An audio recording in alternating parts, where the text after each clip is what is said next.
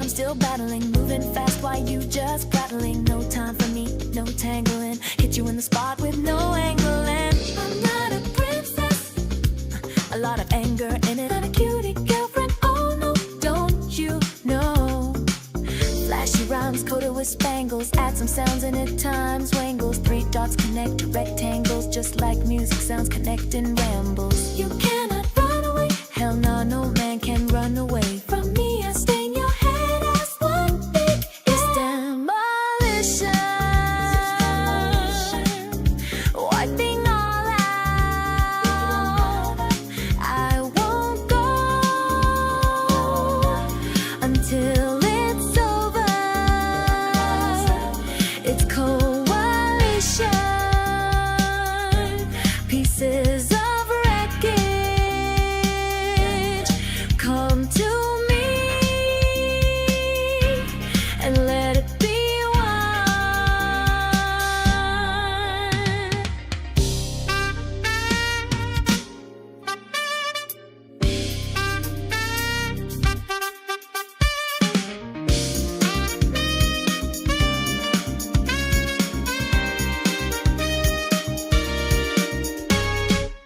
Been a little while, but I'm still battling. Moving fast while you just prattling. No time for me, no tangling. Hit you in the spot with no angle. And I'm not a princess, a lot of anger in it. Not a cutie girlfriend, oh no, don't you know? Flashy rhymes coated with spangles. Add some sounds in it, times wangles. 3 dots connect to rectangles, just like music sounds connect in rambles. You cannot run away, hell no, no man can run away from me. I stain your head as one big it's demolition. Wiping all out. I won't go until it's over. It's coalition. Pieces of wreckage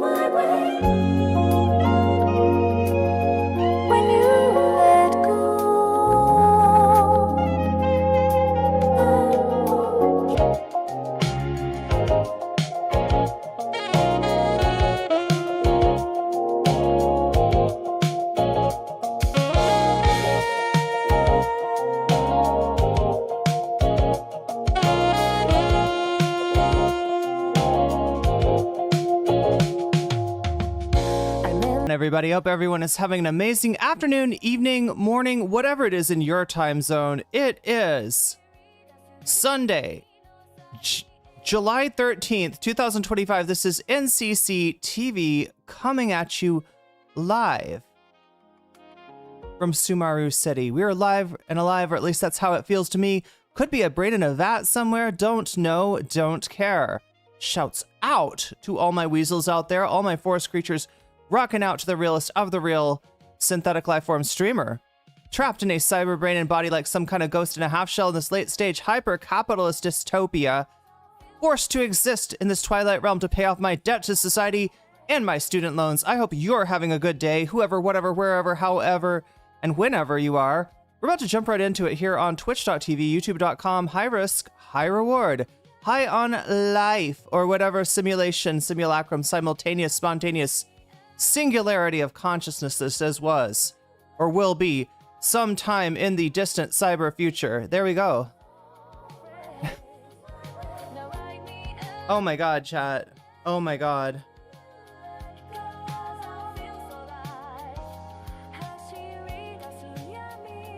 Weasels.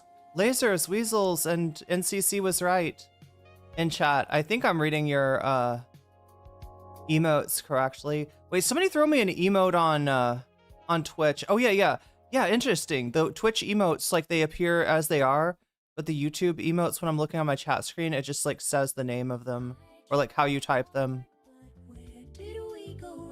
Oh my god, chat. It's a little warm, it's a little muggy today. I'm a little moist. I hope that's gonna be okay. I've turned up my air conditioning, sacrificing a few extra baht to just kind of cool myself down, hopefully.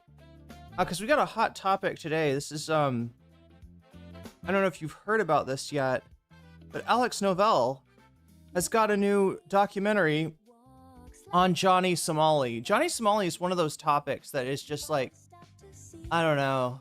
There's a lot of people, you know, you think there's a lot of people wanting to hear about Ethan's latest crash out. There's like, you know, 10 times or more that many, you know, catching up on the latest Johnny Somali fail, the latest country that he offended. Like, did he kiss a comfort woman statue this time? Like, what did he do? You know what I mean? Like, how did he manage to offend like an entire culture? Right, is the question. It appears like life in Thailand is just moist. It's not the moistest, right? I've been to New Orleans before. That is miserable in the summer, honestly. Like, you're outside in the sun in New Orleans. Like, I think I got heat stroke the last time I was there, and that doesn't happen to me in Thailand. So, but then again, I do try to stay indoors when it is both hot and muggy, moist, as it were. Moist and critical. Yeah, that's how it's feeling. But yeah, it's an Alex Novell. If you don't know, you probably do know Alex Novell. You might not know that you, like, he's one of these guys that's done a few documentaries. They've been pretty well viewed. But I feel like he suffers from this whole thing where, even though he's in his documentaries, I feel like people don't ever remember, like, yeah, that was Alex Novell. You know, that cool documentary you saw 2 months ago, that was also Alex Novell. So you'll probably recognize him this time. He's starting to come into his own. I'm actually surprised at how small his channel is, considering like how many bangers he's put out. I think the last one was what, Josh Seiter, who is the what do you even call Josh Seiter? Is Josh Seiter a D-trans grifter or a, you know, Steven Crowder, how he likes to dress like a woman, you know, and it's always like like dress like a woman and go into like not LA Fitness. What's the one that God, what is the gym that is like, they don't let you slam the weights. They don't have any squat racks because they got the lunk alarm. What is that gym called again? Anybody know what I'm talking about? It's the gym that it's cheaper than like LA Fitness.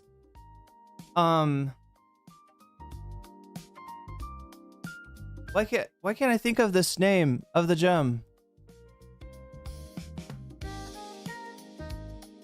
It's just the thing about messing with Guardian Forces, chat, is you tend to forget a lot. Yeah, you kind of burn through your memories really quickly. What am I talking about here? Gem with lunk alarm.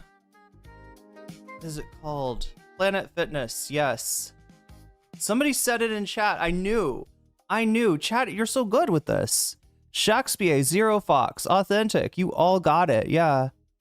Motel Fitness.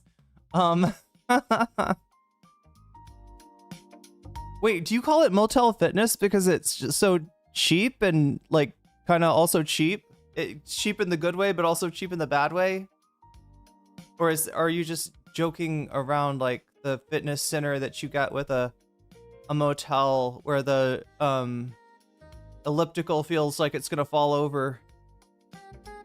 You're breathing in the fumes of the pool that you're not sure is good air, and you're working your ass off on an elliptical that's about to fall over if you go too hard on it. I'm working on a fun edit to start off my NCC fan clip channel. I'll post a spoiler in a little bit. Nice. Good to hear. What's up, Egomaniac? What's up, everybody? So yeah, we're gonna be covering Johnny Somali. I know some people are always begging me to cover this. I don't, because you know, I know it kind of brings in like a audience that includes probably some people that we don't really want in the community, right? Not to judge anybody who enjoys the Johnny Somali content, but there's just certain things about this story that, like, I don't know. But yeah, I cover him when he's relevant, I guess. I mean, he's very relevant to me, unfortunately, in that he's giving a bad name to tourists, to Americans, to live streamers, like to so many people getting slimed with the Johnny Somali slime. But I guess IRL streamers have always been a thing. Is that it? That IRL streamers have always been a thing. They've always been annoying. They've always been, yeah, I'll say it, a public nuisance, right? But maybe in the earlier days of IRL, I mean, I'm not an expert on this, chat, but I feel like in the earlier days of IRL, they were sort of, they hadn't figured out how to get a passport and go to other countries. And now they have, so we're exporting our curse. And that's what we're going to do tonight, chat. I'm going to export this curse into your brain by watching a documentary by Alex Novell with you, which also includes, and this is why I said it's relevant, right? It's relevant to me because, yeah, Johnny Somali's going to get streamers banned. Like, I always talk about, like, maybe doing an IRL stream. This is the reason I'm hesitant, right? I've got my selfie stick. And I am potentially ready to rock, and I think it could be a really fun stream to take you with me on a little journey, even just like anywhere in the city. But at the same time, it's like, I know what that looks like. I know what that looks like to people around here. And I think that it's starting to get associated with something really toxic and really negative. So I'm like afraid to do it. The other thing you got to do is make sure you're not filming anybody who doesn't want to be filmed. Obviously, people have, you know, the right to not be in a YouTube video or a live stream if they don't want to. And, you know, I get the feeling that a lot of YouTubers around here have made YouTubers an annoyance, which is really a shame because this is a cool place. And it's, I don't know. Like, I've seen before some people even filming like food, like street food vendors and stuff like that, which you'd think would be cool. And, you know, a lot of times it may be cool in that, like, you know, that person's getting featured on your channel, you show their logo, you tell people where they are, and then maybe they get a little bit more business, right? I don't know if that's how it works. right? But I think a lot of people just start filming them, and I think that's what they don't like, right? Is that like, you know, you wouldn't like it if you were at work and somebody just came up and put a camera in your face, and I think that's what people do. Booty Booty IRL, sorry, let me repronounce. Booty Beauty IRL streaming from Syria. I did not know that. I don't know anything. Chat, tell me about Foodie Beauty. I've heard this name a few times. Sue says, I rarely know about the people you discuss, but I just like hearing you chat about things. Yeah, I don't know. I feel like I need to chat about more things and like different kinds of topics. I'm stuck in a rut, chat, where, you know, like to earn enough money to keep myself alive, I need to stream a certain amount, and that amount precludes me doing other things that would be really good for the channel, like diversifying the content. I mean, that's the new meta, right? Is the idea is that instead of like being a political streamer like Hassan and then branching out into like lots of different things, a lot of people now, they do that general streamer, they do that coworker stream, right? And then they talk about politics. So apparently I'm doing it wrong. Apparently I'm doing it all wrong here. We'd love to see where you live and where you shop, etc. I haven't done a lot of shopping, actually. Right? Shopping is one of the more difficult things here. Like, because, you know, I don't really read Thai yet. I don't speak Thai that well. My vocabulary is limited. And also, like, I feel like there's a lot of places where I just would not find my size, right? I feel like there's a lot of places where the sizes like end like before I begin or something. And it's just like, you know,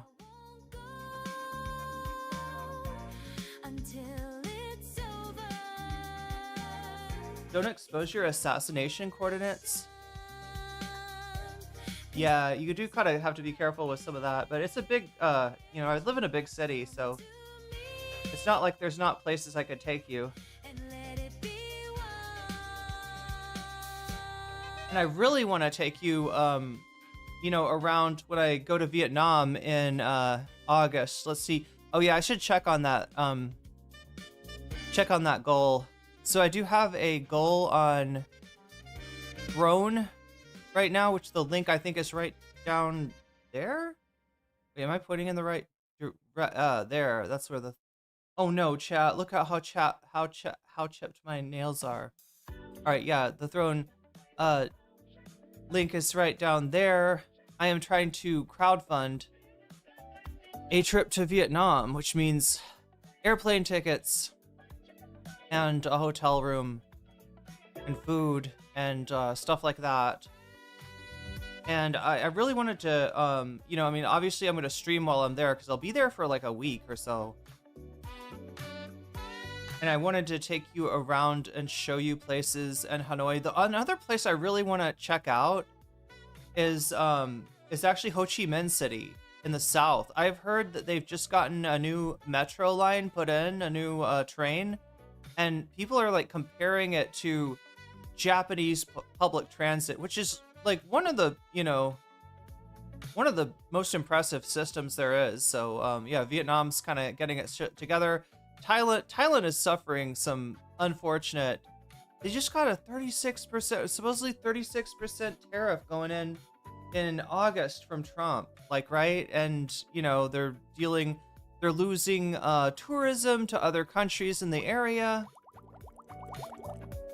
But anyway, if you want to contribute to that, that is that link right there. It's 14% funded. So chat, we're 14% of the way there to make that Vietnam trip a reality. Shakespeare says, so proud of you, my friend.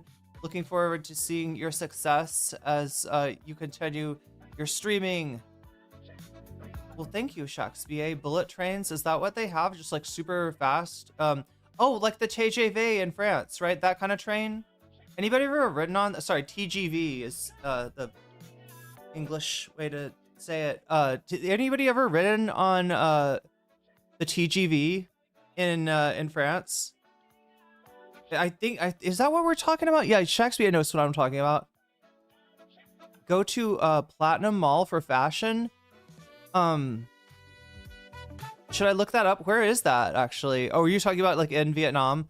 Yeah, so I'm in Thailand right now, and basically what I'm doing for anybody who's just joining us, I have escaped the United States, and I'm gonna try to stay out of it for the next 4 years. I don't want anything to do with the Trump administration, any of its fucking, you know, I mean, shit's just getting worse and worse. And and at first I thought that maybe I was making a big mistake, right? Maybe because I kind of literally threw my life into the dumpster, right? To move out here, I threw like 98% of the stuff that I own into the literal dumpster, and you know, just abandoned my life in the United States because I felt like I had to, and I was worried that maybe this was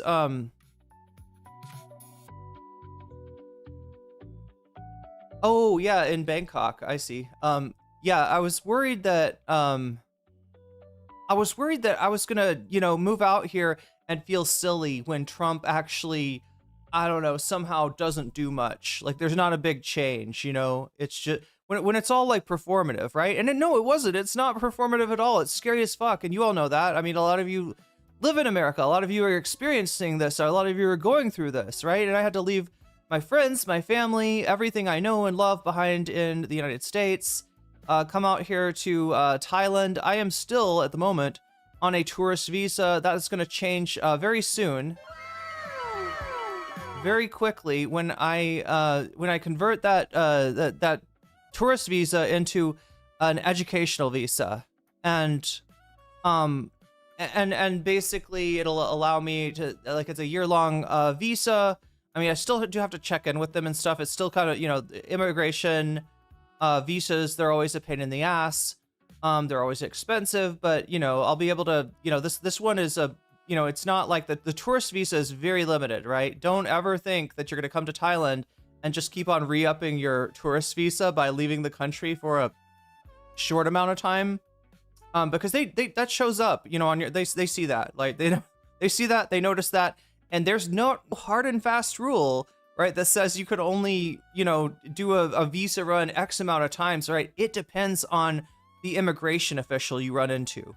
You run into somebody that's having a bad day, that maybe the 36% tariff from your country is affecting them, and it's just, you know, like, right? I mean, you don't know what kind of state of mind somebody's in when you know, when you come across them at their workplace, right? So I'm not gonna F around. I'm not going to F around. I'm not going to find out. I am going to keep safe and try to not do anything sketchy on my visa, so that I can get a real visa and stay here for a while. And I don't know what I'm doing after that. I've been checking on a few different places, like, right, because I you know, I mean, I like Thailand. I feel like I could stay here for 4 years. I do want to maybe check out other places, like Vietnam seems really cool. Cambodia seems interesting, although there's a problem right now with Cambodia where they had a border skirmish. There's some part of, because of fucking France. I blame France, Shakespeare.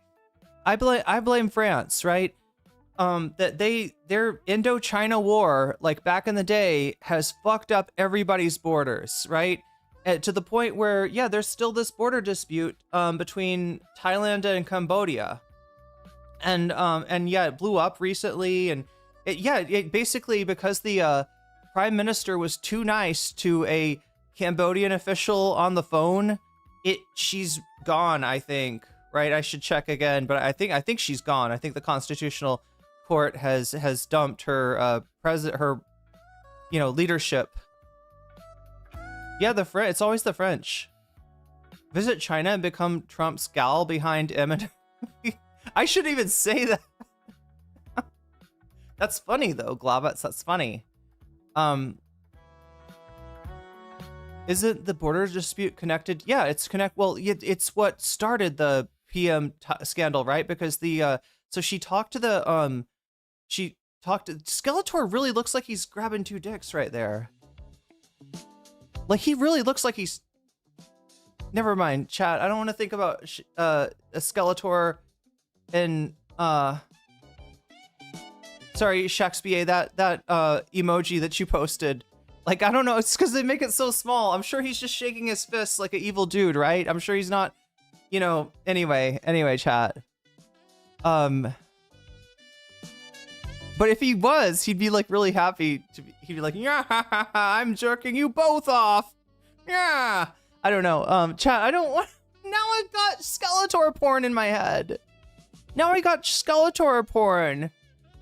Stuck it. But yeah. So anyway, the Thai PM, you know, after the border dispute, and this is not like a silly thing either. I think a Cambodian soldier was killed in this border dispute, right?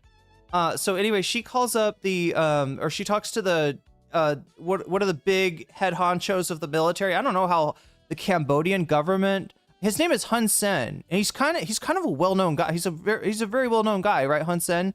And he's I don't know if he's necessarily like the head of state or anything like that, but he's big and influential. He might as well be a head of state. Skeletor, He-Man. Well, I was imagining like he's got He-Man in one hand and like, I don't know, Man-at-Arms in the other. I don't know, chat. Like, I don't know what happens in He-Man that like I don't know. He's got the creature from the Black Lagoon dude in one hand, and he's got the Beast dude in the other hand. He's got the crab eye stalk. What? There's some weird He-Man. Character design is weird. I don't know the names of the characters, with a few exceptions, but yeah. So anyway, she calls up Hun Sen, who's this bigwig in the Cambodian government. And she's really friendly with him, right? She calls him uncle, which is a thing that you do in Thailand, right? You know, you kind of will, there's ways to address other people depending on their age and their station in life and their, you know, station in society, right? There's ways to call them that I think that this, like, you know, calling him uncle is like part of this, right? But yeah, it's like a deferential is the thing, right? You're the Prime Minister of Thailand. I don't think you're supposed to be calling the, you know, a Cambodian official uncle, right? Just because of your station in life, right? So anyway, she, I guess, is being accused of disparaging members of the military in this whole incident to try to calm things down. She claims that she was being diplomatic. She's like, for fuck's sake, it's diplomacy. Yeah, of course we're gonna say some shit like that, you know, right? But yeah, I guess the Constitutional Court is not buying that. So yeah, they're getting rid of another prime minister, and I think they've named a replacement. It seems like it's gonna be a caretaker government. I don't like. They say that the current governing coalition still has a majority technically, but I don't know how that's true, right? They lost like a large member of the coalition in the BJT. The BJT is the party that sponsored that midwifed cannabis legalization, right? That was their project. And so as a punishment to them for leaving the coalition because they don't want to be associated, I guess, with the prime minister, they've the coalition that's still there has rolled back the cannabis legalization. So right now it's looking like it's going to be medical only. They're talking about rescheduling it, but again, it's anybody's guess. Like the way that Thai politics works is you see a trial balloon come out, like we're gonna do this, and then I think they kind of gauge the public response, and then, you know, it might come out next month, it might come out the month after that, it might get rolled back and not come out at all. But this one seems to be going forward, although I don't think there's a law. I don't think they've passed a law yet, which is the other thing that's confusing. But yeah, they do seem to be moving towards a medical model for cannabis consumption, at least for now. But yeah, we've got a lot to cover today. with this Alex Novell thing. I'm trying to keep track of what else is going on. Oh yeah, supposedly tomorrow, Ethan is gonna come out with his what is it called? Warzone? The Warzone thing that he does?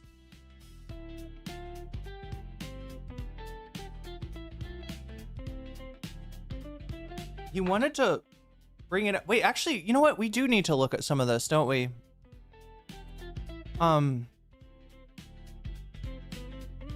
Wait. I think it does. I think I counted it, Shakespeare. Yeah. When you let go, I'm walking on my way. But yeah, I'm kind of limited in how much analysis of Thai politics I can really give you. The first limiting factor being that I am a stranger in this land and I don't really understand a lot. There's a lot that I need to learn. There's a lot that I need to know before I can meaningfully meaningfully commentate on Thai politics. I don't want to offer like a uneducated guess on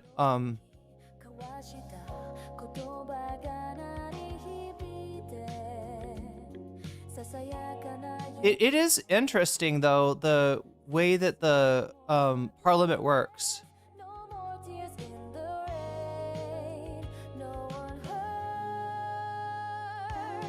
Write me an endless song. What did I decide to study in Thailand? Well, first of all, I'm going to be studying the Thai language. That's the first priority. Is to learn the language. I feel like I know there's schools out here that teach in English. I think there's schools out here that teach in English. But I thought that it just seems like I'm not really here until I can speak Thai. I'm here, but I'm not here. I'm here, but I'm behind a wall of glass. Did you see that Bad Empanada's main channel new vids on Ethan Klein and ContraPoints? Wait, he's got a content poop on Ethan Klein, right? No, I actually didn't see. Yeah. Is National University, is that Bangkok school, Shakespeare?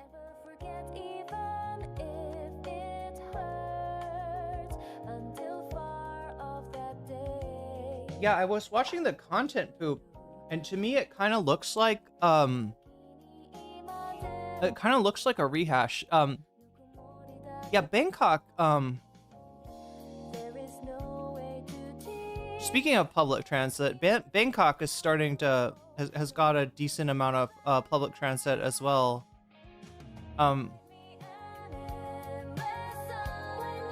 Just got into an argument with my landlord because he's a slob and doesn't have the decency to clean up after himself. Wait, what did he, oh no.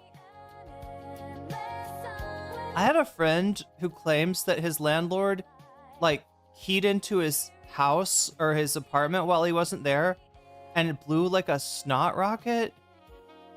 And it's like, I mean, first of all, if true, that's incredibly rude. Can you imagine just being like, yeah, I'm gonna key into your house while you're not there and blow a snot rocket at your sink. I never knew if it was true or not though. Like, this is a friend of mine that is given to exaggeration, let's just put it that way. Almost shocked at how dense Contra's statement was. I know that many have seen it for a while. For me, this was a mask off moment. Yeah.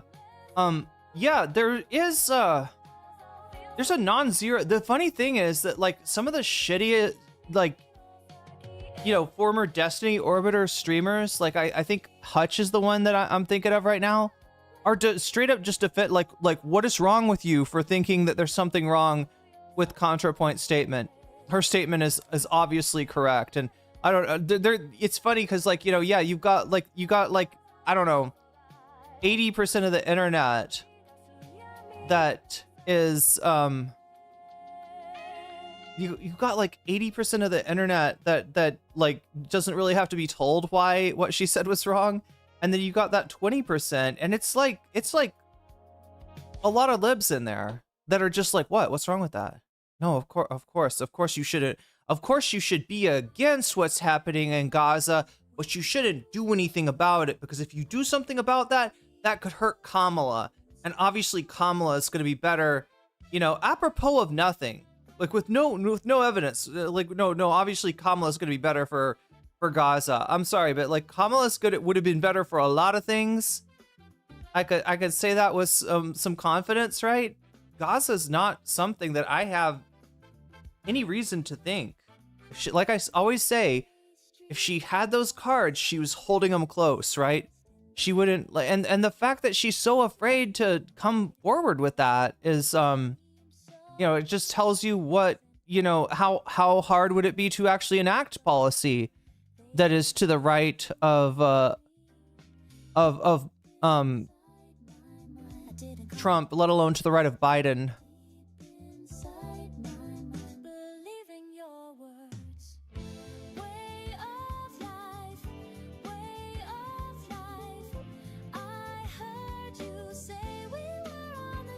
Yeah, she said it's okay. That's obviously satire, right? She said it's bad, but it doesn't matter. What's wrong? What's wrong with that? What's wrong with that? What's the problem with that? Ethan cheering her on? Well, yeah, he wants her to be. He wants to pull her into his freaking slop universe. He wants to make her another slop tuber.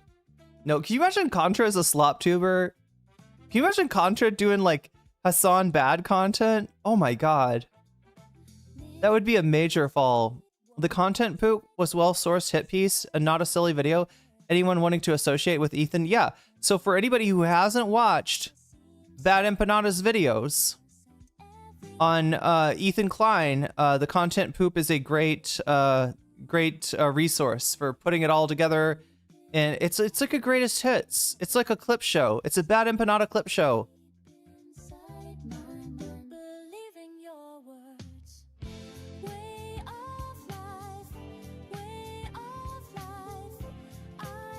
Yeah, no, she's too in her feelings to care about a genocide, Mopo. You gotta understand, her feelings are complicated. She feels dread, and she feels hopelessness, and I don't know. Pouring milk on a mannequin of Hassan in the bathtub, that's hilarious. You know, this is the thing, is Contra's actually good when she's going after the alt-right. When she goes after the left, it's just embarrassing. Like, even if you are, I gotta feel that even if you're like a, you know, a Destiny Orbiter.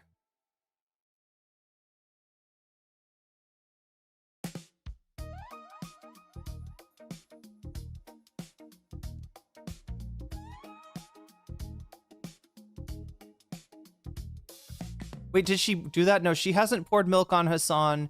She hasn't poured milk on, she joked about pouring milk on Netanyahu, which was, I thought was the only good point of ContraPoints' statement, right? Was that, like, you know, you say that you want a ContraPoints video on Israel and Gaza. Do you really? Do you want me to pour milk on, do you think that's appropriate? You know, for me to be silly and pour milk on a mannequin of Bibi Netanyahu?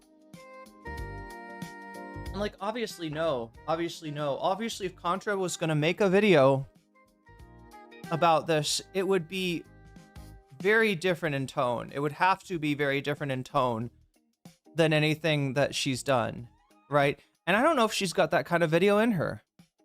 I don't know. At this point, chat, I don't know what she's got in her. It feels like a lot of, it feels like the muses are just not talking to her anymore. Maybe I'm wrong, chat. So people say her conspiracy theory video was good, right? Has anybody seen that? I think we skipped that because it was like 2 hours and 30 minutes or something. There might be a road to forgiveness if she did pour milk on Hassan.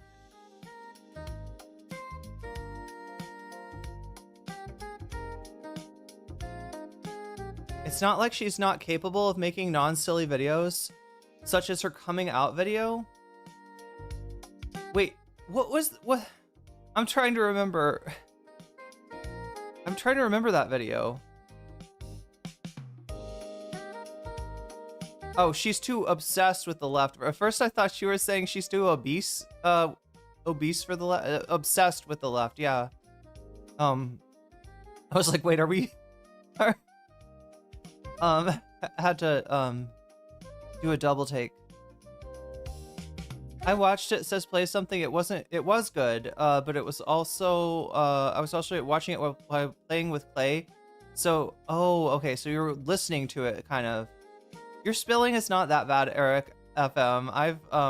I've done worse. And I can usually tell what people are actually saying. Like, right, context. I figured it out with context.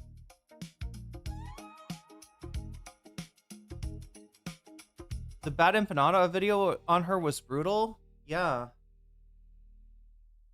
I'm trying to remember if I watched that one.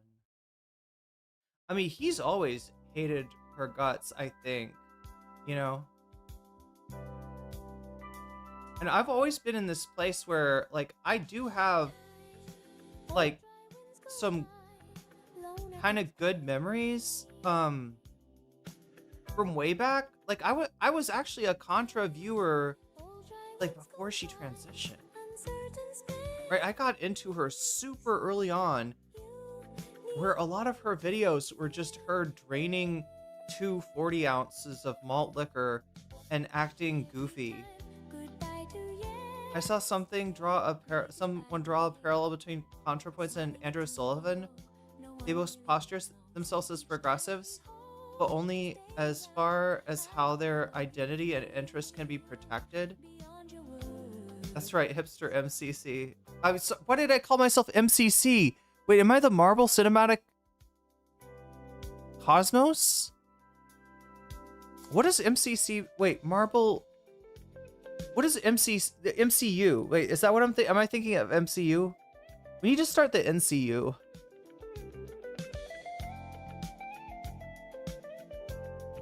But yeah, I mean, I was a fan from way back. I appreciated you know, her videos on of a more anti-fascist tone. I also recognized, I think really early on, that ContraPoints wasn't a leftist. And as I would say this, I would piss people off and say, and to me, that wasn't an insult, right?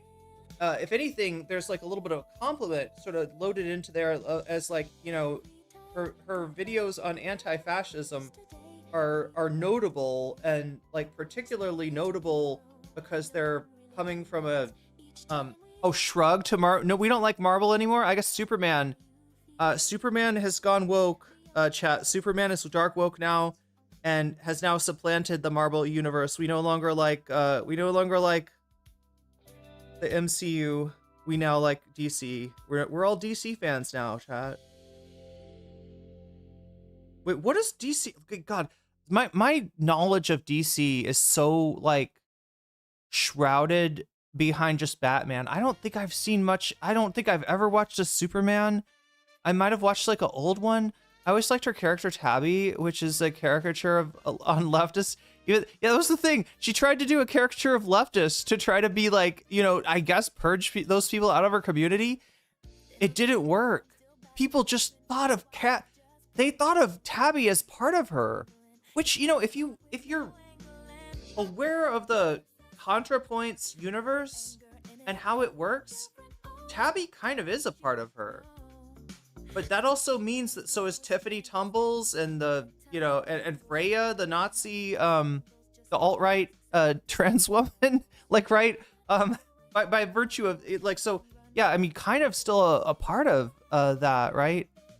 I started watching ContraPoints when she went by her dead name. Yeah, I think me too. I think she had not come out when I started watching her. She's never been much of a leftist. Yeah, she's a new atheist is what she is, right, chat? She's an old school new atheist, and all that implies in terms of, yeah, like I should, she's not part of the like A+ community, right? She's not oh my god, I'm trying to remember her name with red hair. Oh my god, why can't I remember her name? Okay, she's not like a Rebecca Watson. Oh god, what is her name? I know I follow this person on on Twitter. I think I've had this person on stream before. Why can't I remember her name? Been a little while, but I'm still battling, moving fast while you just prattling. No time for me, no tangling. Hit you in the spot with no angle, and I'm not a princess. A lot of anger in it. Not a cutie girlfriend. Oh no, don't you know? Flashy rhymes coated with spangles. Add some sounds in it, times wangles. 3 dots connect to rectangles, just like music sounds connecting rambles. You can't Oh God! Apparently, Jink is gloating over the MAGA bros that are turning on Trump. Jink is now like, see, I told you.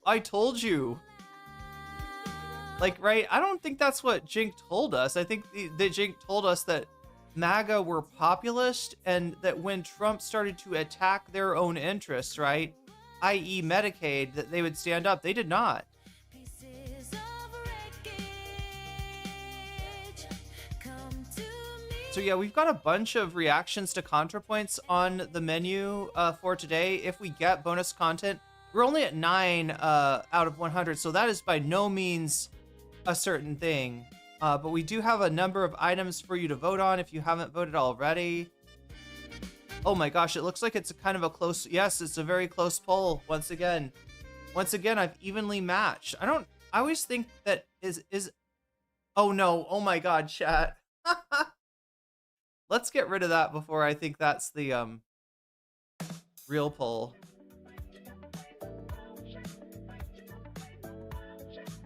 Madison Community College, is that what MCC is? I thought there was some Marvel thing that was like MCC, because people used to call me something to do with that.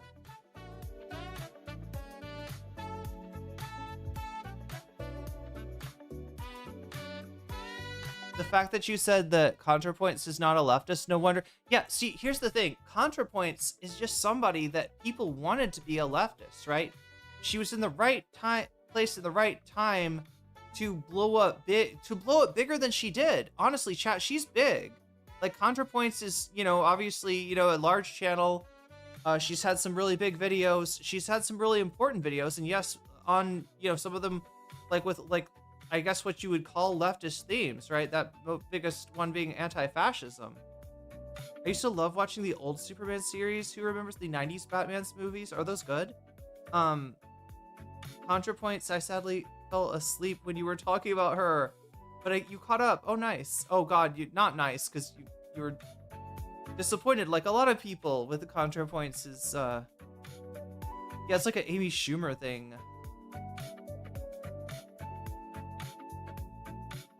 They weren't revolting over policy. No, and I'm not even sure how much they're revolting. Chat, there's fucking MAGA people out there that are making peace with pedophile Trump.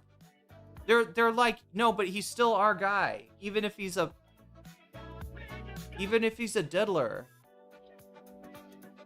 Even if he's the one that brings the baby oil to freaking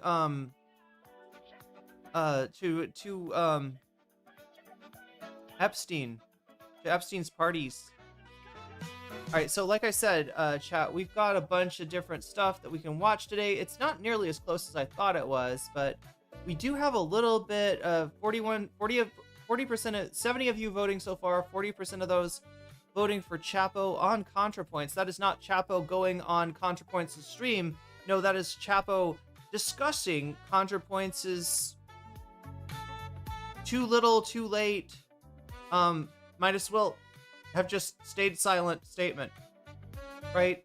That's in first place. Second place, we've got Bad Hasbara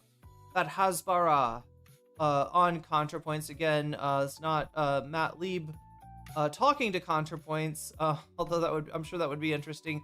It is Matt Lieb and Daniel Mate and company talking about ContraPoints. So that's in second place. Make sure to make your voice heard. This is something that I do every day. If we can hit the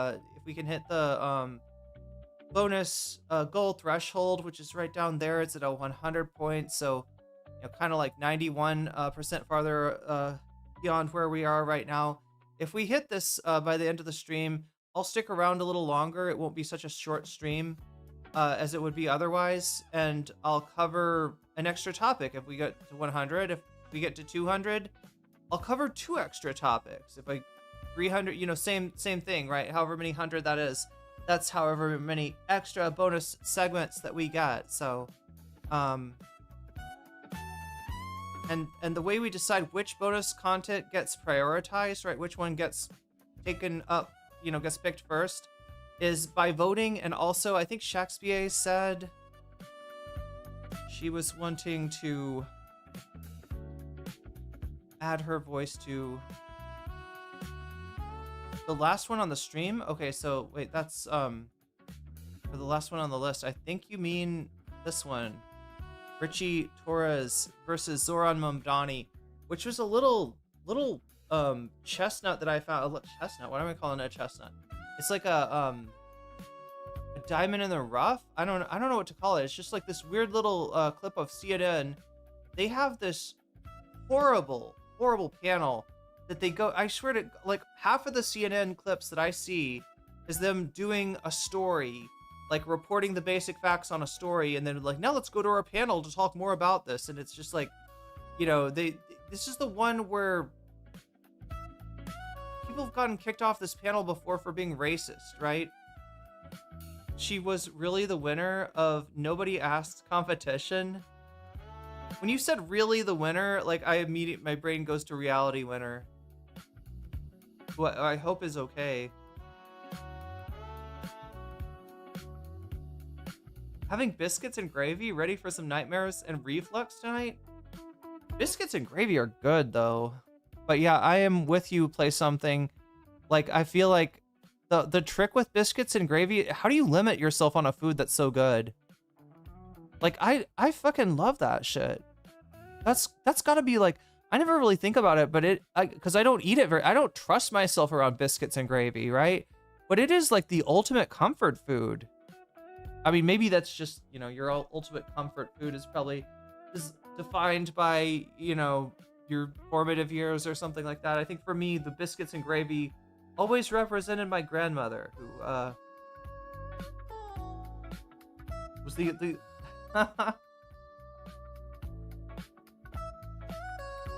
strangely the only member of my family I could have anything approaching an academic discussion with.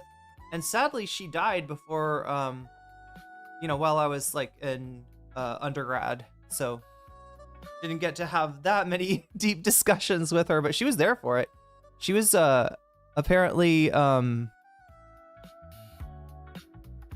had helped proofread so a book that of her friends that ended up on the bestsellers list. So she's you know, yeah, very intellectually curious grandma, and very amazing cook of biscuits and gravy as well. Very much about cooking for her grandkids. My grandparents in Michigan got me started on biscuits and gravy. Nice. What state am I from? Like originally, I kind of moved around a lot. Like my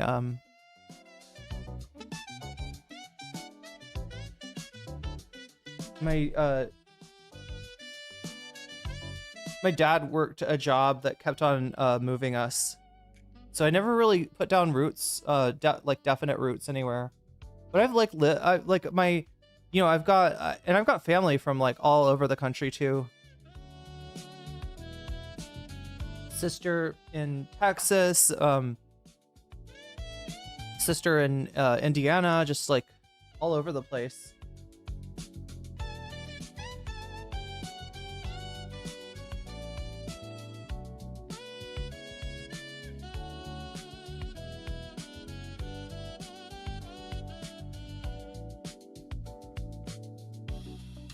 I just like, oh my god, chat. I just like, I really want to play video games right now.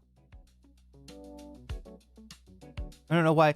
Oh, supposedly they're doing a reboot. I mean, this is not for a while, but they're doing a reboot from of Fallout New Vegas, right? Or at least a reboot. We don't actually know. Most people, I think, are speculating on a reboot of that game, because the game was made like more than 10 years ago. It's still extremely popular. Obviously, it suffers from, you know, the technology of the time that it was made in. But the other possibility that people are thinking is actually that it's not going to be a reboot. It's rather going to be a sequel. NCC has friends everywhere. Yeah, pretty much. Is a biscuit like a scone, or is it like bread? Oh, yeah. How about a non-American? Sure. I don't know that much about scones. Well, it is a type of bread, but it's, like in terms of texture, it is kind of like a scone, isn't it? Maybe, okay, imagine a scone, but it's not sweet, and it's fluffy. It's light, it's fairly light and airy, and it depends on who's making the biscuit, how light and how airy it actually is. But they're usually at least a little bit light. Maybe a remaster oh, sorry. Yeah, when I said remake, I think I meant remaster. Yeah, considering the Oblivion remaster success. Well, yeah, and considering the massive popularity of New Vegas. Like soda bread? I think so. I think so. Yeah, maybe. I haven't tried soda bread, but it sounds, I think I've seen it and it looks similar. It's not like a croissant. It's not oily, right? I mean, people will put butter on a biscuit to make it oily. Or like we were talking about earlier, a lot of times gravy is a big you take, you know, they're okay, wait, it's like a bun. Oh yeah, wait, it's kind of like I'm trying to compare it to something. It's not like an English muffin because it doesn't have like those like holes. Scones aren't sweet either, really? Yeah, well, these things are definitely neutral. Like if you ever have tried, okay, wait a minute. McDonald's is the same everywhere, right? Or is it not? Wait, I know that German McDonald's have like these vegetarian nuggets, so I guess not exactly the same. But I would assume that everywhere has, do we all have McDonald's with a breakfast menu? Because I think that the place that you'd find a biscuit would be on a, like a Philippines McDonald's sells fried chicken. Yeah, okay, so there are a lot of differences in the menu. Croissant is a loser to a puff, is closer to a puff pastry. I've heard German oh yeah, I heard that they McPho. Oh my god. I wonder what McDonald's would do for pho. So it's not the same everywhere. Goddamn. And I bet that means that not every McDonald's has breakfast either. Jollibee has biscuits. Okay, there we go. A hybrid between an English muffin and a scone. That sounds right. Again, I haven't had very many scones. I am familiar with English. I was going to compare it to an English muffin, right? And that it is basically a bun. It's a bun. It's crumbly. It's a little bit airy. We don't have biscuits in the UK McDonald's, not even for breakfast. Yeah, because a biscuit means something different in the UK, right? Like a biscuit is not like you have biscuits there, right? But they're not. A biscuit is like a cookie, I think, right? Like a sweet, little. I'm trying to describe a cookie without being a circular definition. Play the new Johnny Somali Punch-Out game? Wait, what? Is that real? It's the gravy bit that throws me. Yeah, I guess gravy could mean a bunch of different things. Like, you know, I think technically, don't they call like a Japanese curry, like the sauce portion of the curry is called a gravy, right? And that's not anything like the gravy that I'm talking about. Biscuits are cookies, yeah. You have pancakes and McMuffins. McMuffin. Wait, a McMuffin is like a egg muffin. Or wait, what do you call it? What am I trying to say? It's an English muffin, right? Okay, I mean, I guess that makes sense. Italians call ragu Sunday gravy. Oh no. Yeah, it's a white gravy. Well, it's literally made out of flour, right? I think the biggest and the most like the first ingredient in gravy, I think, is flour. Americans call UK biscuits shortbread cookies. Okay, ooh, those are good. I like shortbread. The closest to an American biscuit is probably a scone or soda bread. Relatively dry flour and fat mix with very little liquid to prevent gluten formation. Yeah, I was gonna say soda bread from what I've seen. I don't think I've ever tried soda bread though. I don't think I've ever actually eaten soda. I've seen it, like I know what it looks like, and it does look a lot like, you know, it looks like the same texture maybe as a biscuit, same color as a biscuit relatively. I mix the meat drippings and mushroom. Yeah, that's really common too. Like to add like a lot of American gravy, like a homemade American gravy will generally have some kind of like drippings from sausage, or yeah, it would be sausage usually, right? Sausage gravy. If the gravy's got anything in it, it's most likely sausage, I think, right? Although the gravy, I remember when I worked at Denny's, the gravy was actually vegan. I was surprised. There's no milk in there. There's no meat in there. It's just, I don't even know what's in there. But it's pretty decent gravy, and it was vegan. Anything can be sopped up into bread like a substance is gravy. Yeah. She would also sometimes make gravy with like bread. I'm trying to remember how that worked. If she just toasted it, or like my grandmom would toast it, or American biscuits are made from quick bread specifically. Throw some pudding into the mix to confuse everyone even more. Oh god, because pudding means a different thing.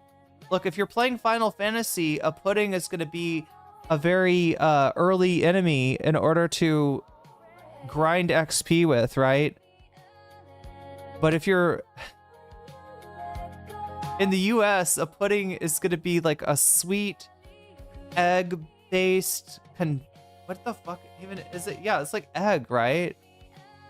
It's like egg and milk. How do you even make pudding?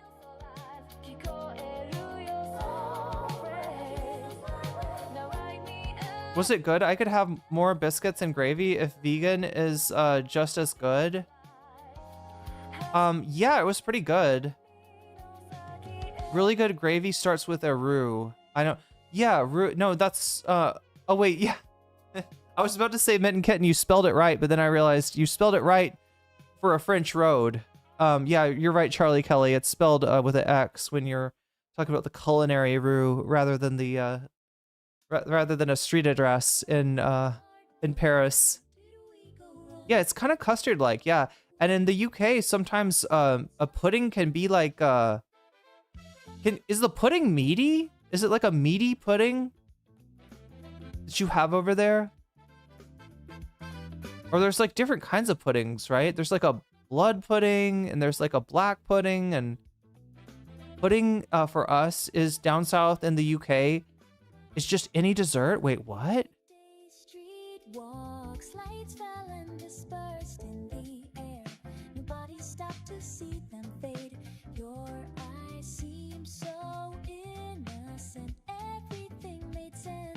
Oh my god, this tea is really good. I don't usually drink like black tea, but this one's good.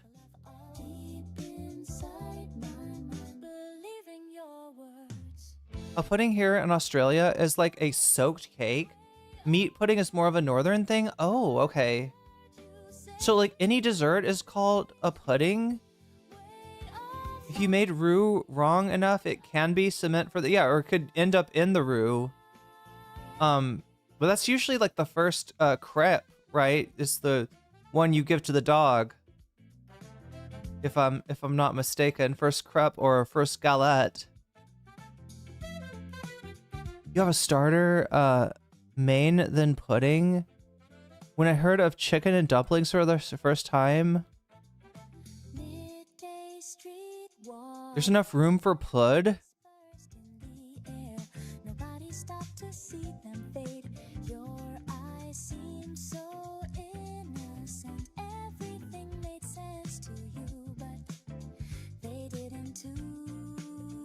We have meat pudding in Scandinavia, but also dessert puddings. Puerto Ricans have a rice pudding. We call it arroz dulce.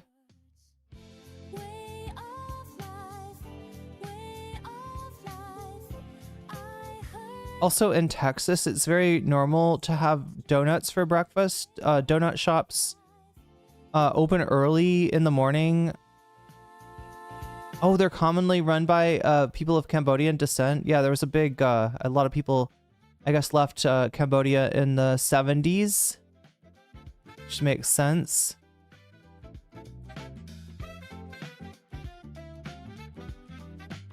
Donuts for breakfast? I'd be the size of the house. Sue, that's like a, I mean, I wouldn't say it's a staple in America. It's more like a treat.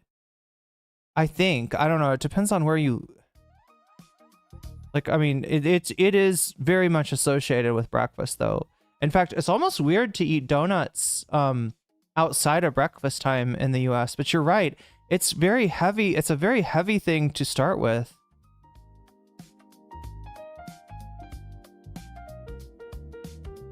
Oh, chat, I wanted to mention, since we're talking about food, I wanted to mention that I finally figured out, oh wait, so let me finish. Kelly was saying, when I heard about chicken and dumplings the first time, my ASL ass didn't know that dumplings meant something totally different. Wait, totally different than a dump? Or, like, wait. Like, we didn't realize dumplings meant something totally different from...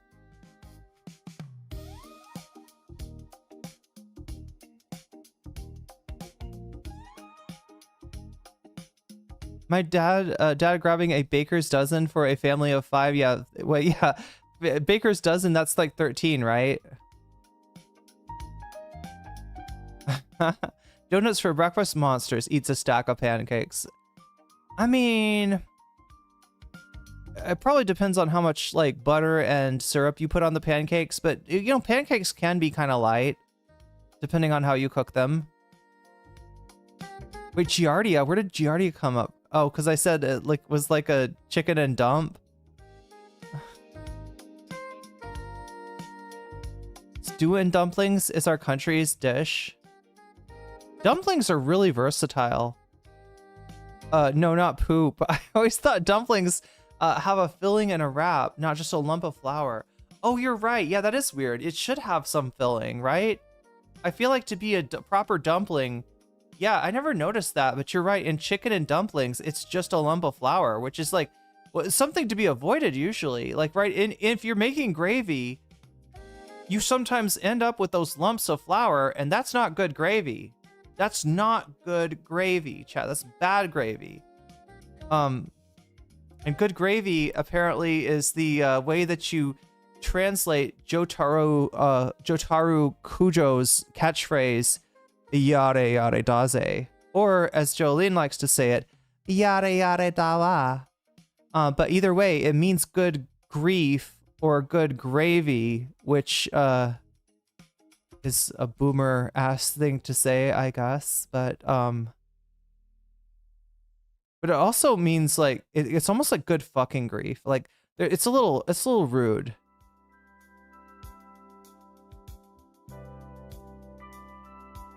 Oh yeah, so I mastered tamarind. I feel like we were talking about this last time. I feel like we were talking about tamarind.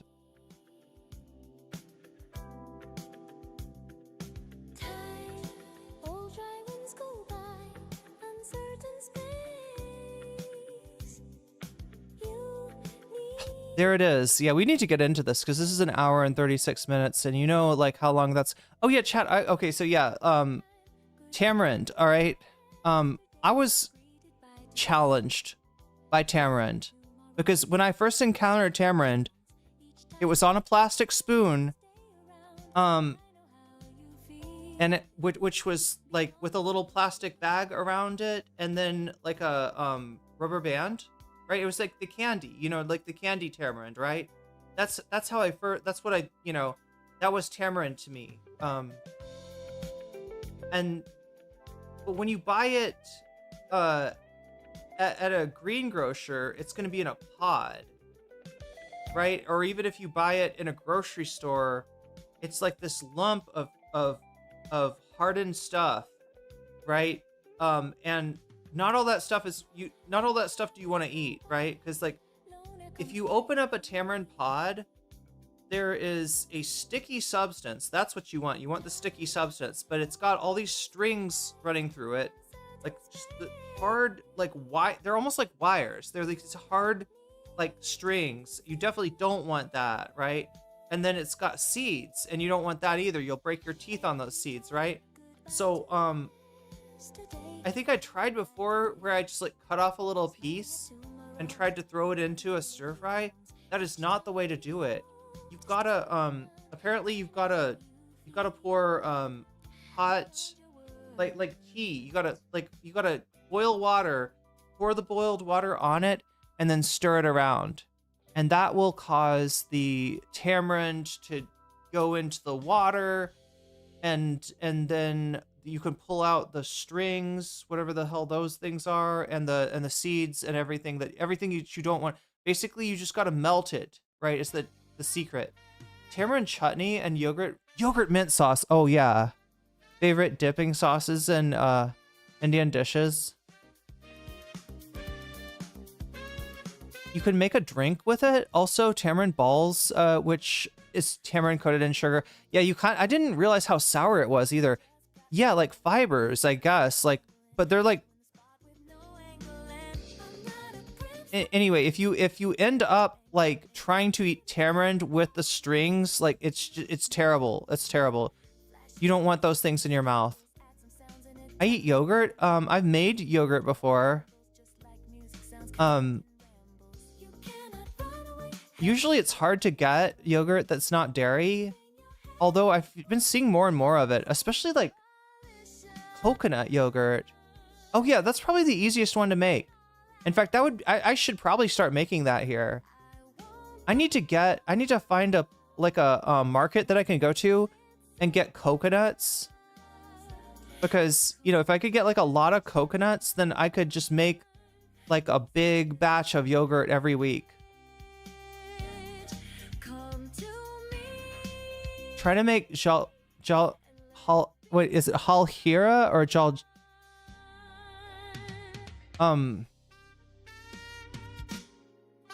great summertime drink? Is that one with tamarind in it? Yeah, like I didn't even know that the hack of putting tamarind in like hot water. Trump is coming to the UK in September. We have a big demonstration planned. Nice. Treat yourself to a breakfast taco soon. Wait, am I on that late? I thought I was on early this time. Well, I do know that we gotta kind of get going here. We got Johnny Somali up there waiting for us, and we gotta see what is the legal mindset connection here. That's what I'm curious about. Actually, I kind of know, but I gotta pretend that I don't know in case some of you don't know. Tamarind balls sound like a name of a drag queen. Yeah, I could see that.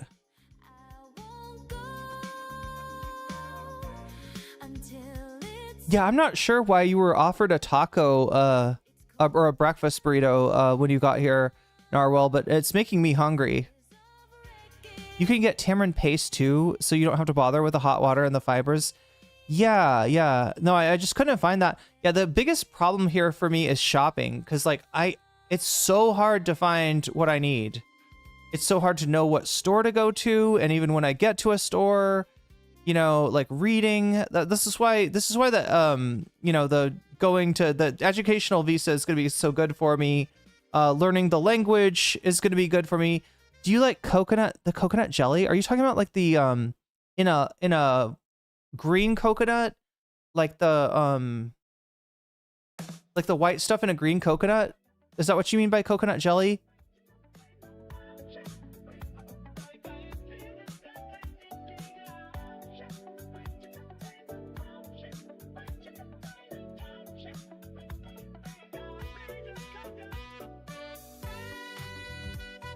Yeah, I guess it's 7:35 in the West Coast, which means 10:35 on the East Coast. It's fairly early for me.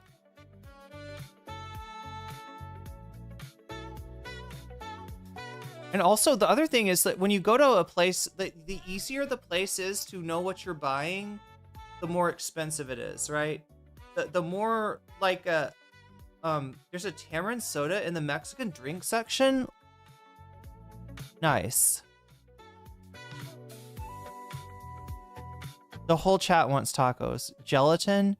Oh, wait, coconut gelatin? Like coconut.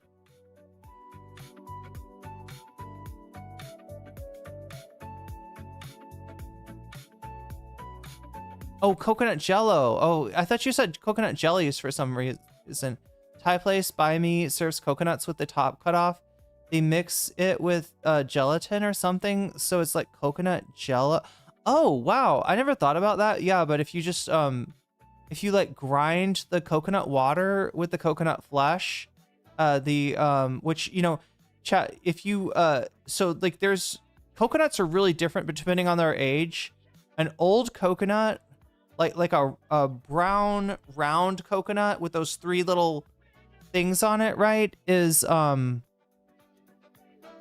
like it's gonna have a very hard, the coconut itself is really hard. You have to like cut it out and then you have to grind it like to be able to eat it. Whereas like a young coconut, it's very there's like a little, like a membrane basically on the inside of a green coconut that you can scoop out with a special tool. And it's weird. I think correct. Okay, I may be wrong about this, right? But one of the interesting things about coconut is that coconut oil, unlike almost every vegetable oil, is saturated fat, meaning that it can be solid at room temperature, right? But I think if I remember correctly, I could be wrong about this because this sounds wild. I think the saturated fat only appears in the mature coconut. I think the young green coconuts, I think they don't have, I don't, somehow I think that's not saturated fat. I could be completely wrong because that does sound wild to say. I just vaguely remember that the fat changes form, which is interesting. Craving beef tacos right now. You basically running late, a late show while having breakfast? Kind of, yeah. I want tacos. Why did this happen? Tacos are good. Young coconut have a soft jello like substitute. Yeah, they already kind of do have a soft jello. Wait, Charlie, was that a fish reference? I made empanadas last night. I swear bad empanada is in the pocket of big empanada. I don't know. I've never had an empanada. Cocoa fat is the other one. Cocoa fat and I believe palm oil.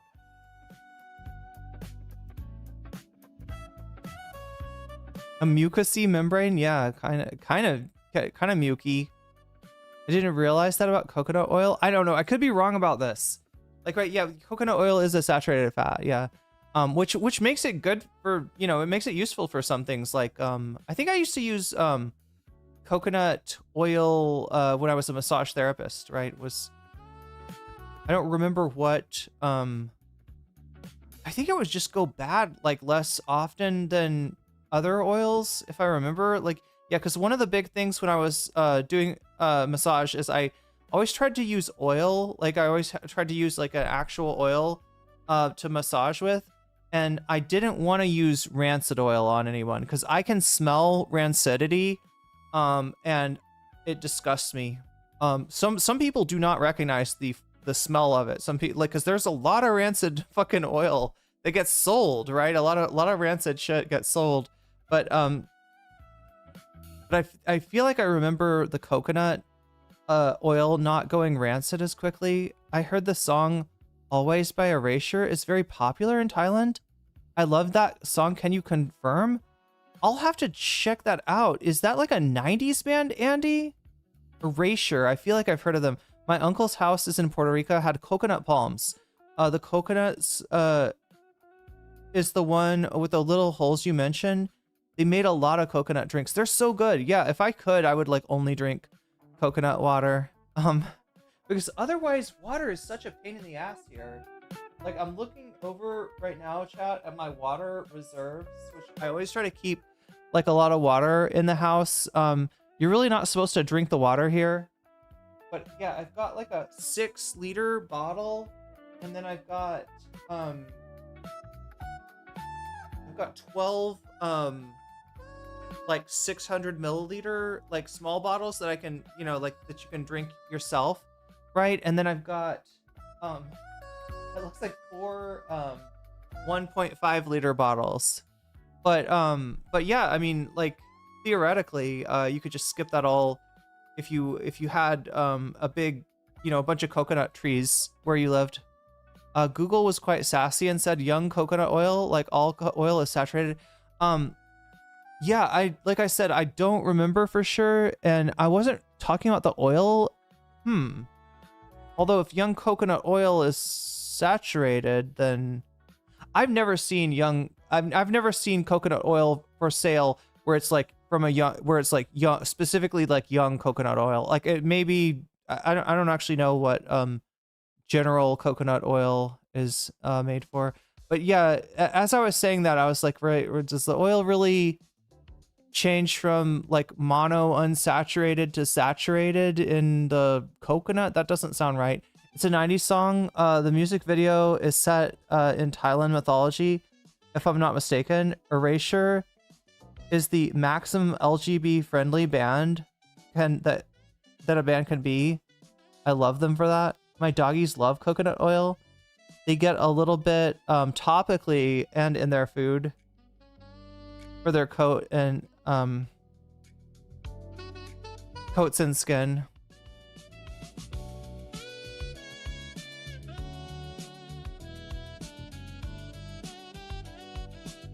My friend carried a sandwich bag of like coconut wax as lotion. Great skin. That's, yeah, I think I had people in my massage school. I think there was somebody who would carry it like in little Ziploc bags.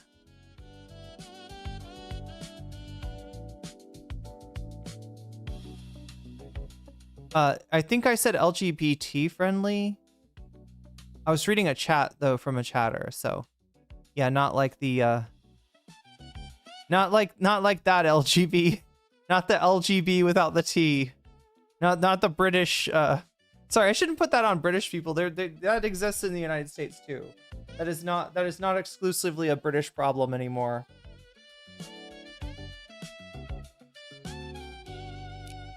Coconut oil is good for the hair and skin.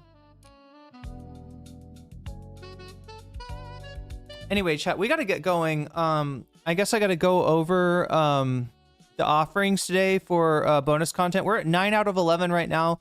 If that number creeps up to 100, I'll stay on after the Johnny Somali segment, which you can see Johnny Somali over there getting ready, getting ready to shock us all with his horrible, you know, cringe, abuse the locals style. It's basically the opposite of everything that I hold dear in terms of like my presence in another country. I know Johnny Somali is like the I don't know, cautionary tale. Like he represents a lot of stuff, right?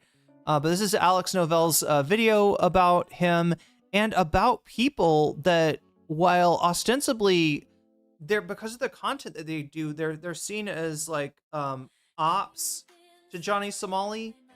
They're cheering his downfall. They're celebrating him, you know, getting taken to court by different countries. I think mostly recently Korea. But at the same time, their content, their farming of Johnny Somali as content is, I think, in Alex Novell's mind, actually helpful in terms of keeping him relevant. Because the best thing that could probably happen with Johnny Somali is he stops being relevant. He has more and more trouble making money doing his, like, you know, abuse of locals kind of content on stream, and maybe he starts doing something different that's not as abusive, right? Like, theoretically, right? And so Legal Mindset, you know, has been doing videos on Johnny Somali, like, critical of him. I mean, it's not the most easy thing in the world to criticize, right? But in Alex Novell's mind, these people that are covering Johnny Somali week in and week out are also sort of responsible for his continued relevancy. So yeah, we're gonna look at see what Alex has found in his documentary. He actually went to, I believe, Korea in order to you know, talk to, I think, Johnny live, as well as some of the people that do content on him. I'm trying to remember what the team was called. You'll see when we watch the video, but there's like a team of people that have congealed around Johnny Somali, ostensibly to criticize him, but realistically speaking, kind of keeps him relevant. So yeah, we'll take a look at that, and there's actually worse revelations than that about Legal Mindset. I don't know where or how Alex got a hold of this, but someone like there's serious allegations now against is he the guy that exploits people who are houseless? It sounds like something he would do. I guess amongst other things, like, you know, he's known for kissing a statue of a comfort woman in Korea, which, you know, if you don't know, the kind of you know, what went on in Korea and in China during World War II to women. Yeah, that would just the most offensive thing you could think of, right? Legal Mindset was keeping him relevant because it gives him views. It's embarrassing that I watched his content, but dude is a grifter. People say the same thing about Columbine shooters, but we still talk about them. I think it's a little different than the Columbine shooters. I don't know if there's anybody basing a channel on and you know, maybe for the reason simply like Dwight, that the Columbine shooters are not alive, and so they're not continually making content. Like there's limited stuff that you can go over, right? It's like what their notebooks or, you know, things that they wrote before they did their, you know, rampage. Some people are so outrageous they can't be ignored, I guess. But I mean,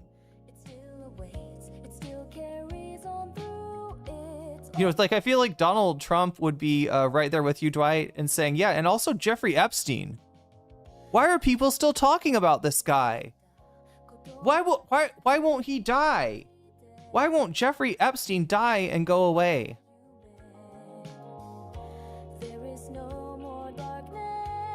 He poured baby oil on it first. Oh no.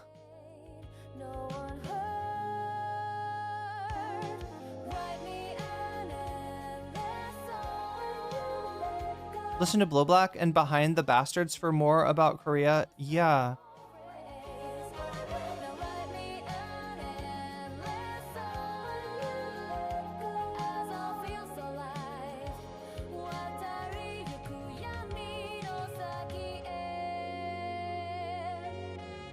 Anyway, oh, their Doom 2 map? Oh, geez. Is that what people cover with the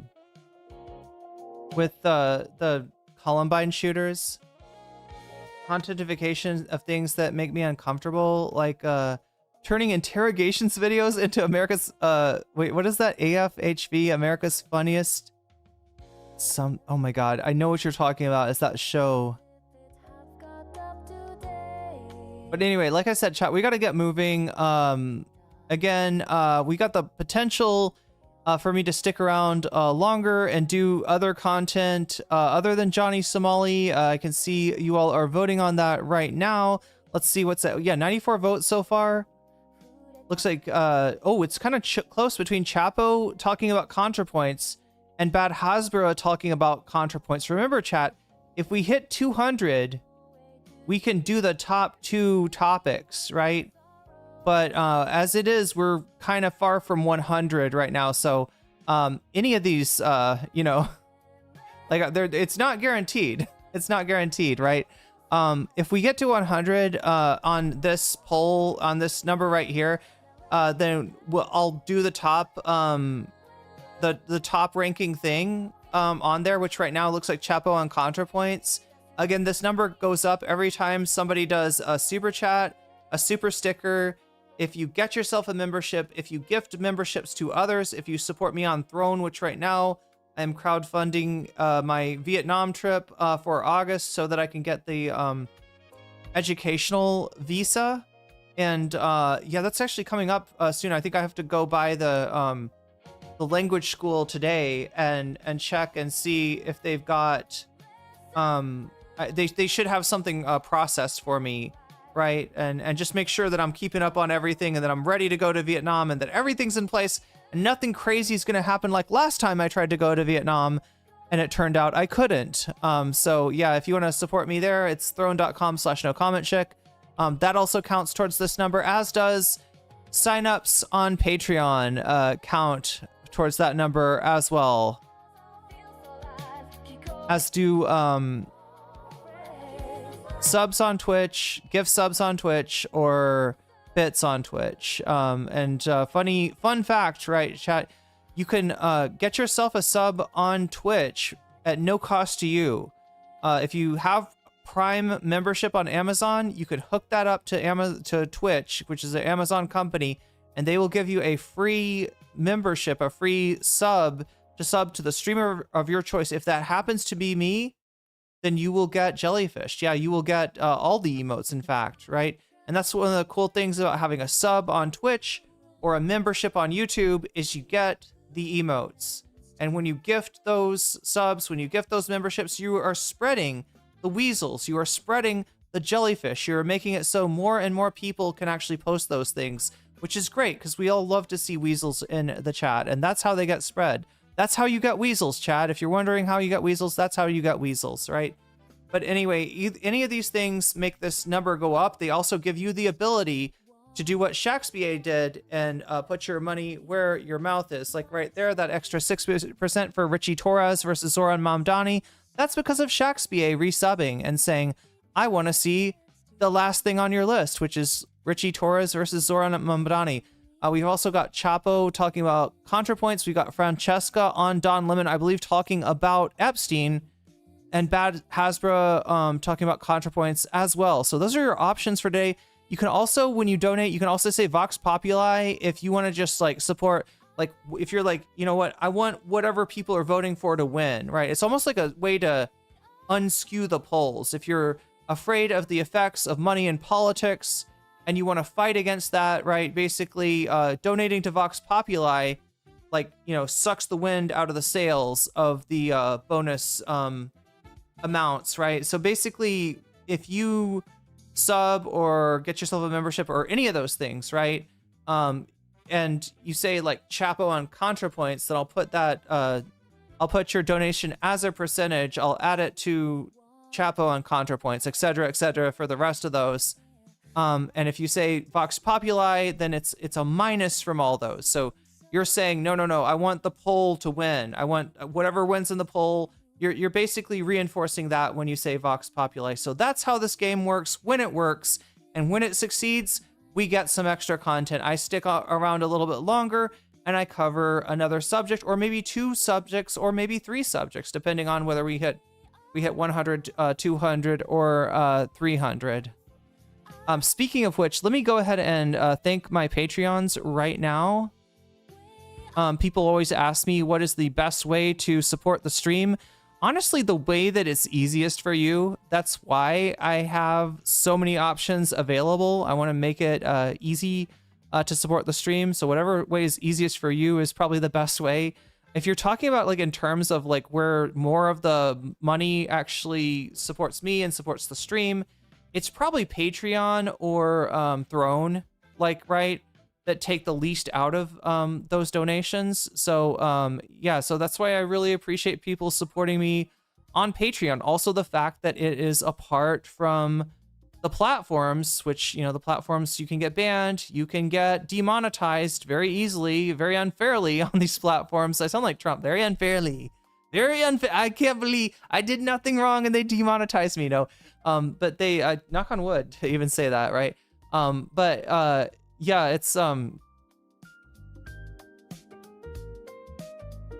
Patreon is a great way to support me, is what I was trying to say. And if you support me at the $5 level or higher, I read your name out before or after, and after every stream.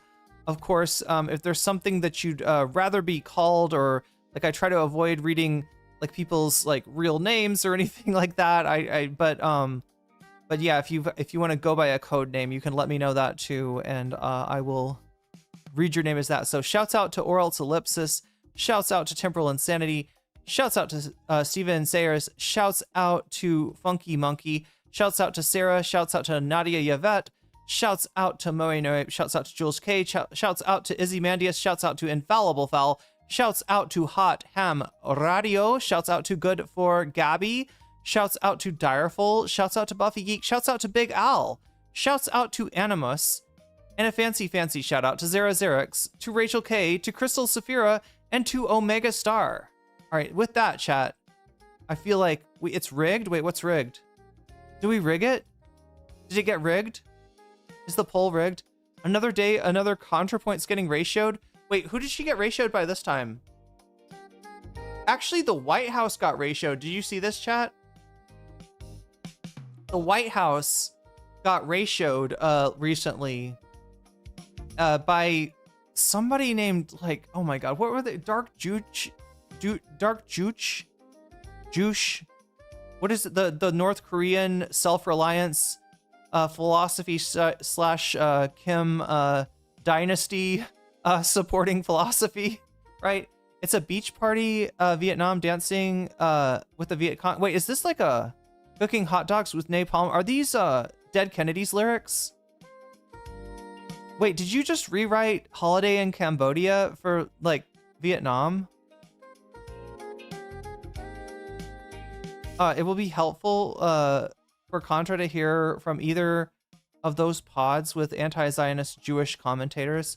You know, it's not, just so you understand, it is not Contra talking to Chapo. It is not Contra talking to Bad Hasbra. Although I agree with you, it would probably be good for her to have that conversation. But this is them talking about her. So in other words, Chapo talking about ContraPoints, Bad Hasbra on. Oh god, and I use the same phrase for, so in, this is confusing, chat, because Francesca's actually on Don Lemon, like she's physically on the show, whereas Chapo is talking about ContraPoints and Bad Hasbra. I should find different ways to say these to make it clear.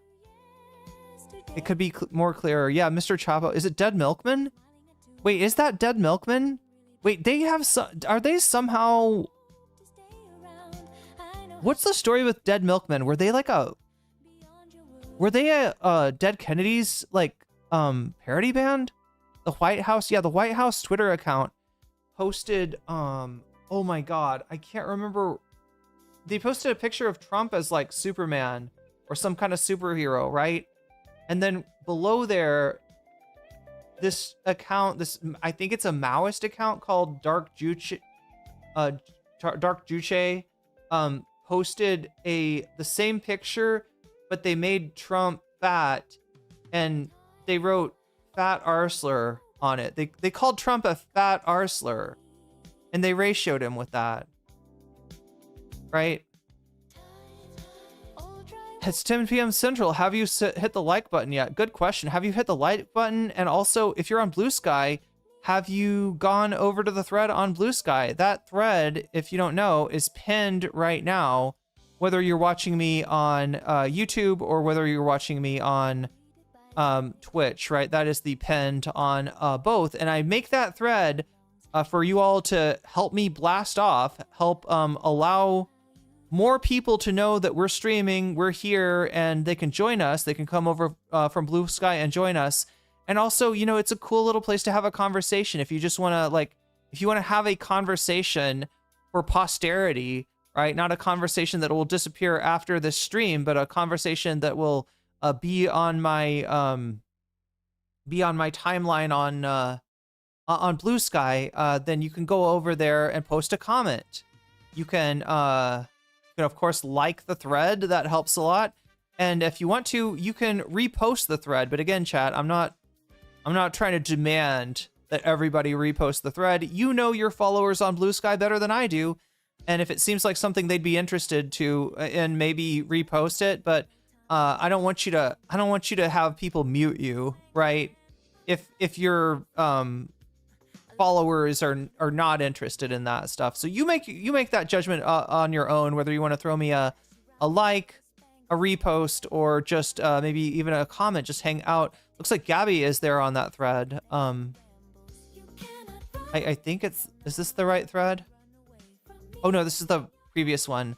But yeah, you can go over on that thread and start a conversation about Johnny Somali and Alex Novell and this fucking Ethan Lawtuber, this legal mindset guy, Andrew Esquire, right? We're gonna take a look. We're gonna take a little deep dive into what he's up to. So chat, with that, I believe it is time to get into this. And again, if you want the bonus goal to be a thing, oh yeah, the other thing I forgot to mention is I also have a butterfly goal. This is a little thing that we do for fun. If you want me to put a butterfly in my hair, all we need is 10 super chats, right? Of the teal variety or greater. I think we determined that that's somewhere around like $350 US dollars. Oh god, I gotta do this. Let me, oh my god. Narwhal_by super chatted $5. Can we get a brief recap of what situation Johnny Somali is in for those in chat who are blissfully ignorant? God, well, I went over that a little earlier when we started the stream, Narwhal. Basically, Johnny Somali is a live streamer in the IRL category, I believe, of Kick. And look, you know, IRL streaming could be something really wholesome. Like if I got my selfie stick and went out to like a night market or something like that, or a walking market, like, right, you know, that'd be a fun, like, stream, right? That would be a fun, wholesome stream, right? I would, you know, endeavor not to like put the camera in people's faces or anything like that, people that don't want to be in the video, right? Now that's kind of the opposite of what Johnny Somali does, right? Johnny Somali is trying to fuck with the locals. Wherever he goes, he's trying to get a reaction. He's trying to get, you know, basically get people so mad that they will hit him. And they do. They hit him. They hit him. He makes money. He keeps going to different countries and just like really breaking every social rule there. He's like the, I think, is he banned on Kick? Whoa. What does he stream on, Joel? Does he stream on YouTube? I don't even know. Where is Johnny Somali these days? You don't have to SA to be popular on Kick. I would like that stream. I would like to do that stream too. Yeah, we really need to make that happen. You think Andrew Esquire is his legal name? I think there's not a chance of that, or else ellipsis. But good catch. Good catch. Yeah. I think it's a nom de plume, so to speak. But I'm gonna say no more, right? Because whatever, you know, his real information is, we have no interest in that. All right. I would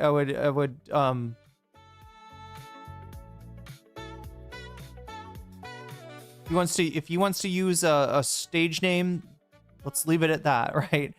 Now, but yeah, it is a very fake set for a lawyer named Andrew Esquire. That's like if my name was Irene Streamer, right? Or Irene YouTuber or something, right? You know, pretty silly. Now I understand why Contra says Blue Sky was boring, because leftist and Mecha Hitler site was more fun. That's right. You're gonna have fun playing with Mecha Hitler. I saw BE and people on the subreddit, the leftovers subreddit, getting softer on Ryan Beard and got him mixed up with Dylan Burns. Wait, what? Wait, BE getting softer on Ryan Beard? That happened? Wait, were they trying? I don't understand. I've not seen the fat ableist Trump Superman. Yeah, that was interesting. Trump is in fact overweight. That's true. That's not a lie, but I mean, they fat chud logic, yeah, is what they called him. White House hasn't been ratioed like this since 1812. Damn. Back with the, you know, the El Bozo, the Rip Bozo that the UK did on the White House back in 1812. The pinned link didn't work for me on mobile, but I found the post anyway. Interesting. Anybody else having trouble with the pinned link on I can try it again.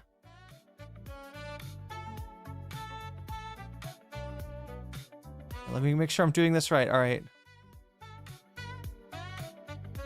Copy that and then put it here and then post that and then pin it. Hopefully that one works. That Hasbro versus Chapo Trap House in the poll today. Yeah, well, look, that could happen. That could happen, right? So people, those are obviously the top two vote getters. All right, right now, Chapo is ahead, and Bad Hasbro is in second place. And as always, chat, if we get to 200 on the bonus goal, then I'll do the top two. However, right now, I am more concerned. Are we even going to get one of these? Right, because we're I think at 14 right now out of 100. So I mean, we'll see how long the stream lasts today. Yeah, 14 out of 100. We are 14% of the way there. Let's positive thinking, chat. Let's go and get started with this stream. All right, so here we go. Alex Novell, Johnny Somali documentary. Let's go. So you think it's okay to be physically assaulting somebody? Yeah, you're in my country, buddy. You know Hiroshima, Nagasaki. You know why you do this? To the Asian motherfuckers, ramen is like a sacred, holy food. You're fucking that shit up. It's like holy water to the fucking up the ramen. You can't do that. I respected the culture before they started to show their evil side. Now I think the culture is full of mentally ill weirdos. They're in Wait, is that Ice Poseidon, chat? Japan, Korea, even Thailand. Wait, no, that was okay. He's in Japan. Oh my god, chat. Wait, which one's Ice Poseidon? I don't even know some of these guys. Nowhere is safe from these selfie stick wielding, clout hungry goblins. I am the disgusting goblin.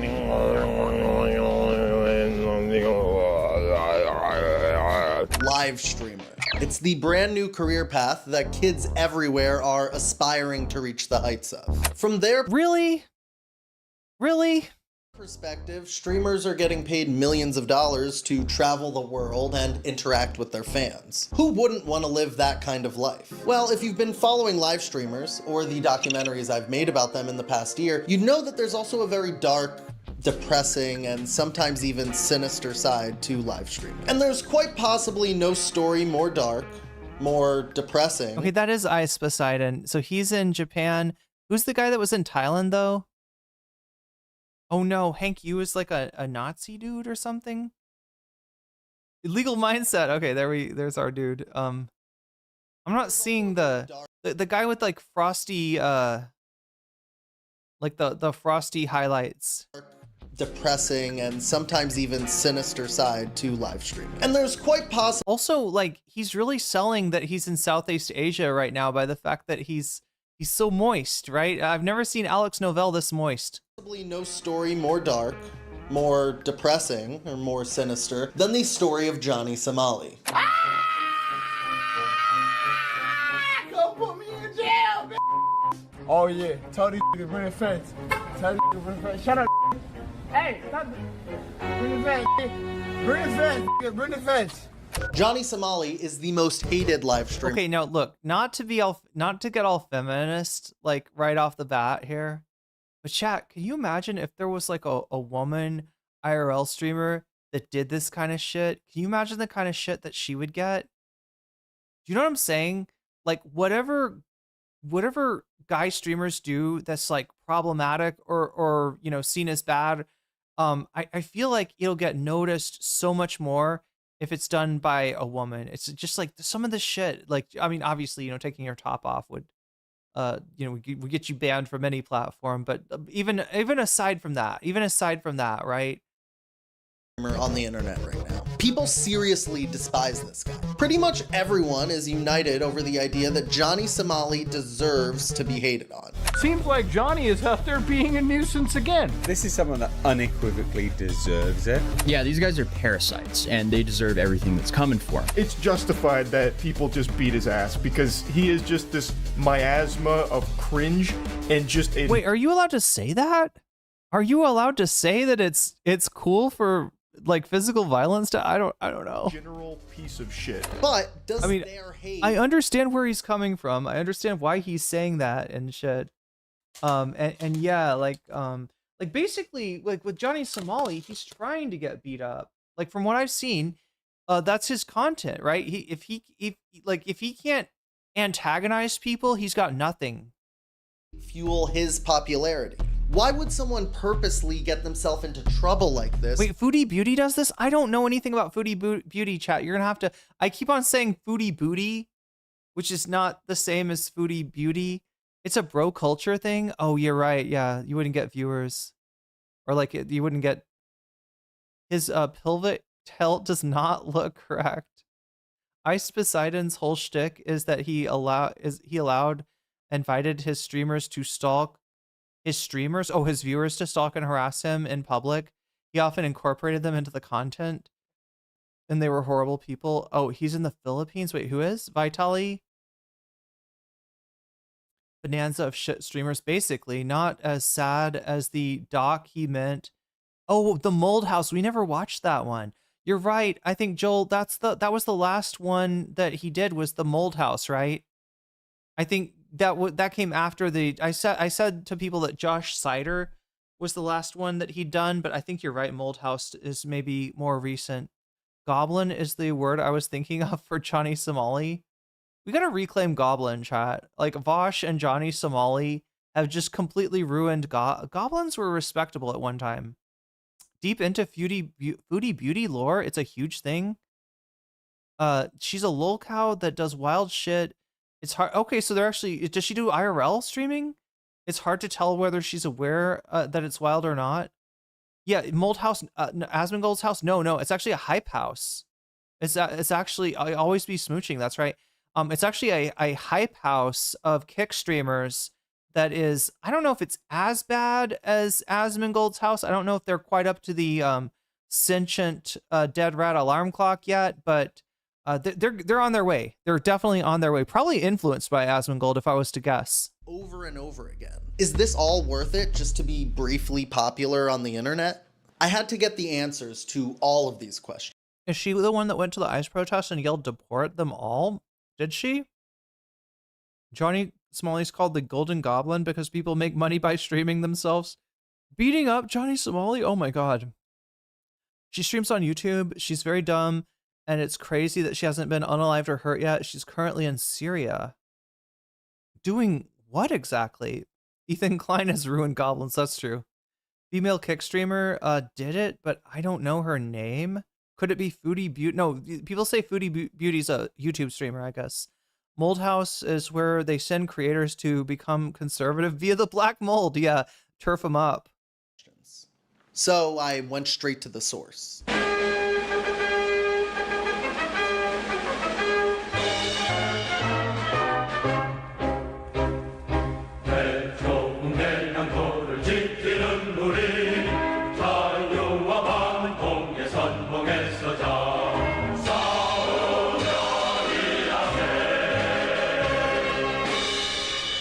Hello there.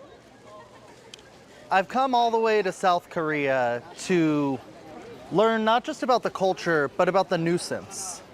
The nuisance of American live streamers coming to this country for content. And no one is more hated in South Korea than Johnny Somali. I'm just a little bit outspoken. Put some sauce on it a little bit. How you doing, brother? Good. Where you from? California. Nice to meet you, brother. You know Johnny Somali? You never heard Johnny Somali? No. Go on YouTube. You want to see? Is that you? Yes, sir. All right. Yes, sir. All right. I'm officially saying right now, they're saying there's allegations that I'm Jewish. Who would lie about being Jewish in this time right now? Yes, I'm half Ethiopian Jewish and half Somali. A black Jewish minority live streamer. There we go, chat. It took me that long to get up the member chats and the super chats, but there you go. They can't handle it. They can't handle it. Thank you, Charlie Kelly, for weaseling up. Thank you, Narwhal by Nature, for the super chat. It's only happening here. At the time that I filmed this, Johnny Somali had been stuck in South Korea for 6 months. But he wasn't exactly on his own. He's been living with Hank Yu, a man who's somehow more controversial than Johnny Somali. I'm like, fuck you. John, oh, this guy. Johnny's also like, fuck you, because our rights are more important than your feelings. Yeah. I agree with this. My thing is this, my perspective on it is this.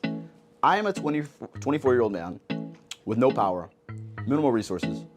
What do my words matter? Why do my actions matter? Anonymous said $3, Johnny. In the event that you might get locked up, would we able to visit you? I think it would be cool to meet you, Earl. It even bring gifts. Contact Hank, and Hank will facilitate that if you want to meet me or send me any kind of mail if I do get sent in prison. I appreciate you. Hell yeah. I love you, man. So this has been the duo. This is like really, truly my only friend and confidant in Korea. If it was not for this man, I don't know where the I would be right now. It's insane. Wait, Hank Yu is a Korean Nazi? Hank is privy to all the shit that has happened to me in this I thought it was his lawyer or something. Wait, it's his roommate? country. And he even thinks it's ridiculous. It's ridiculous. Absolutely ridiculous. I mean, the law itself is also ridiculous. Johnny did nothing illegal, right? But Korean exit. I gotta know, is this part of the rebate? Is this part of the rage bait? Is this what the rage bait is all about?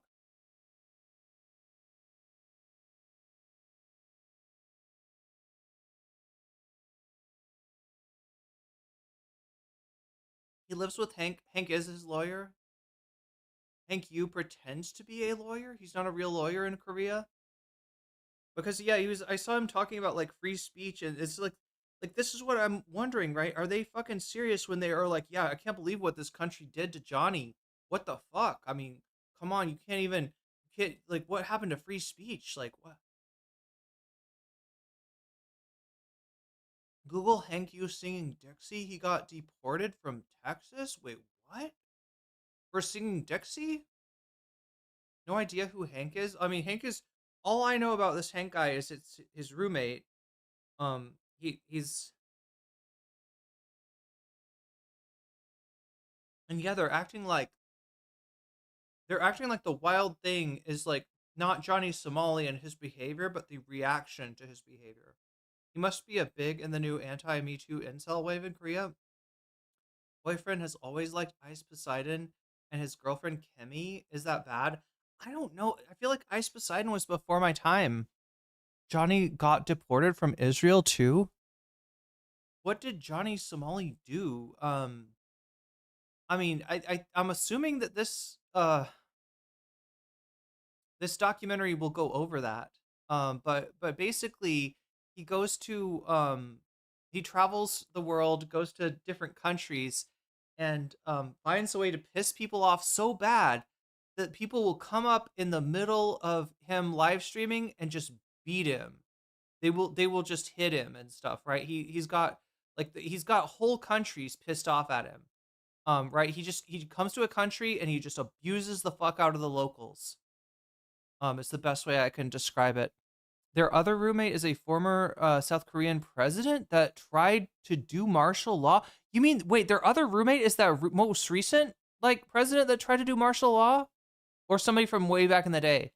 Because yeah, martial law used to be a very common thing in South Korea. If you don't know, people think of South Korea as this like, you know, nice, safe, you know, country, and in reality, it was a U.S. puppet for a long, long time, and you know, not super democratic from what I understand. They are so hard on like that, enforcing societal norms on people. Like, I don't like it, so you shouldn't do it. Hank worships George Washington. That's why Hank has George Washington photos. He loves China as well. He has the Chinese flag, the Chinese army flag over there. I believe that George Washington was the greatest man to have ever lived. He single-handedly invented individual liberty. My honor compass is the U.S. Constitution. I've always been anti-Japan and pro-China. Long live China, f Korea, f Japan.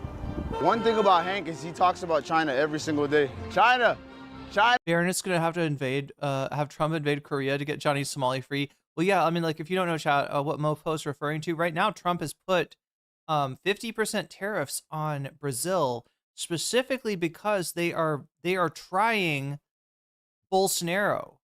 They're not allowing their former president to exist above the law, and in Trump's mind, that's scary. And also,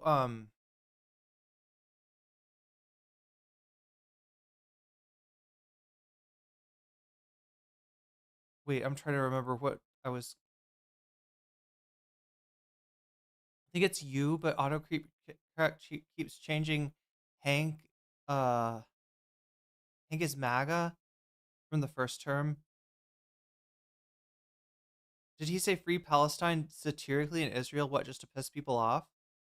He harassed a female IDF member in Israel. Yeah, encourages people to hit him. Yeah, Korea, yeah, South Korea, it was a dictatorship until the 90s. I mean, like, just like, you know, the U.S. imposed government in South Vietnam, except this one stuck, so the United States did not have to take out the leader that they put into place. Right? It should be separate crime for these two to be together in the same room, and then another crime to make content together.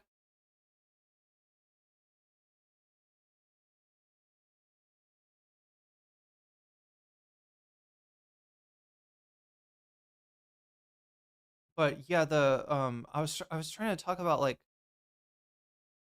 oh yeah, so yeah, Johnny Somali, I don't know if the MAGA hat that you see him in, I don't know if that came out when he got arrested, but I do know that he seems to be petitioning Trump to try to get the US to do like State Department shit, like the US diplomacy, to try to get him out of his charges, which, if anything, it feels like they've kind of been my understanding is that Korea, like, they're a little bit slower and more reticent to prosecute, but that when there is an actual prosecution, there's like a high conviction rate, because generally the people who actually get prosecuted are the people that the state has a lot of evidence on.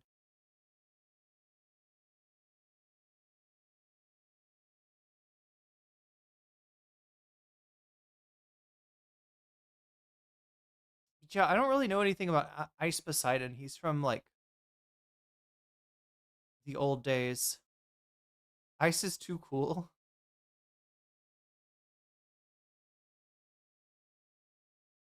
China, we need political asylum. Get me out of here, please. Take me and Hank to Beijing, to Shenzhen. I'm bigger on the Chinese internet than I'm. Shenzhen's pretty good. Yeah. Don't say Beijing if we're trying to go there. Well, but you don't want to live in Beijing, trust me. Okay, then I want to live somewhere else. Hank claims when I was living on my own in Korea, I was very skinny and gaunt, you know, because maybe my diet was not good, but Hank is definitely. People now on the internet are saying I have like a gut and man boobs now, because I guess Hank has been feeding. I've been on the Hank diet, you know. Hank has been feeding me so well. Yeah. Hey, what? You want a kiss? Kiss my cheek. You can kiss my cheek. Really? You can kiss my cheek. Thank you. All right, kiss my hand. Oh, bro, that's like some slavery shit. Come on, bro. I love Hank. This is my brother right here. Hell yeah. If I call him a gook, you can call me a nigger. Do it. There you go. We're friends. No, thug. And we love each other. Thug. Thug. No, because then he's gonna try to thug hunt and take my booty hole. Yeah. Hey. What? I'm only gonna put my hands on you in a very sexual manner.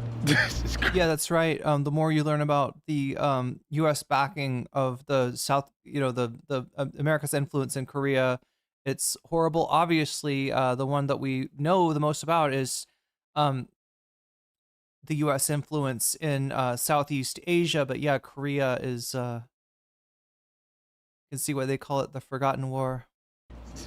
Everybody keeps saying, they keep spreading that me and Hank are gay lovers. Can you dispel the rumor for them, Hank? Or don't say it. We are not gay lovers because he's not a femboy. Among males, I only like femboys. I think femboys are prettier than women. I just love femboys because they have smooth skin. They have that shape that females cannot offer. Hank. I gave a full to a femboy until completion, and too. And he tells me this story so many times, and I'm like, I don't need to hear this information. He's told me this at least 30 times, this story. Yeah, Hank shows me a lot of thug hunting, a lot of weird stuff, and I'm like basically like, I don't know, like MK Ultra. Yo, and you know who's arguing incel this, incel that? First of all, incel is a federal psyop. Second, why are you an incel? Just dogs. Yo. It's a federal psyop, but also just F dogs.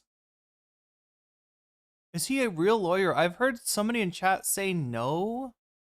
He is acting like a lawyer. I mean, I thought he was Johnny's lawyer. What? I only men. Okay, that's a Baki thing, isn't it? Is that like the dad, the evil dad from Baki? Is that like a reference to that? Like Baki the Grappler? Is that an anime reference that he's doing, or? Awesome Opossum, thank you for the resubscribe. Hank is grooming you, bro. Yeah. And he's feeding him and stuff. Like, what's he gonna do next? Give him like a lotion? Give him like here, put this on your skin. Like, it makes your skin smooth. It's like, I don't know. It does feel. I don't know. They're probably performing, chat. If I'm guessing, they're performing Weasel. Well, you just got jellyfished, Awesome Opossum, and that's a good thing. Hank is not his lawyer. He's Johnny's sugar daddy or something. I don't remember Baki's dad bending over Dop. Oh, wait, what?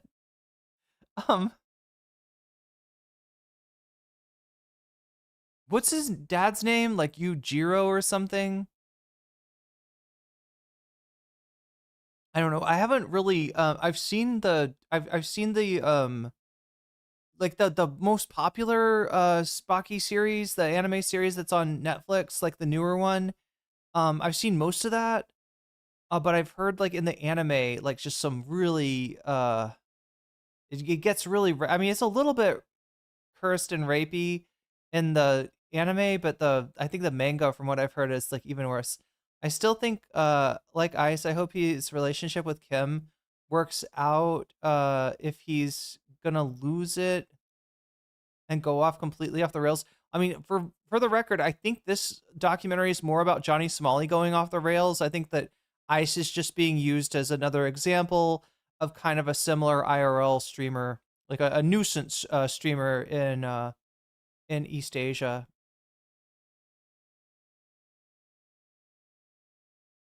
If I was a racist transphobe, listening to these two would be comparable to hearing your parents say that's dope. Joking about the sugar daddy thing, but Hank has been housing Johnny and basically providing him all monetary things.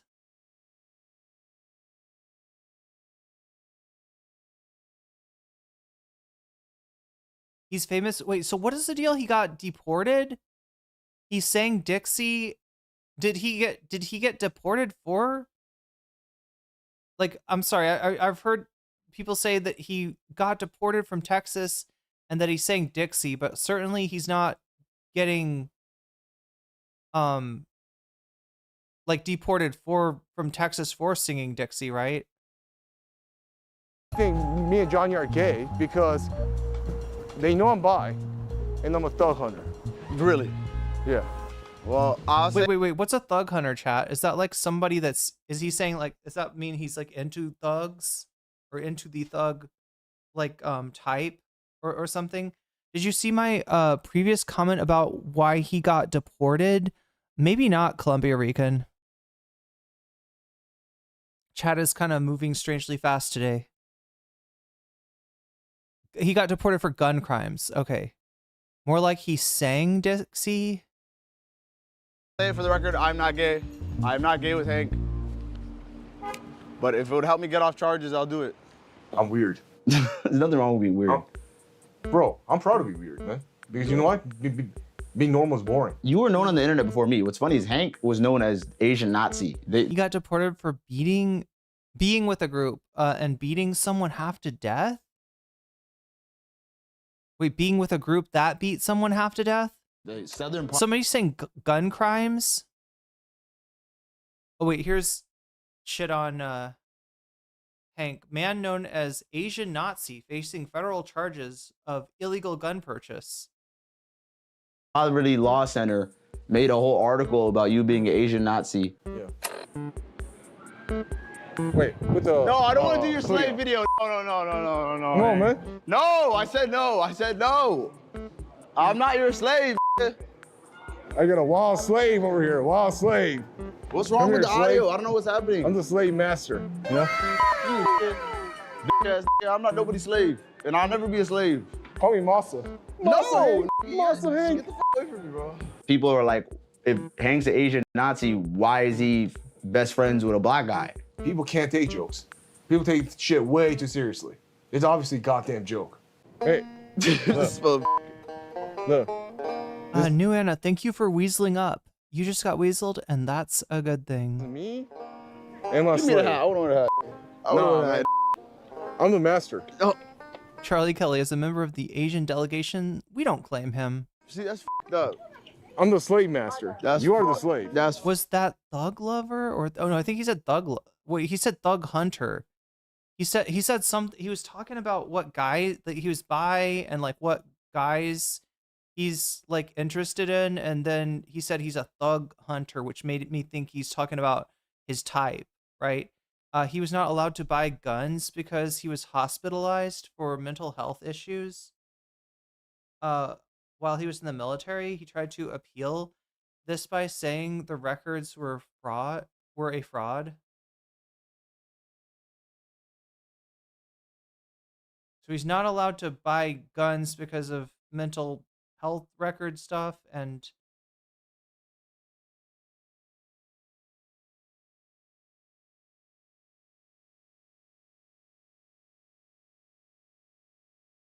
but he claims that the mental health records were fraudulent is what his claim is. Here. Well, you want to take a photo of me? What are you doing? I'm the slave master. You are the slave. Oh my god, are you really come on? Can we not do the fucking Dixie shit? I grew up in the South, so like at least for part of my childhood, so yeah, I think that's what he said. I think he said Thug Hunter. And I don't know what that means. I'm just guessing that that's some kind of, he's talking about his type or something. I don't know. He was also undocumented. He lied on the form. Oh, the form for the gun he lied on. Yeah, we gotta get the freaking. No. You want me to be angry? No. We'll look back on this picture and frame it one day when I'm free from Korea. I couldn't do it without you, Hank. When he says he's free from Korea, what does he mean? Did he get a sentence that he's like? Did he get like a suspended sentence? Is that what happened? When he says, blah blah blah, when I'm free from Korea, it sounds like he's saying he can't leave. They'll show a video of him with what Hank's singing. So Hank's like famous for singing this song. You're my designated. Was a thud joke, Irene? Oh my god, thud life. Sorry, I spaced Hunter and filled it in with lover. Okay.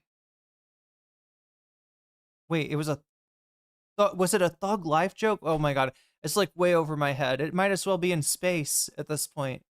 Legal guardian, right? Yes. He's been to the immigration offices many times with me. So if I do go on the run or go jump the DMZ, jump the border, and disappear. Legal guardian. So wait, what is this? He's remanded into the custody of Hank. Is that what he's saying? Like as part of his like he's free, but Hank's responsible for him. Why even live foreigners can buy guns in the U.S.? It's because he's waiting for court and he's unable to work, so he's kind of stuck. Well, it almost sounds like they wouldn't let him out of jail if there wasn't like like a Korean citizen like willing to take responsibility for him. This is a Daily Wire movie when trying to be woke. This is like the 4 charges he pleaded to come with 30 years in prison. Damn. He's remanded into the custody. So that makes the sexual jokes that Hank's making a little bit more disturbing. Right? A little bit, I don't know. This is actually he's my official legal guardian in Korea. So I'm legally defending Johnny, kind of. So I guess I'm Jewish too. I made a new YouTube and I put in Hank's name, you know what I mean? So technically it's Hank's channel, right? I'm gonna just name it Johnny Jewish. So how they gonna ban me? It's Hank's channel. I'm still a student. I'm not a rich man, right? But I have sacrificed my finances. You know, like I've actually, like Johnny ran out of money because they. Wait, he's calling him the N-word when he's. Oh yeah, like thug. Oftentimes it's like basically a way of saying the N-word without saying the N-word, right? But it just made me think that I don't know, like. The context that he was talking about it in, when he's talking about like he likes femboys and he's bi and he's like made it sound like he was describing his type or something. I don't even know. Let me look it up and see if it's a thing. Refuse Johnny to work, so I've been actually providing for him. He's been helping me a lot. He's been helping me with not only like legal fees and stuff like this, you know what I mean? Yeah. He's helped me pay for a lawyer and stuff like that, and he's a great friend. Like honestly, I respect him for that. Oh my god, wait, chat. Like the second thing that comes up is Thug Hunter gay corn videos. The second thing, yeah, look, save search blur on. Like when I typed that in, I think this is some kind of porn thing.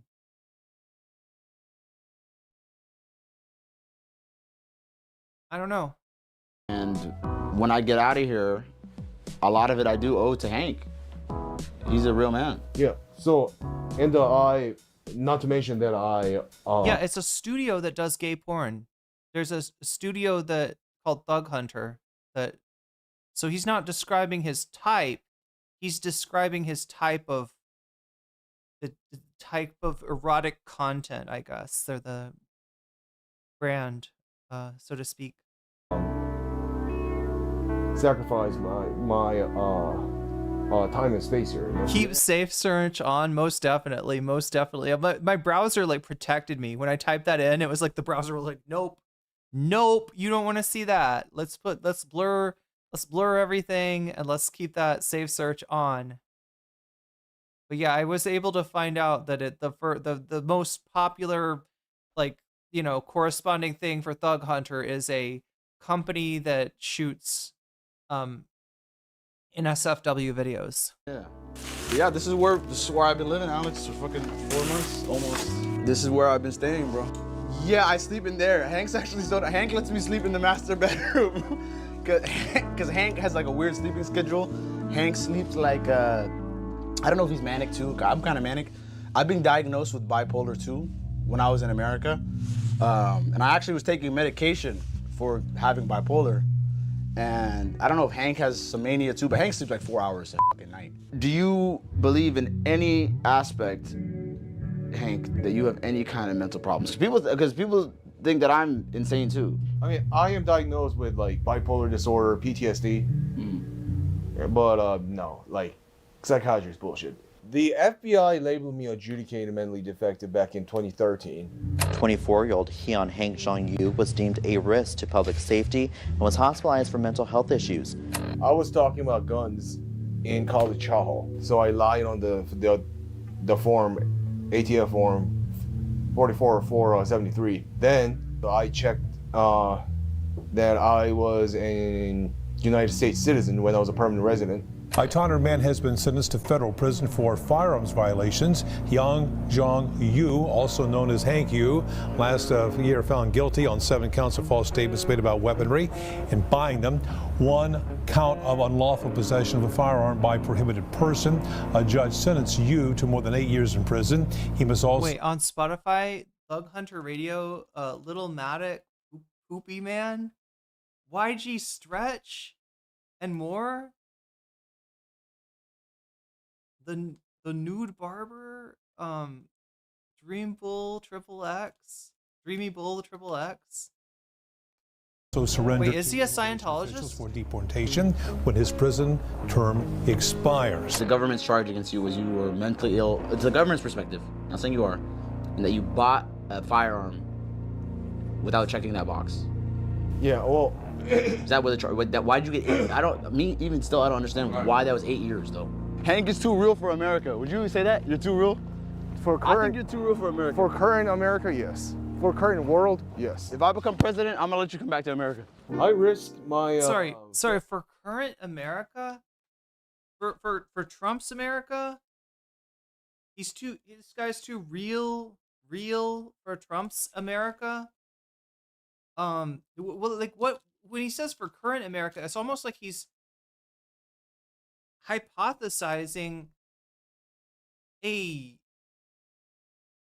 don't know. Lying on the gun form is what they got Hunter Biden for. Steve Saturnation says, "You're never coming back, Hank."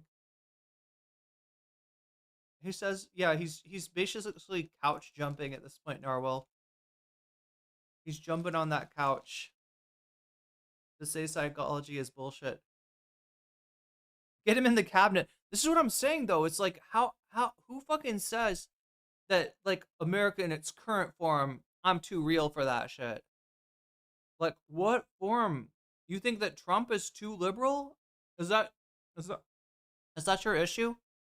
Family not paying my tuition to help Johnny because I believe that helping Johnny was the right thing to do. Pretty much. His mom hates me. Your mom hates me, right? Yeah. My mom hates you. My grandparents hate you. And you said, despite all that, he's my friend, and wrong is being done to him, and I'm gonna make sure that he gets out of Korea safely. Yeah. What has your family thought about you supporting me or helping me? They thought it was insane and it was like despicable that I am actually standing up for what I believe in. My paternal family, they're a bunch of fake ass niggas. My maternal family are bitch ass niggas. Fuck them, you know? I only care about their fucking inheritance. Fuck them. I hope they fucking die. So do you think I'm like a chaos? Like I brought chaos into your life? Kind of, but I don't really hate it because it also brought some enlightenment. How many times do you think we've been to the police station together? Does Hank have feelings for him? Look, at first I thought they were doing the, like, homophobic straight guy thing where they joke around about being gay to, like, dissipate some of the, I don't know. But now I'm like wondering. Like, this is a very unique situation that they are living in. I will say that. He wants his family to pay for well, did I get this right? He stopped paying his college he was in college or something, and he stopped paying his tuition to be able to take care of Johnny.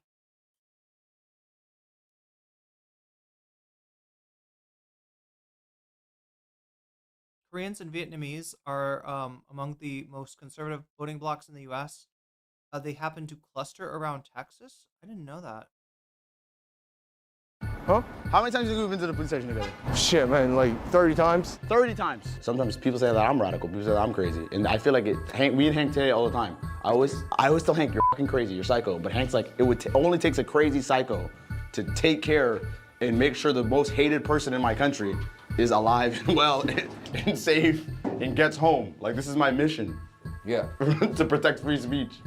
The first mistake that I made after arriving in South Korea is that I underestimated how much people on the internet actually hate Johnny Somali. After meeting with Johnny for only the first time, one of his most prominent haters immediately took to Twitter to call for me to be arrested and held indefinitely in South Korea just like Johnny. So I decided to go and meet him in person for an interview as well. All right, introduce yourself to the camera.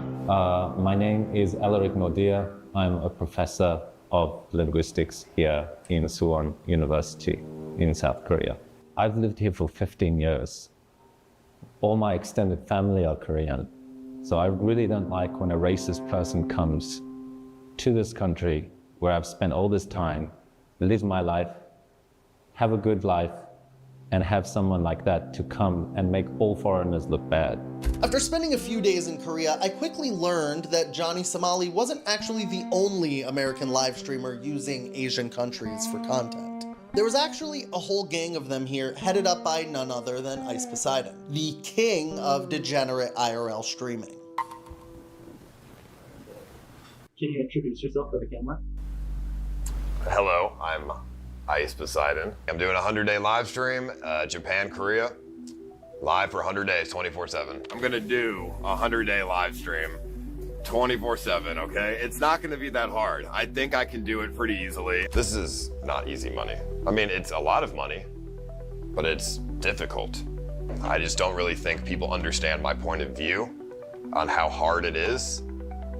Although it's self-inflicting, obviously. But I'm doing it, you know, for a greater cause, which is... So wait, no, he's in Korea too then, right? Ice Poseidon. Because, like, people are asking, like, why are these fuckers... Like, why can't they leave Southeast Asians alone, right? Like, why are they, like, congregate? And, like, you know, if you're talking about Vietnam, Cambodia, and Thailand, you know, Laos, places like this, then obviously the answer is because of a lower cost of living, right? That, you know, they can do this content and like, you know, keep more of the money that they're earning, right? But Korea, I don't think is cheap. I've seen Ice get swatted live. Damn. Has that distinct voice. Yeah, this shit is before my time. I gotta be real. I do not know.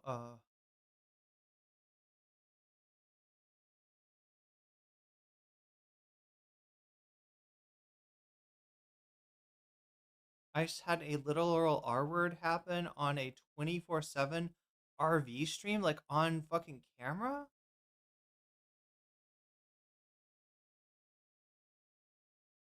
All those movies from like 10 years ago talking about like who wanted to be famous, like had like Logan Paul lookalikes. No idea what these clout ghouls would turn into. But yeah, I don't understand lower cost of living and they don't have to worry about gun violence. Oh, I see what you're saying. The gun violence they vote for back home. Yeah. So in other words, if you did this in the United States, the way that they antagonize people, there's way too good of a chance that you would maybe get shot. Hard for him to earn money because his content is boring? Well, I don't know. He's actually a very large content creator, right? Am I right about that? Like Johnny Somali, like a lot of people watch him. He's getting like a lot of, you know, super chats or I don't even know. Is it super chats? Is he a YouTube streamer? It sounded like I heard a super chat TTS. So, and Ice Poseidon is pretty large too. And as he said, he's making a lot of money, but he says it's not easy money. And yeah, he's talking about like a 24/7 for 100 days. Does he record himself sleeping? He must. Only Use Me Blade is the guy who essayed someone on Ice Poseidon's 24-hour RV stream? You know, money. I'm doing this 100 days for money because I like money. And if I stream for 100, But yeah, my understanding, I think, correct me if I'm wrong, chat. Johnny Somali's not like a small streamer barely scraping by, right? Johnny Somali, I'm thinking is somebody who has like, you know, thousands of viewers, right? I think Ice Poseidon is on Kick. But Johnny Somali, can somebody tell me, does Johnny Somali stream on YouTube? Like, where is Johnny Somali's stream? Where does that stream live? I make a lot of money. The viewers donate money to have a conversation with me. They'll like send money to have it read on stream, and then I can respond to what they just said. You talk about your money constantly because you know that without it, making friends and finding dates would be significantly more difficult. Loser. Yeah, you're right. But I do have it, so I'm gonna take advantage of it. Money's not all there is, but when you are given certain opportunities in life, you have to take them. So I have a lot of weight on my shoulders. And then the viewers obviously expect like, you know, good content.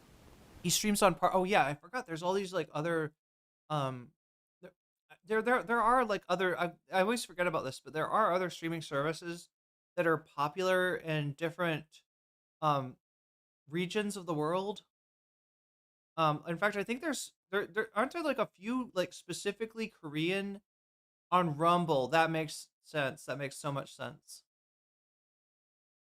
There's one called Party.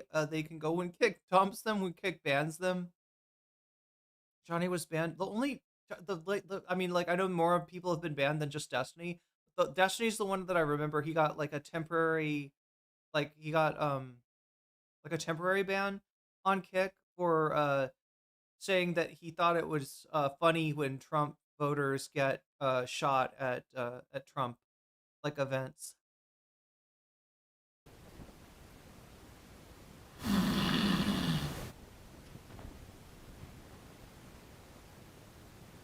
You want to make good content. You want to make content that's, you know, maybe a little bit, you know, shocking sometimes. If you're going to be live 24/7 for 100 days, you can't have humanity. People live here, dude. It's very peaceful. What is this? Red button, dude.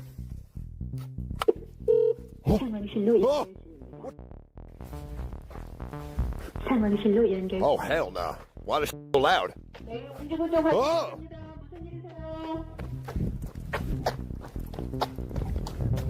I could just do basic IRL around where I live and my life would be a lot easier.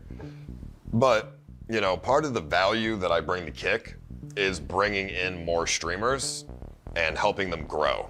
Did you put a donut on that man's hand? I couldn't tell. It's definitely my inspiration. When I first started streaming, I knew of him, of course, because I've seen a lot of IRL streaming stuff. It's just weird, like me and Ice are interconnected by so many fucking different people. Johnny Somali is a scumbag and I don't want to hang out with him. I have boundaries and some people cross those boundaries and I don't associate with those people. They give my genre that I've popularized a bad name. I did popularize the genre. I take a lot of flack from that, obviously, because everybody who does bad, they try to put it back onto me. Ice Poseidon seems to have a skill in attracting very bad people. If we look at Ice Poseidon's crew, you know, if they're not doing insane stuff, they don't get the same viewers as other people. They kind of try to outdo each other, and they just snowball into worse and worse behaviors. Wait, sorry.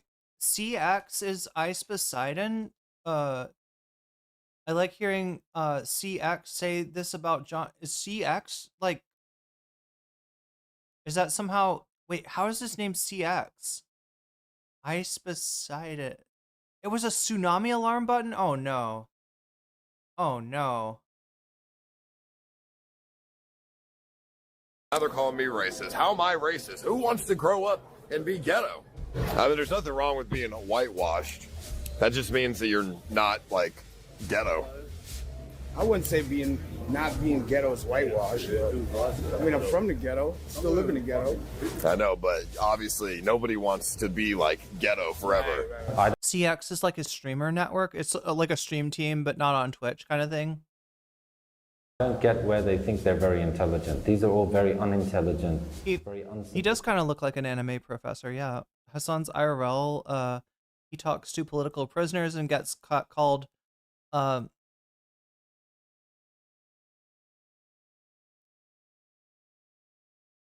Ice Poseidon admitted taking over 500,000 from the liquidity pool of CX Coin, a crypto pump and dump scheme, profiting him over 300,000. Sophisticated, rough, crass, plebeian people. The Black Day fella, he just went and punched someone in the face for no apparent reason. I'm gonna give myself a burger. Yo, don't touch me, bro. Well, fuck you, don't touch me. Bitch. Don't fucking touch me, bitch. What's up with you? What's wrong with you? Get in that car, bitch. Get in that car, what's wrong with you, bitch? It's crazy out here, son. I'll break your neck. They come in, and when they do some kind of crime like that, they leave quickly and there's no real repercussions for them. But if they can make legislation, then it's much easier to then attack people like Ice Poseidon, who are very sneaky in the way that they do things. Other individuals that are covering Johnny are also... So wait, what's the deal that he goes up, he went up and he punched that guy, like for no reason?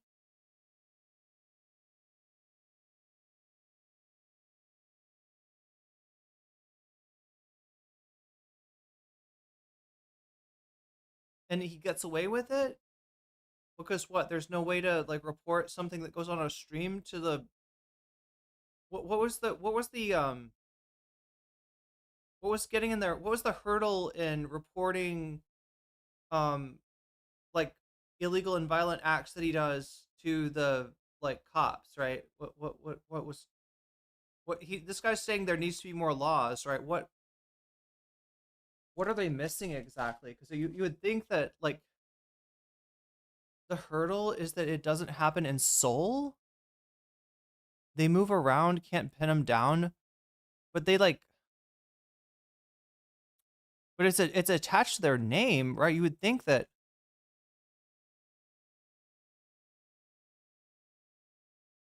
Ice Poseidon, but they're, I think, taking their time to make sure that they have the proper evidence before they scare him off, because he's a very sneaky individual. Well, I mean, I'm very controversial for many reasons, but, you know, I have a lot of people come into my streams and, you know, we have like edgy jokes and stuff and we'll do edgy things. Well, it's a bit late. It's 4 a.m. I'm about to call it. Call it what? About to fucking go to bed soon. Sleep? Yeah. It's early, man. 4 o'clock in the morning. Why don't we fucking make it till 6 a.m.? We didn't commentate. All right, well, you guys are already drunk, so I think that's already past I'm sober. Don't you get drunk? This is my first bottle. It's my first bottle. You just Oh, drank really? now? Yeah. All We're right. sober as hell. You know what I'm saying? Dude, why are you so nice to Isaac? You know what he said in the floor? He was like, I'm gonna press him. I'm gonna fuck him in the ass. And you're up in here like, you're just like... Press me for what? Yeah, what? You switched up real quick, baby. You switched up real quick. I mean, Ice, I literally said I wanted to grab your because I've done it before, you know. I think we're on You this. said you wanted to press me too. No, I never said... Oh, are you watching my stream? In Alo's chat room. Bro, No, I didn't say that. I didn't say it. I didn't say I won't press. I said I wanted to grab your and I just want to feel that, you know, the richness, you know, that richness of fucking money. And I just want to feel, can I do it? Yeah. If you want. Okay. Bro. Yeah, baby. Bro. Yeah, baby. We That's doing right, that that's shit. right. We Yo, making an Ice. achievement, bro. We boys, right? You know what I'm saying? Yeah, we're cool. Yeah, we're cool. We're cool, but... What happened? What happened between you? You guys fight or something? No, what? Can I get some water? No, bro. Get your own water. 7-Eleven across the street. 7-Eleven across the street, Water in bro. there? No, I just want some water. I feel like if he lets this guy in, he's gonna do something. He's gonna do something in his house. Can I use the Tap bathroom? water. No, motherfucker. All right, you fucking leeches, get out of here. No, I'm not a leech. Get out of here. Ice, no. 4 a.m. Did you know those guys? Yeah, kind of. I think live streaming does topple like real world and stuff, obviously. It's more raw. But, you know, a lot of streamers don't go that raw with it.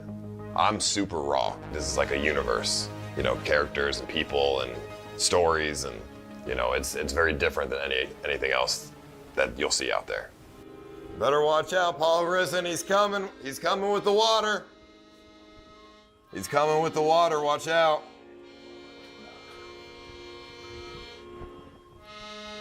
Go pee in a bush. Come on, man. Oh,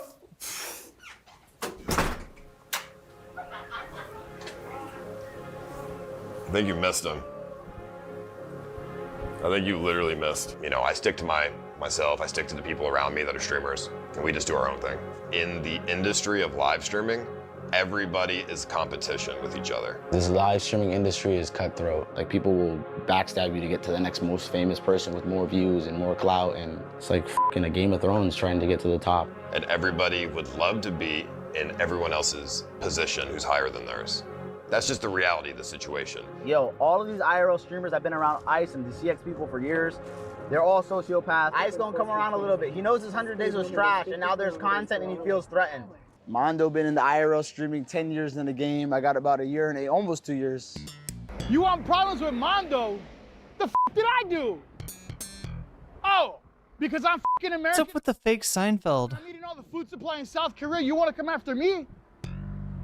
Listen here, you fucking ching chong ass motherfucker. I'm gonna tell you right now. I'm gonna come to your country and I'm gonna fucking drop kick you in the chin and I'm gonna fuck your wife while I eat hot pot. Just kidding, hot pot's gay. I'll see you later, bitch. I've been streaming for like 10 years, dude. You know, I started with YouTube.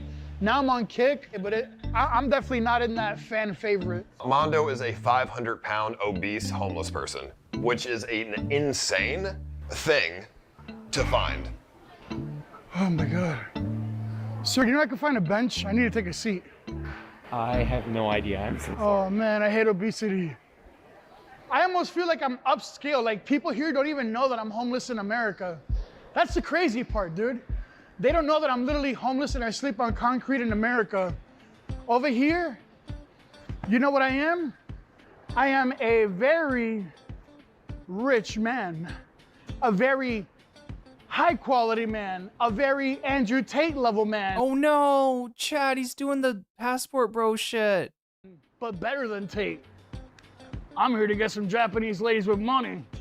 You had a lot of opportunity in Japan. You didn't even. They're in Japan now? Stream. I did. Paul, I just felt, dude, I felt so fucking like bored. Mondo has potential, and if he, you know, he plays his role as like the fat homeless guy, like that's a funny role. Like, you know what I mean? He's just funny. His like attitude towards things is funny. Like, he has potential to be a good streamer. I totally disavow what the fuck Johnny Somali's done. It's been a fucking disgrace. It's fucking pathetic. Not Johnny Somali's friend. It's not even like that. I 100% disavow, and I'm very sorry to the people of Japan and Korea that everything from the history, dude, I know it. I was always defending it, dude. Like, if they would slip up and say something wrong about you, I would not let it happen. Like, you can literally ask, if the footage is even there and it's on Johnny's stream. Multiple times I defended you, dude. If I gave Mondo, for example, the expectation that me and him are going to be good friends, it's an impossible expectation. I blame Cumtown for this? And that's not because I don't trust I mean, you could definitely say that Cumtown were pioneers in the field of straight guys, like, talking in depth about gay sex, which we saw earlier with Hank and Johnny, but actual friends. It's because that's just not my character. The moment I go home. Wait, this dude is 30? Seriously? You know, day 2, I'm going to start thinking about the next thing. Not before I go on Stake, though, of course. Stake.com. Talk to me about Steak a little bit. You just let him do an ad on your documentary. Come on. Got it. It's the #1 casino. You gotta bleep that .com. In the world. This game never does that. Well, Andy. I guess if you're gonna talk about Steak, there's no point in you know, obscuring it, right? But it does for me. You could see how excited he was to get to say Steak.com on somebody else's. I have no emojis for this. Yeah, this is kind of rough, isn't it, chat? Yeah. If you think if you didn't have the steak deal, would you be? Zavara says I'm on Kick. Sometimes there's some real poopers on there. Is there anyone good? Like, I only know of one good streamer that's on Kick. and that's because they were unfairly banned by Twitch. Things at stake versus the KCIP. Stake's like what, 80-90%? I mean, bro, I mean, stake's like 95%. The only reason we have anything is we have to promote gambling to a bunch of retarded people in a chat room. Bothers me all the time. I mean, I don't really care. I tell people to take out a mortgage to their house to gamble. I don't give The basic relationship there was that when people before were streaming on Twitch, they would go on stake.com and gamble on the site. And then Twitch ended up kind of like cutting that. And they didn't allow streamers to actually gamble on stake while on. Do you mean there are actually people pooping on Kick? Not that I know of, as far as actually pooping. I think the chatter was saying like poopy, like there's like they're bad. I think that was the meaning of poopy. Should have joined you on YouTube. On Twitch. So that was also part of another factor why Quick was created, so that people could gamble on the stream and promote it. They're separate entities, but the same company who owns Stake also owns Kick, obviously.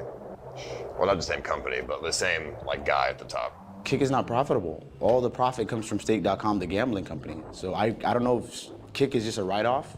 I feel like he's not into streaming for the money. I feel like Eddie might actually have a passion. He's talked about it. He has a passion for live streaming. He was a fan of this IRL streaming stuff for years, before he even owned Kick. The gentleman who created Kick.com, his name's Eddie Craven. Eddie Craven started off watching us on YouTube years ago. So Eddie was watching me, Ice, myself, and everybody, and then he developed a site, Kick.com, and then also— Is this that Johnny Somali vid? Yeah, it is. Has stake.com/stake.us. So he's a heavy. Oh crap, chat. I'm completely forgetting everything. I'm supposed to let you know where we're at on the butterfly goal. We're at 1 out of 10 on super chats with 13 minutes and 25 seconds to go. How is it over there in Australia, Ed Meister?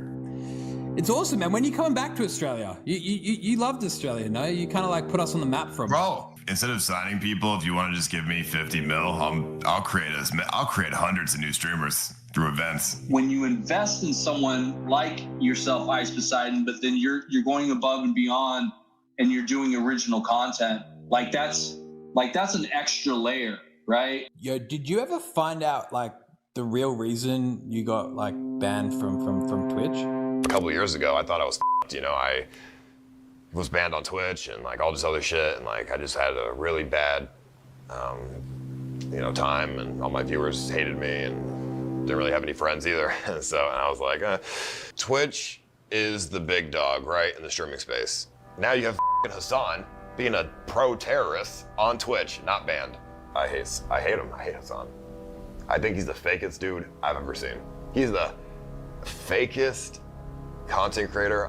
It's disgusting. Like he is so, he pretends to be a socialist, but he's so far capitalist, it's crazy. He is just profiting off the back ends of his manipulated audience who are in desperate situations in their real life. Obviously his audience— Does it sound like they're as desperate as your audience is? He's not telling people to take out a mortgage on their house to pay for gambling. Like this guy is incorrigible. Poor and desperate or something because they want socialism. Socialism doesn't mean you die when you are no longer a productive worker, okay? Every single one of these companies have blood on their hands. Kick is a little bit more direct. No, there is no amount of money that would make me move to Kick. Stop asking me why. I already told you. You don't even care about the actual answer. And there's just been a lot of propaganda against Kick in Twitch's favor. But but it's very easy to break. So people have a bad idea about Kick because of this Twitch propaganda, but it's slowly getting better. People were talking shit. Dude, you're a scumbag. All right. And if anybody can't see like the difference between Ice Poseidon and Hassan, I don't know what to tell you. There's not even an attempt for anything like redeeming, like on this content on Ice Poseidon, right? You can say what you want about Hassan.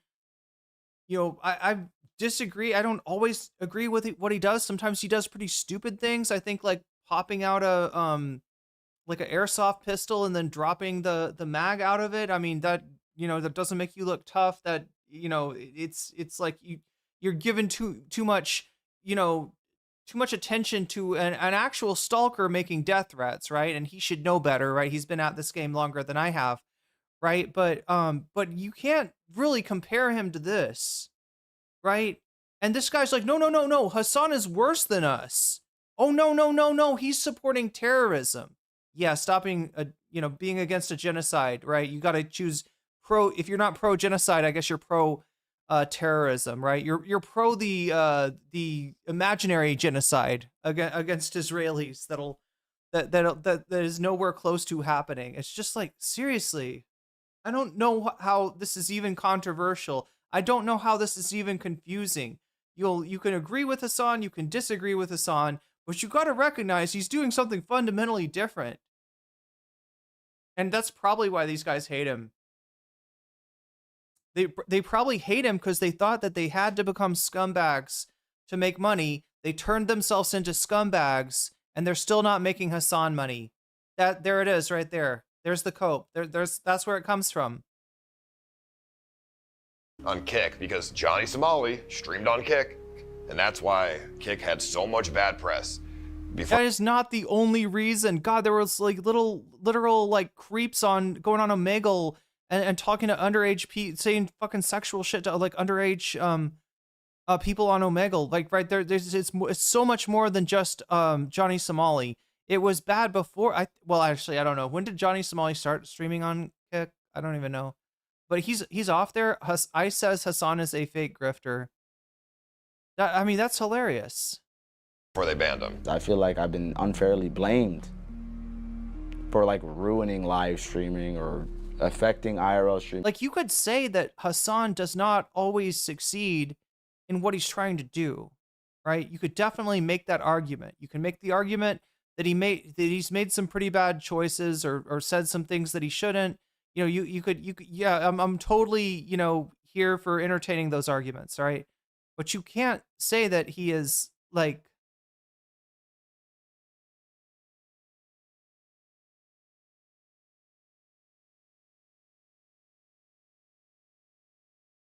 these guys live in the smallest worlds. I've seen something earlier where a Lawtuber said they didn't like Bad Empanada because he was an orbiter of Hassan. These IRL streamers literally never do research. Streaming in Asia. This is Johnny Somali's fault. If it wasn't for Johnny Somali, we wouldn't have the scrutiny that we have, or we would be able to get away with a lot more shit.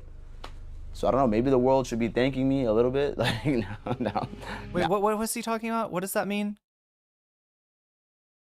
Now you guys know all about the nuisance IRL streaming gang that's traveling the world and terrorizing the public. I feel like I was a martyr. I feel like I sacrificed myself. I sacrificed a lot of my live streaming career.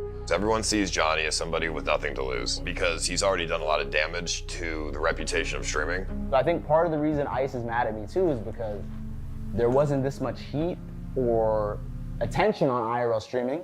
It's a niche entertainment, you know what I mean? But now it's became mainstream. Whatever, dude.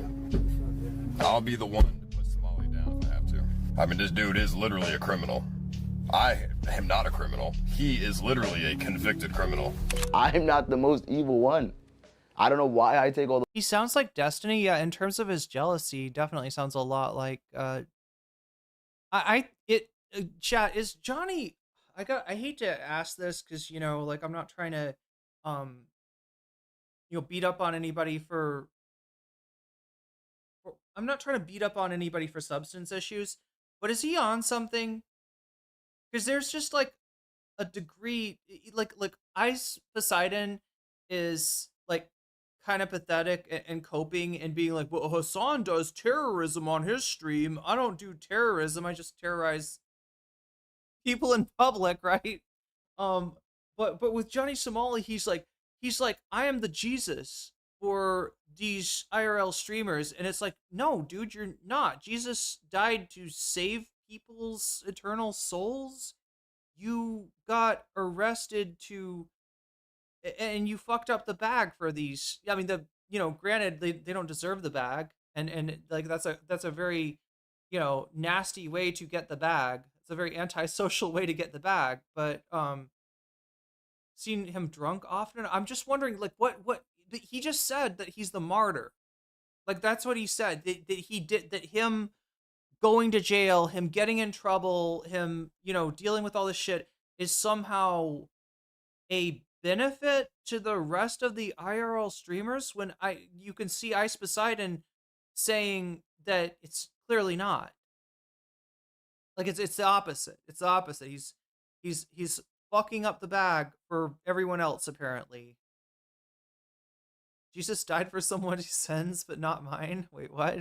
The blame for it when almost everybody in this live streaming stuff has demons. Everybody's done controversial shit. I'm not trying to I'm just wondering, what does he really think when he said, like, because it's just like that's where the logic, just like the rug pull on the logic there, right? Everything else you can kind of say, like Ice Poseidon being like Hassan's a bad guy because he does terrorism. Yeah, I mean, I've heard that before.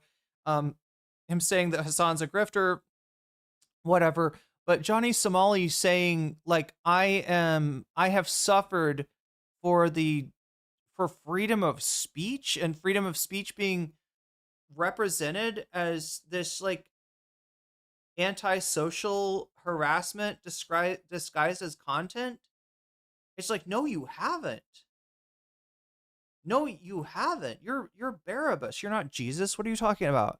Redirect the blame. I know it sounds like I'm being a victim saying there's worse people than me, but it's literally just the facts. If I did the things after this video, check out the crimes he did. It was streamed live. I don't know if we're even gonna have any chance for bonus content. It's not looking good right now. Oh God, I think, did we just lose the butterfly goal? Oh no, we got 3 minutes and 30. Oh my God, 3 seconds left. Yeah, this is looking like a short one. Other ex-friends and colleagues in the IRL streaming world have done, it would be 50 to 100 million views. I mean, I think like Ice has done terrible things in the past as well. I mean, like maybe back in the day he was pretty much the same as Johnny, but these days he's trying to separate those things because he wants to be able to come turning over a new leaf back to these countries. You said that I'm worse than Johnny. That's just not true. No, I said like in the past that you had done similar stuff, right? Like that's not true. No, I mean, I'm not a nuisance streamer. I don't go around and harass people. He said, you turn off the camera, if that's what he said. I think he was kind of joking. He did the rest of the world, not the nuisance, a favor by drawing. Oh, okay, that's what he means. Okay.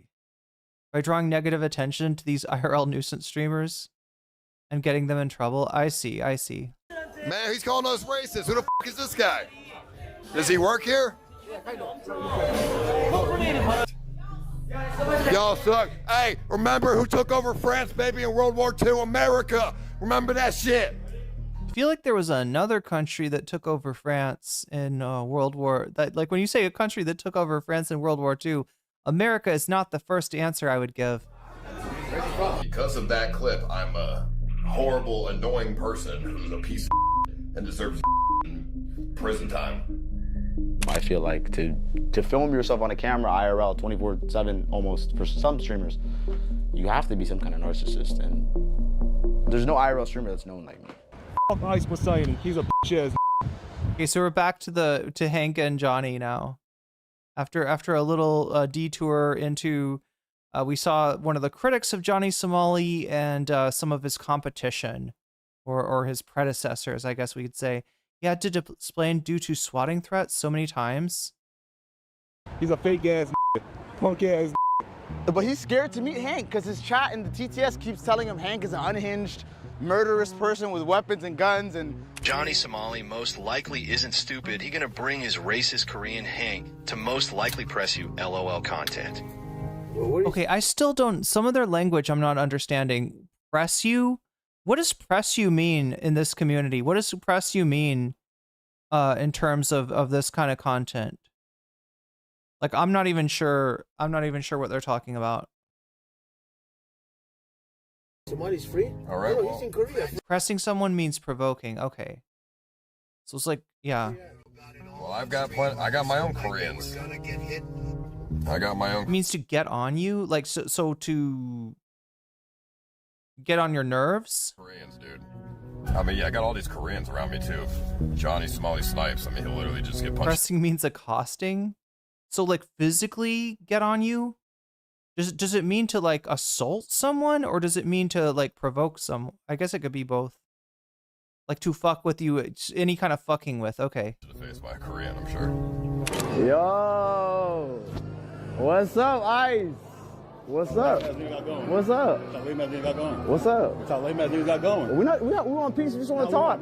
It's used emotionally, so it does not imply any sort of physical. So push your buttons, kind of. We just want to talk. We don't want war. We don't want war. We don't want none of that shit though, man. We want peace. We want none of that shit. Let's make peace, brother. We want none of that shit. Yeah, we came ready. We don't want to have to use it. We just want to talk. We want none of that shit, man. Tell them on Ice. Let's just talk. Let's just have a conversation. That's it. Peace. I want peace. There's nothing to I talk want about. peace. I want peace. I don't want war, bro. There's nothing to talk about. I haven't. Listen. There's nothing to talk about, bro. So this is what people were talking about when they said the confrontation between Ice and Johnny Somali. Come on, man. Let's make. Why you want to make a war? I mean, you're the one who says crazy shit and then also says crazy shit around Korea. Was that Hank next to him? Why is Hank locked up? Why is Hank like You say crazy stuff too. But I don't say that crazy stuff. I don't say that crazy stuff. But listen, that's your fault. You've done this. Wait, is the idea that like to intimidate, like that if he's masked, then you're supposed to think that he's, you know, willing to do something like that would get him arrested because he thinks he can't be identified? I mean, everybody's got to know that's Hank, though. The same stuff as me, a lot of it. No, I haven't. Trespassing? I mean, trespassing. Okay, same thing. I've done trespassing, but I don't go around and harass the general public. In what? Okay, listen. You might have me there, okay? I'll give you that. But I honestly don't think I'm a bad person. I want to come back to kick.com. I want to stream on Kick again. I want to move past this. I literally do. I want to change. I love streaming. If that was true, I'm serious. If that was true, then why do you say really shit? Because I'm just trying to get content. I'm taking it too far. I take the content too far. It's totally too far. Yeah, I admit it. I admit it. I admit what I'm that's wrong, the problem, though. How do you expect to get unbanned on a platform if you're taking shit too far? But you have to learn from your mistakes. I'm a man to know when I'm wrong. I want to move on from this. I want to come back to Kick. I want to make content. I love streaming. That's why I came to apologize. I said sorry. I didn't deny everything I did. I said sorry. Come on, bro. I just don't know what you're expecting from this. I'm not expecting nothing. I don't want to fight.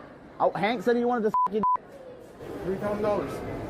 Take the mask off. Why you got a mask on? Take the mask off. You did say you were gonna thug hand Ice and take his booty.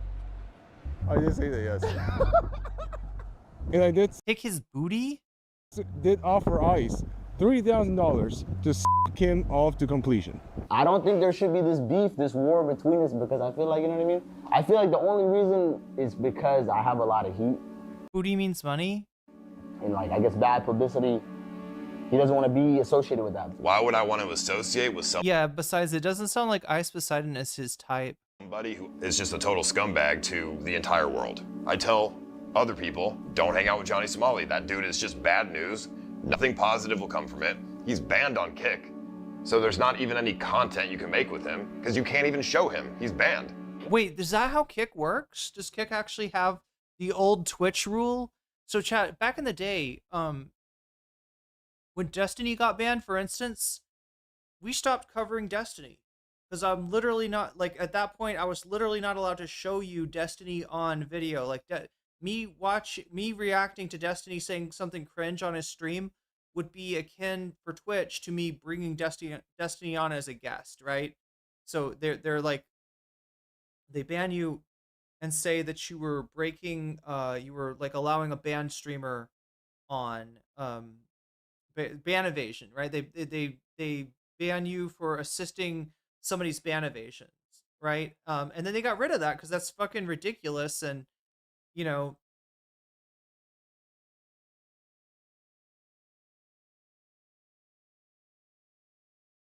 but it sounds like Kick has that intact for. I mean, then again, they have I guess a lot smaller of a roster of banned streamers, but yeah, it sounds like they're whole hog with it.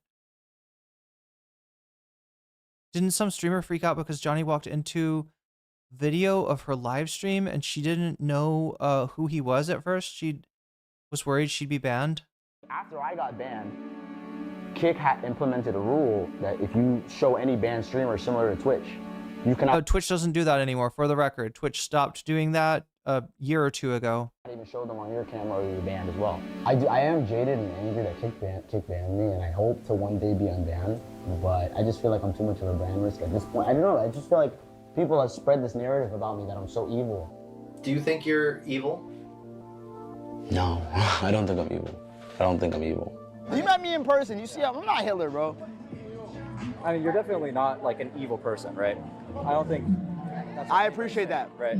But I think that a lot of what you do is just, there are people worse than criminals. Yeah. There are people worse than criminals, sure. But Johnny Somali, without a doubt, does not see himself as a criminal. He has pleaded guilty to quite a few crimes already, which technically does make you a criminal, but I think from Johnny's perspective, those crimes don't really count. All that really matters to Johnny Somali is that he makes a big enough scene wherever he goes so that they put him on the news. I've had a crazy life as a 24-year-old. There hasn't been like one country I came to stream and I didn't become like some pariah in the country. Kick streamer Johnny Somali has been arrested in Israel. Kick streamer Johnny Somali, who is the most awful individual. 조니 소말리입니다. 조니 소말리의名前でJohnny Somali라는. The first time I got on the Korean TV, I was excited. I was like, yo, this is like the third country, fourth country in a row. Like, I'm on the news. Like, this is dope. But then it turns to be sour very quickly. They're gonna put this shit on the Korean news now, and they're gonna say he's being racist to Korea. You know what the YouTubers are gonna do now? Come on, guys, you guys get me in trouble. The problem is with my audience, and shout out to Pirate Gang, shout out my fans, they want me to keep topping myself. I'm like, yo, can I do that? Can I even, like, what else can I even do to get more crazy at this point? This entertainment that we're doing, I don't want the general public to see this. Chad, I've got to go pee, and I feel bad about having Alex Novell's, this is a documentary. Somebody put a lot of work in on this. I feel bad about leaving it up while I pee. It's really just for the IRL streaming world. This entertainment that we do. But the general public sees you when you're out there doing it. Yeah. Another 7 years in prison. Shout out Kim Jong-un. The only thing I respect about Korea is that they're dystopian and they're serious about it. They don't lie about it. At least in Korea, they try to act like South Korea tries to act like they're freedom of speech and first world, but they are putting an American citizen in a legal battle and not letting me fly out of this country just for my freedom of speech on a live stream and accepting donations on a live stream. It's ridiculous. Another 7 years in prison, guys. Guys, I don't want chaos, bro. I really don't. I got my self-defense tools with me, but Johnny, focus. Yeah, you guys are right. Focus. $100 shots at the statue. My haters have been saying, we don't understand even at this point, why does he not stop? Why does he not give up? Why does he not quit? I don't even know the answer for myself, to be honest. It's a Johnny problem. It's very obvious that he has no intention to change. He enjoys what he does. I love IRL streaming. I love streaming, and I hope I can find a way to do this that's less self-destructive. I feel like I succumb to the peer pressure of my chat a lot, and that's a big problem. I don't want to put the blame in my chat room, but... Here you go, chat. I'm going to put me on while I pee so that if I'm ripping off anybody's content, it's only mine. Sorry about this. Sorry I can't just let the Johnny Somali documentary run. I'll come back. I'll see what we're doing. Again, it might be a really early night. It feels like I should not have streamed tonight, or that I'm off with the content, or I messed up something bad. So anyway, chat, here, enjoy this Ethan Klein video while I go and pee. And let's be real. Let's call a spade a spade. The views are down. We'll get them back. These are people that I wanted to shed anyway. Let's be real. I knew what I was doing when I got into this. But the views are down. The members are down. The revenue's down.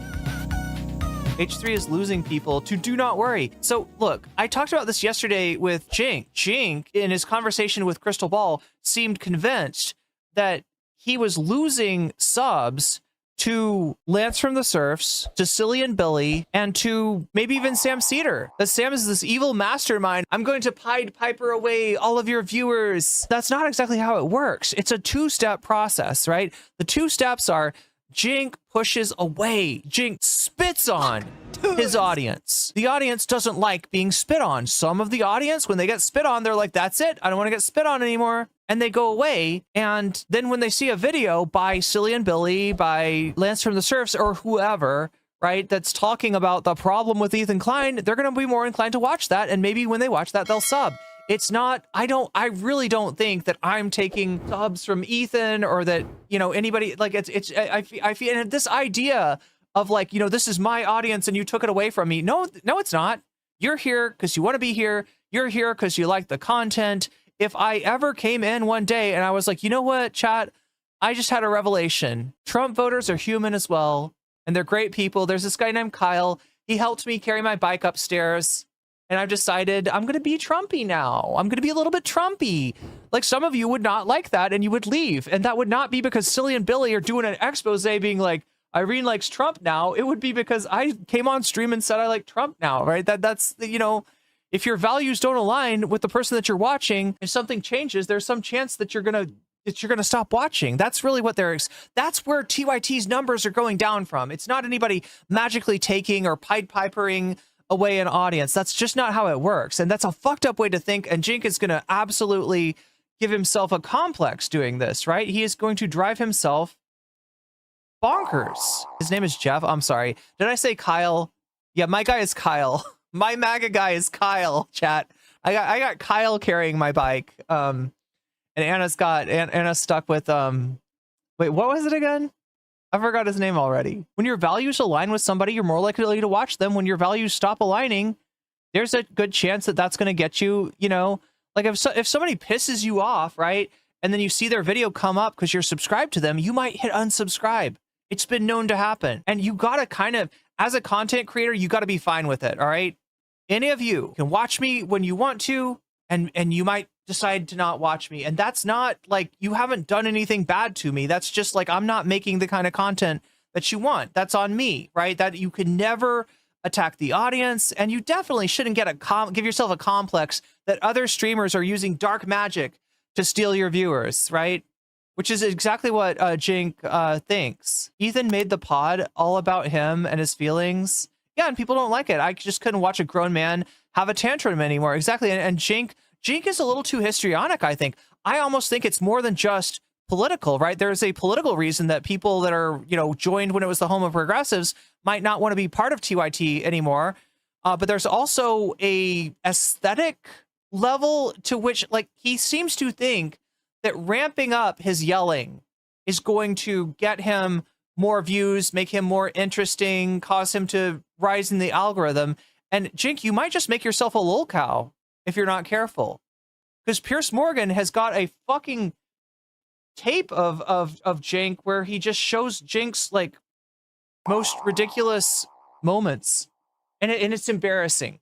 It's fucking embarrassing, all right? Happened to me with Russell Brand. He was always a bit of a creep, but I thought he was at least politically kind on the right side of things. In the past, he went down the crunchy pipeline. Yeah, the crunchy to fash pipeline. But this would be like the second day in a week that they've done the begging. Oh, is it thank you to our members? Is it this one? I want to, just in case they were asleep. So yeah, I mean, if you haven't been paying attention, if you've been living under a rock, H3 has lost 100 subscribers. Oh my God. Say that again. 100. Oh my God. I didn't even realize this, chat. I didn't even realize this. Like, I'm blocking my own content. Oh well. I'm just like failing in every regard tonight, chat. Anyway, I am halfway tempted to just fast forward this to the part involving our friend Legal Mindset and just call it a night at that, because just I don't know. For me, I feel like I have like a dopamine rush when I see my chat going fast. Like literally last night I'm drunk and I'm like, yo, someone sends me $1,000, I'm gonna go piss on the statue. The whole chat is saying, piss on it, go, go, go. Like they egg me on to do crazy shit, but I can't blame them. See, I got a lot of people in my chat that all they want is me crash out, crash out, crash out. They want me to go get drunk in the middle of the day and run around. But sometimes I gotta chill, guys. We gotta balance that. They're gonna film my ass beating in 4K, 8K. God damn. What the fuck, man? This is fucked up, chat. This is fucked up. But I do everything for my fucking chat. I do everything for the pirate gang. Sometimes I feel like I'm living in a fucking Truman Show. Almost. That's what the IRL streaming is, like a modern day Truman Show. But it's really real. I really have motherfuckers stalking me and trying to kill me and following my life like it's a Truman Show TV show. So it's not like I'm mentally crazy. This is real shit. Sometimes motherfuckers are following me. Hello? Hi. What is this drunk ass? What's up? Why you acting crazy? Yo, back away from me. My crime is that I went the most viral. I got the most views. I became the most infamous. But to charge me with all these like minor crimes and like lock me in this country for months for doing that, I feel like is still not right. I feel like both are. I don't think I'm right, and I don't think the government right here is right. I'm a nuisance. I'm not gonna act like I'm perfect. I just feel like I'm antagonized and demonized, like and canceled to the point where I'm like, okay, I'm insensitive to cultures. I went to Japan. I made fun of the Hiroshima and Nagasaki. Made fun of the statue in Korea. But should people try to kill me over that? The Koreans that I've seen have been very upset. Why are they taking it so serious? Why do you think? Because it's kind of disrespectful and stuff. You saw what I did in Korea, right? Yeah. The statue? Yeah. I look at myself, I'm just a comedian, I'm an entertainer, I'm here to entertain my audience. Like, you know Borat? Yeah. I look at myself like that. I feel like it's my story, it's my life, and I want to live it. And I don't like to be controlled. Oh my God, should we even bring up Sacha Baron Cohen here? I mean, look, there's a difference. There's a difference between,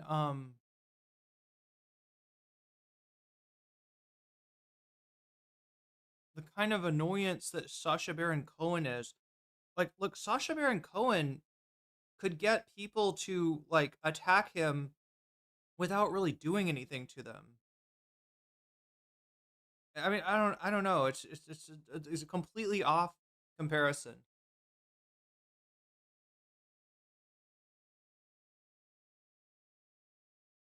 I have a problem with authority. Now I feel like these people on the internet that want to cancel me, I feel like they want to control me. They want me to sit down, shut up, be a boring content creator, be a boring live streamer, but I don't know, I want to be me. I feel like I want to be myself, you know? Is it my problem for being unapologetically me, you know? He's a narcissist. He enjoys antagonizing people. He's a crybaby who goes and harasses the weakest people in society. It's a storm in a teacup, basically. When I started streaming, I'm just worried about entertaining my audience and making profit, and everything else is secondary. Like the people around me, whatever, like I don't care. Like I'm focused on trying to make entertainment. How you doing, brother? Yes, how about give me one too? Shout out the Koreans. I like the Korean people. I don't hate the Korean people. Japan needs to take over and teach these some manners. That's crazy. Oh, fuck. This place is depressing. I'm not gonna lie.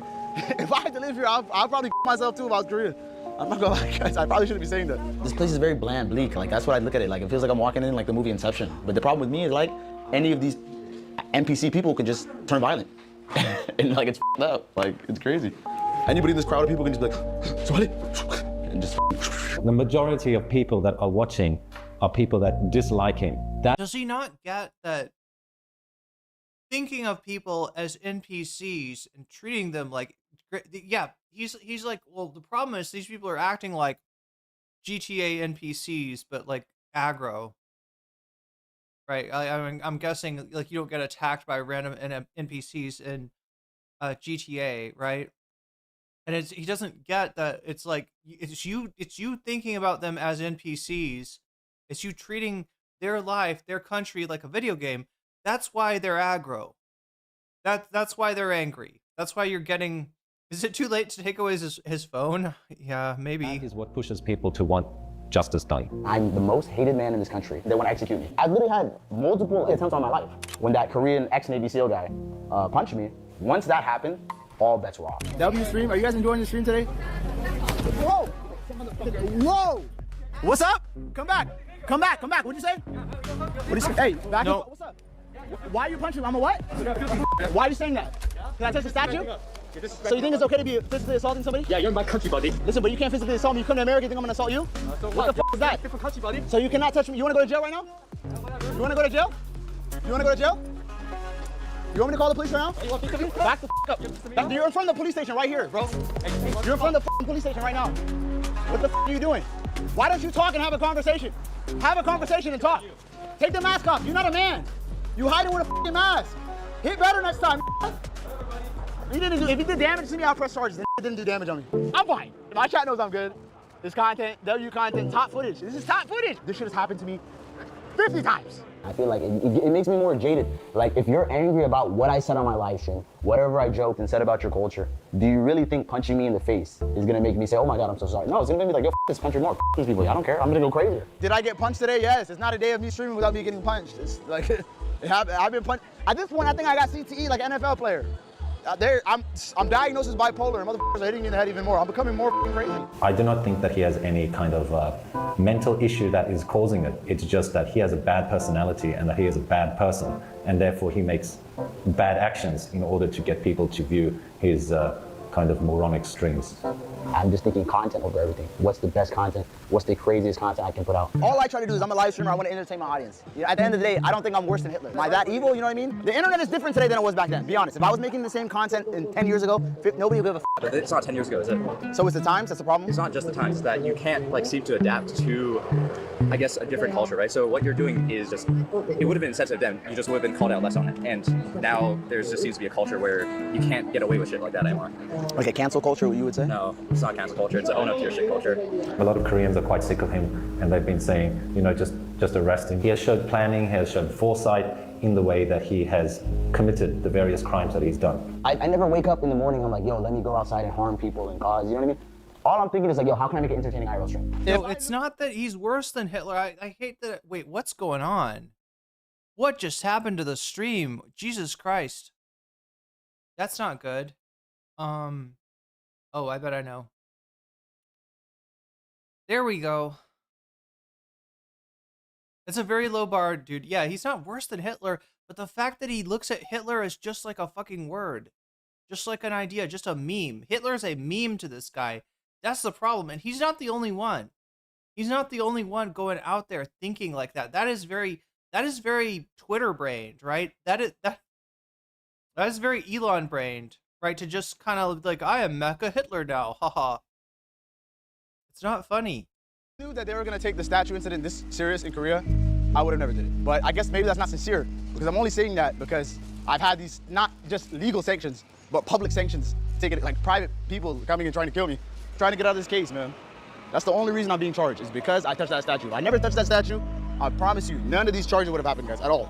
A lot of it is my fault, and for trying to keep pushing the envelope and doubling down and tripling down, it is 110% my fault. It all comes from my actions, you know, so I have to be accountable about those things. And I think if I just go forward, I just tell myself I need to be a little bit more careful, because now definitely the world is watching every little thing I do. He can't help himself. And I don't mean that he can't help himself for mental issues. I mean, like, he has shown very clearly that he has actually planned his actions. He researched about the conflict women issue, regardless of whether people agree with that or not. It's a sensitive topic.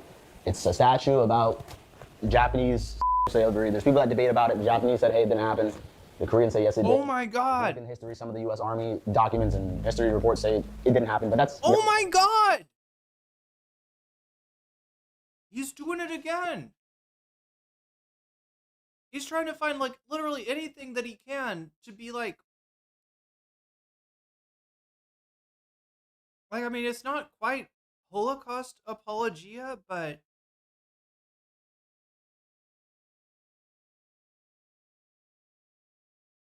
it's along the same, you know, lines as that kind of thing, right? What he's denying here. And to him, it's just like, hey, you know, I don't know, maybe it happened, maybe it didn't happen. Like, I mean, this is the, I don't know. He's nihilistic. That's his ultimate sin, chat, I think. Like, the worst thing about, what makes Johnny Somali worse than other IRL shithead streamers? Probably he's just got a touch of extra nihilism, I would say.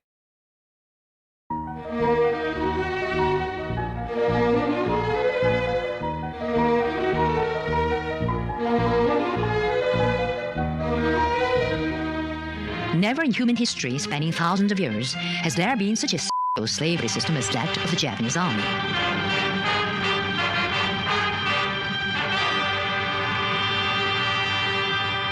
The frightening, inhumane crime Japan committed in the 20th century, however, is often denied by the Japanese reactionaries. There are these like metal statues of kidnapped Korean teenage girls who were made to serve as slaves for the Japanese military during World War II. But the history is not even clear that whether they were slaves or willing. There's still debate on it.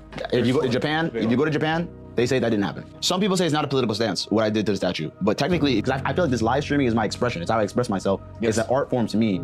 Go to the statue and I'll donate $100. Word. I'll go to the statue today, but it doesn't mean we're gonna desecrate it. Let's go. Violent Koreans, they are more violent than the Japanese, I'll tell you that. It's right here. This is what started it all. This is what started the Johnny Somali locked in Korea saga right here. You know, this is it. I do not want to touch it. There's a South Korean flag there. I don't even want to get near it. This is like radioactive to me. I literally don't even want to get next to that thing. They're in different poses. Calling him a nihilist is a small part of what he is, yeah, but it's his core. Everything else that's fucked up about this guy, the thing that makes him the worst of the worst, it all emanates from that nihilism, right? From being like, I don't know, some people in Japan say that this doesn't happen. Yeah, some people in fucking, you know, the U.S. say that the Holocaust didn't happen, like, right? And he's just like, well, I mean, like, I guess we weren't there. How could any of us know? Maybe it happened. Maybe it didn't. We could just meme about it. It's a funny meme. It's a funny meme because it's not happening right now. Except that it kind of is happening in other places to other people. All around Korea, kind of like, not like Pokemon, but they're like all diddle and daddle all over the country. This is like the 5th or 6th one that's in Seoul. So this thing is about my height, man. It's crazy. So the entire saga of the statue is my first night in Korea. We're walking around Itaewon, and I come across the statue. I come up to it, and I just kiss it on the cheek. I stand with the Korean people. I love Korea. Let's go. Let's get out of here. They're gonna clip that. You don't know the significance of that statue. I understand why the Koreans are mad about it. I do not understand why anybody outside of Korea or anybody without Korean descent would be angry about it. I don't know. To me, it's still a piece of metal. I hate to say that. And I at that point, I was like, they're gonna get mad about this because I was in Japan for so long, so I know how. The reason I learned about this is because I was in Japan for almost a year. If you write Johnny Somali in Japanese and search it on YouTube and Google and Twitter, in the rank of famous black people in Japan, I'm not even glazing myself, it goes Michael Jackson, Bob Sapp, Johnny Somali. If you haven't been keeping up with the sad, pathetic tale of Johnny Somali, he was just arrested in Japan. Oh, you're released? I went to solitary confinement in Japan for 110, 111 days. I felt like I was going crazy when I was in Japan, and that was only, 110 days? That was driving me to the brink of insanity. And maybe I have some effects from that. They say solitary confinement affects people seriously. So I don't know, maybe I have some trauma from those things. I don't know. Maybe I want to get back in the world. Maybe I want to get back at the Japanese government. I think just because it's Johnny Somali, the one that got away from Japan and got away from this country and this country, I feel like Korea can do the same thing. I kind of did know a little bit that it was going to be a hot topic. So maybe that's my problem. I went to another statue and I had a Diddy party. I put baby oil on myself and I twerked on it. There's not a doubt that I'm being targeted by the police because of this. Obviously, it's not right, and I don't think it's fair, but this is what's basically caused all the trouble here in Korea for me. But yeah, this is basically what caused all my troubles here, and this statue. Yeah, it was the statue's fault. What an awful statue. I can't believe that statue did that to me. The fuck? Is the reason why I cannot leave Korea to this day. It has nothing to do with my other little minor crimes. What am I charged with? The 3 charges I have in this district. Because we don't know the 4 charges I have in the Western. Child harassment thing. Child harassment from the TTS, someone sent. Child harassment from TTS. Okay. Obstruction of business and defect. Okay, so tell him the child harassment. He thinks that's bullshit, right?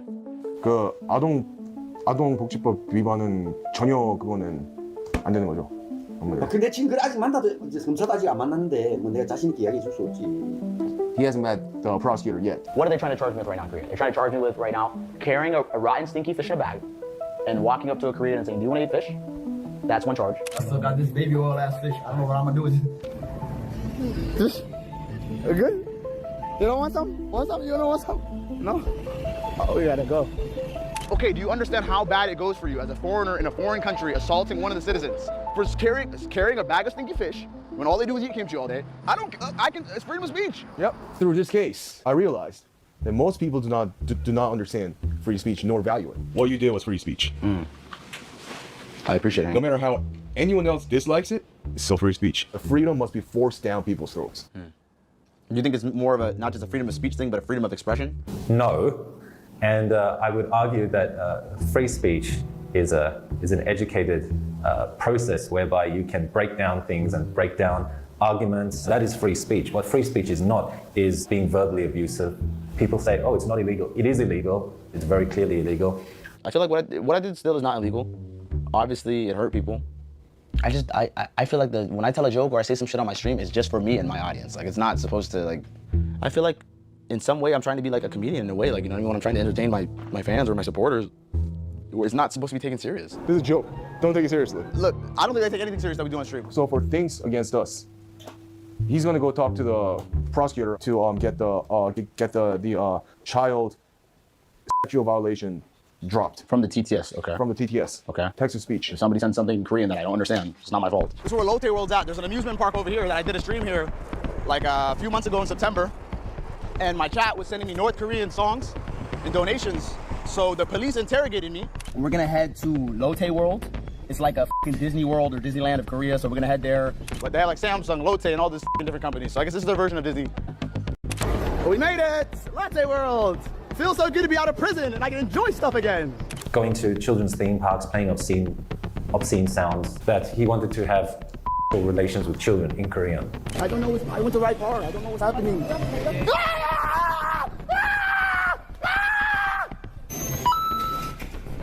샬렉스 가들리 센스5 달러즈 써말리 챈 나는 아이들과 섹스하고 싶다는 아이들과 섹스하고 싶다는 아이들과 섹스하고 싶다는 아이들과 섹스하고 싶다는 아이들과 섹스하고 싶다는 아이들과 섹스하고 싶다는 아이들과 섹스하고 싶다는 아이들과 섹스하고 싶다는 Is it saying something bad in Korean? Anybody know?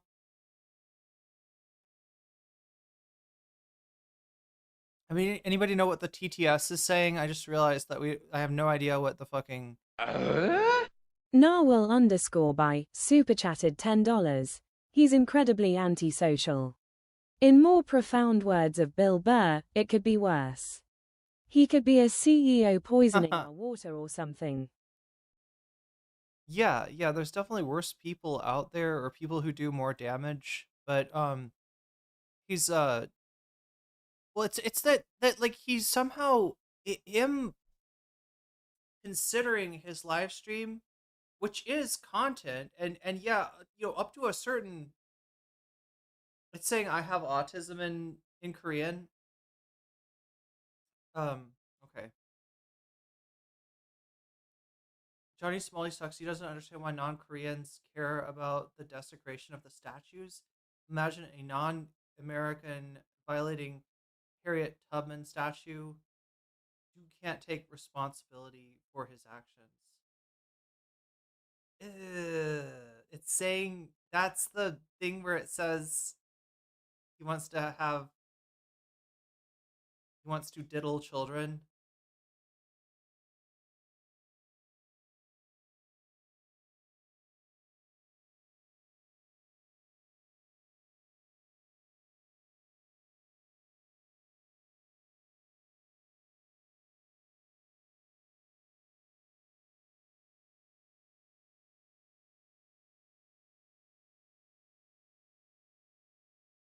Yeah, thank you for the super chat, Narwhal by Nature. It's this is like making me like sad. The sad thing is that, look, he's doing, you know, he's going to Korea. He is, you know, learning about the history from Japan, and then just touching the inflection point, you know, and then be like, what did I do? What did I do? Why is everybody mad at me? What did I do? I made, I'm just making fun of like a historic wound of the country, right? That's all I'm doing. And it's just like,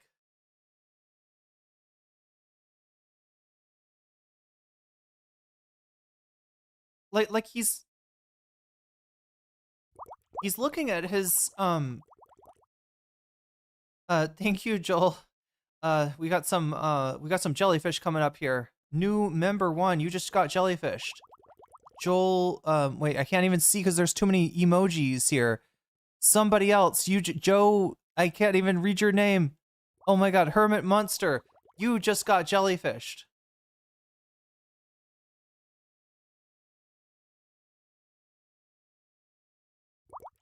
Jolly Old Saint Flowers, you just got jellyfished. From the Flowers family, the Flower Dreams family there. Detroit by Dark, you just got jellyfished.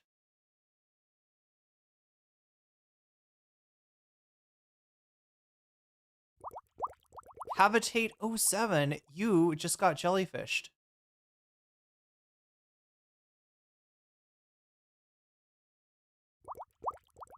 Gorgnuwu, Gorgnuwa, you just got jellyfished. Louis Vuitton, you just got jellyfished. We need something positive amidst this dreadfulness. Chat, back in the day, I would have gotten on my trampoline and jumped. And we would play the Weasel song that I got copyright claimed by Machine... Wait, what are they called? Machine Head or Machine... No, Elf Girl Blue, you just got jellyfished.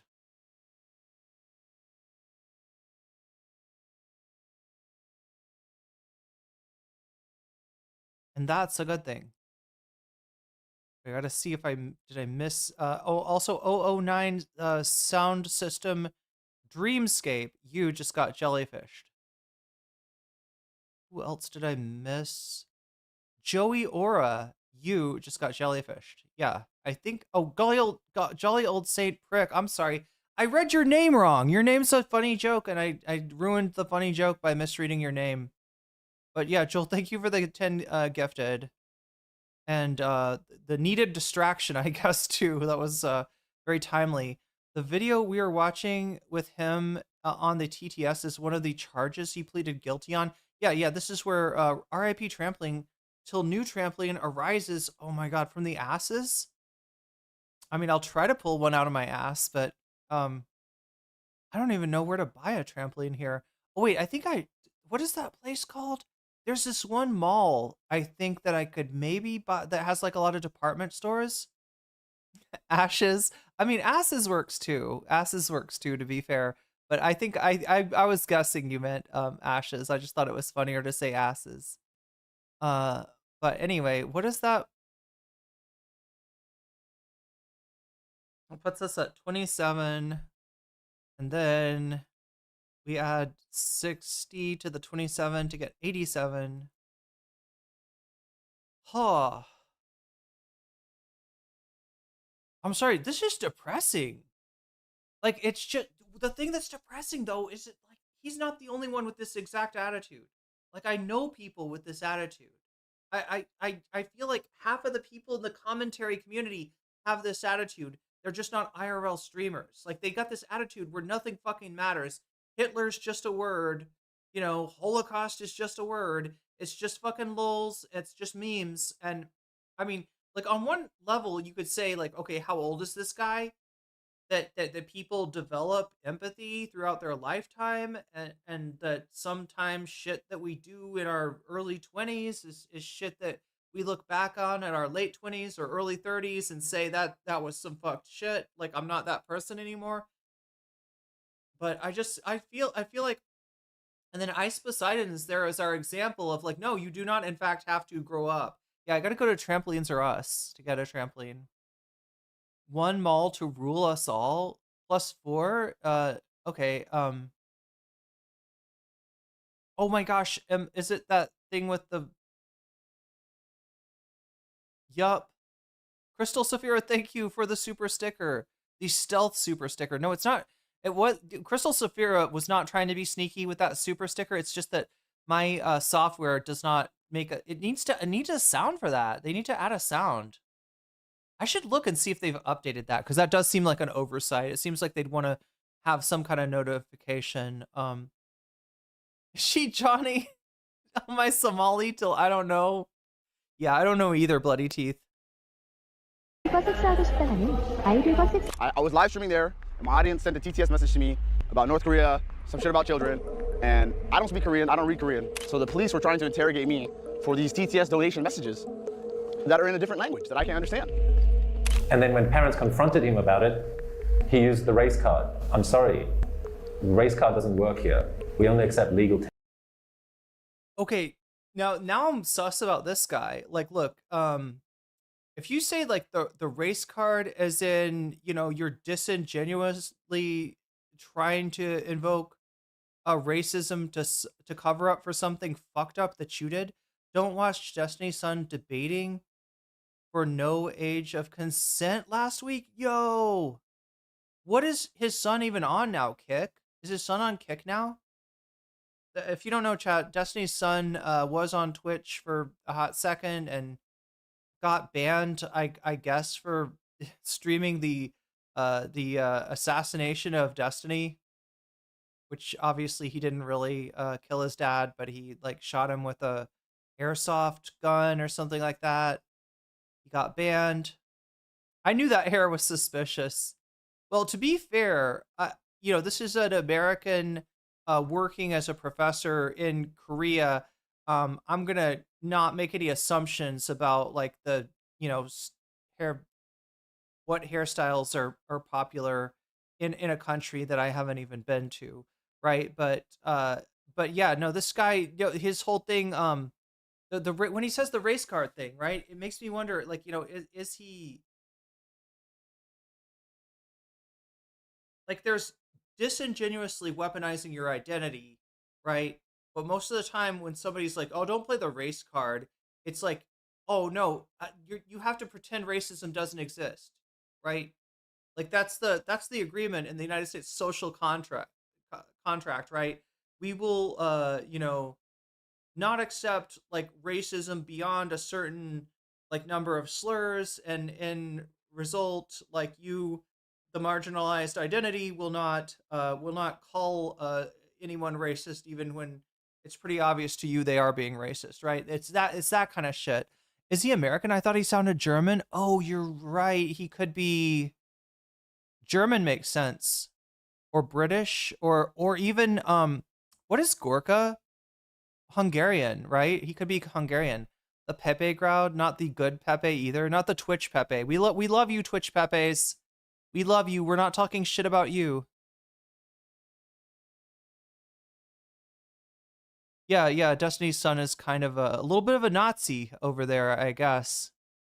I'm like seriously worried, right, for Destiny's kid. That is not a great situation to grow up in, I gotta say. I will say no more, though. Again, I wish I could say nothing at all, but apparently the dude's a streamer as well, so. Seems to be okay with age of consent mindset over there. Oh, he's a friend of Legal Mindsets?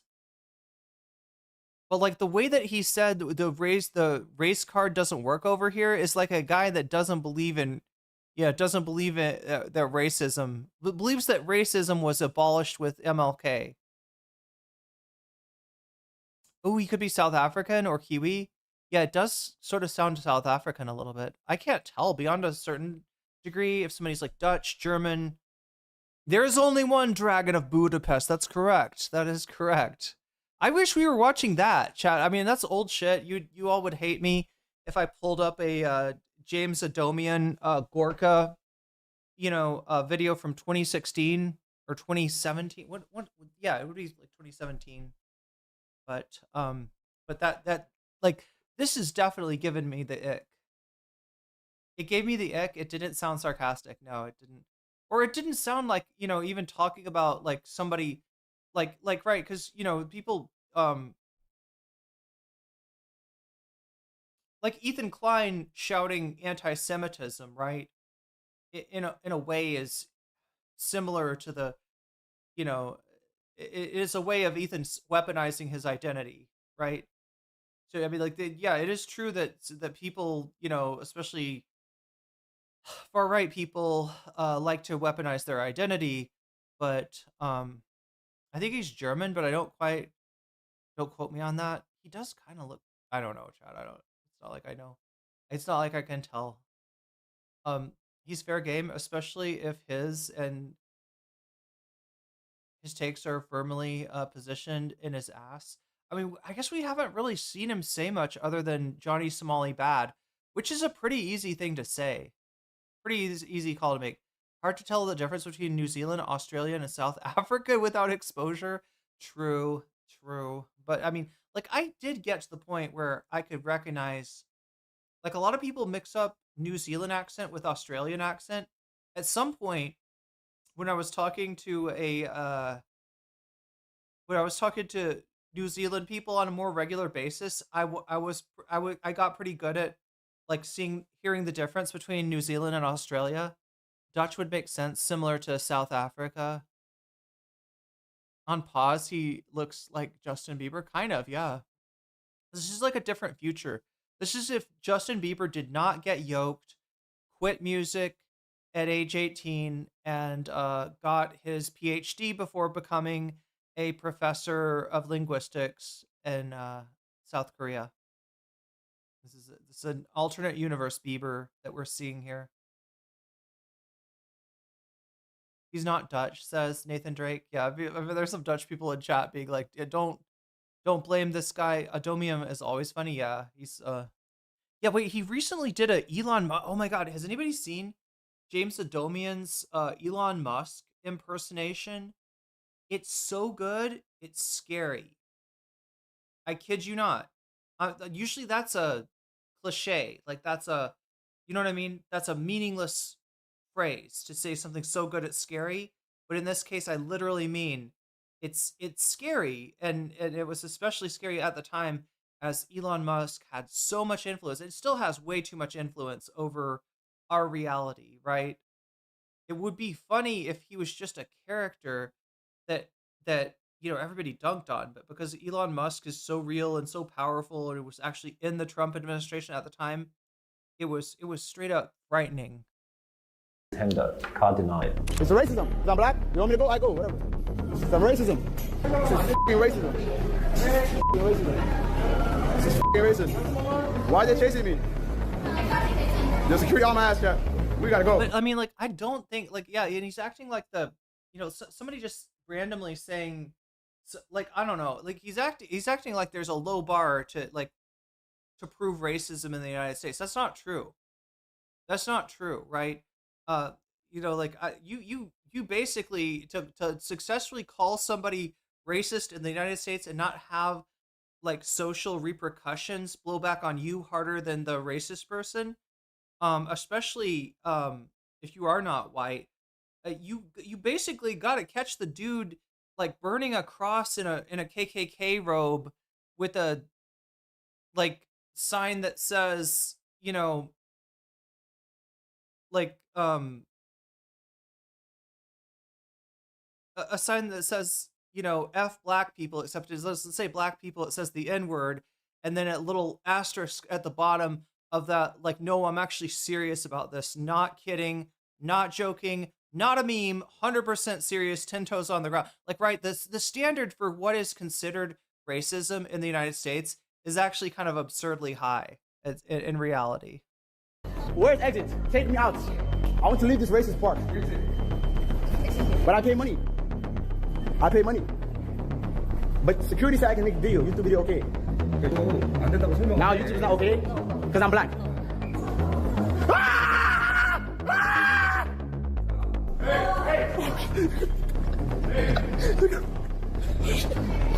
What? Okay, I know. Whoa. What are you doing? 그렇게 해볼 생각이야. 그러니까 그렇게 일단 알고 있고 그거를 장아량 검사요? 응, 장아량. So what is he saying?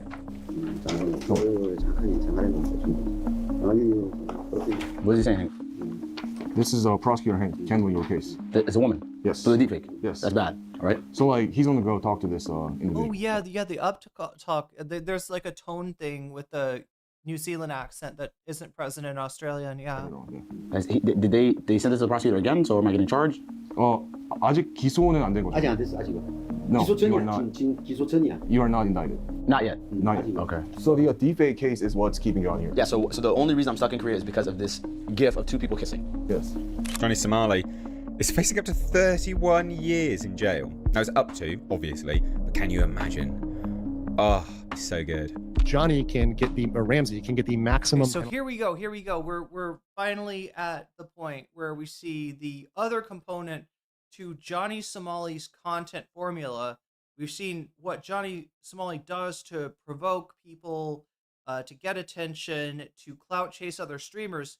Now we're seeing the other half of this equation, which is the other streamers that use this guy as a content farm. Penalty for under the deepfake statute 10.5. That's open and on the table because there are multiple deepfakes and not just one. If any country is fighting against deepfakes, it's definitely South Korea. So it's like unfair, malicious prosecution, you know? Because the two people that are claiming I made a deepfake about them, which I never created any deepfake, somebody posted a deepfake in my Discord, and I showed it to my stream with my phone like that, and it's not even, it's two people just kissing, and he's seen it. Yeah. He says it's ridiculous. This is the girl that showed the image to her live stream. It's another live streamer. So basically, someone posted in her Discord. Wait a minute. Isn't it not like it's? Yeah, he said it's two people kissing, but isn't it him kissing, like this person that doesn't want to be part of his, like, right? Isn't it? Yeah, it's him kissing a South Korean streamer, right? Isn't that what we're dealing with here? In my Discord, and we both showed it on our streams. Look, me and my Korean girlfriend. Look. You see? Y'all jealous, y'all getting like this. Look at me. Y'all really wish y'all had it like this. This why y'all want to get me? This why? You Korean incel? This is the reason, because I got Korean is giving me that fucking mushu. That's what you is really mad about. And she posted it herself too. She literally posted it. She's posting it and laughing at it on her own stream. So that's why it's like we're trying to see why she did the same crime. She distributed a fake image as well. Let me show you guys.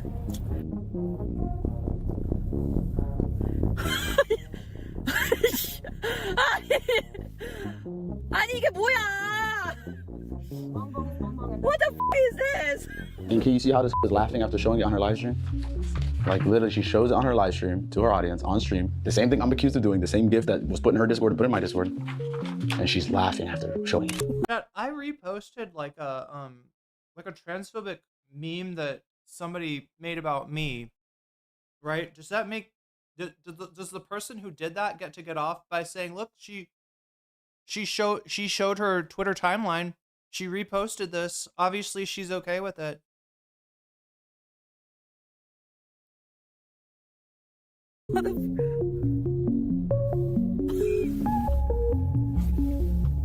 I fucking hate AI slop.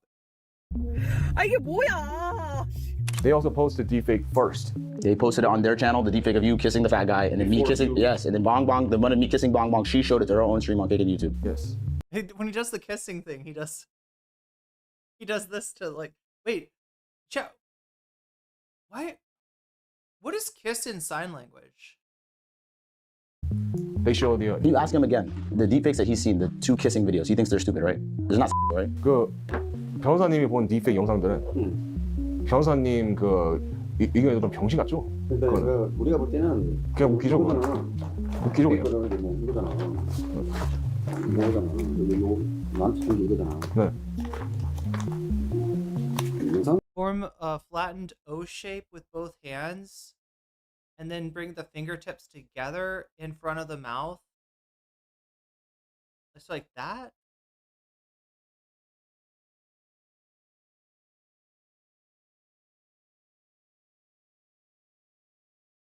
Wait, it's like this? Okay, yeah. I was just wondering, like, it was just weird to me that he did like this, and I was wondering if that, I think he's just literally trying to like signal like two people kissing. I don't know. I thought it was something deeper. It's not. 이게 나한테 이거는 너무나 미약하던데 어떻게 이게 좀 너무. He's saying that it's very, very, very weak. It's very weak. See how the narrative in real life and online is so different? It's ridiculous. I think the reaction has been, I still think it's overblown. I think like this 5'4" dude with a selfie stick is able to rile up millions of people, which is kind of, it feels like a power in a way. I got some different locations for us to see, guys. We're gonna go to the protest area, like in the downtown. I wanna interview people at the protest, see what's going on in Korea, see if they recognize me, because the people that are at that protest are really tapped in with the news. So they probably have seen me on the TV.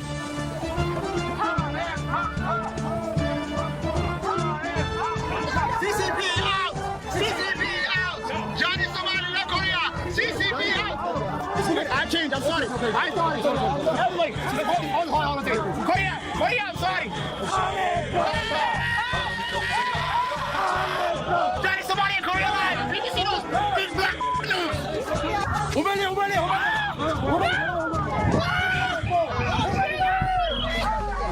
Johnny started to do crazy things because he thought, well, that's a business model I'm going to follow, which is harassing people, which is not a good business model.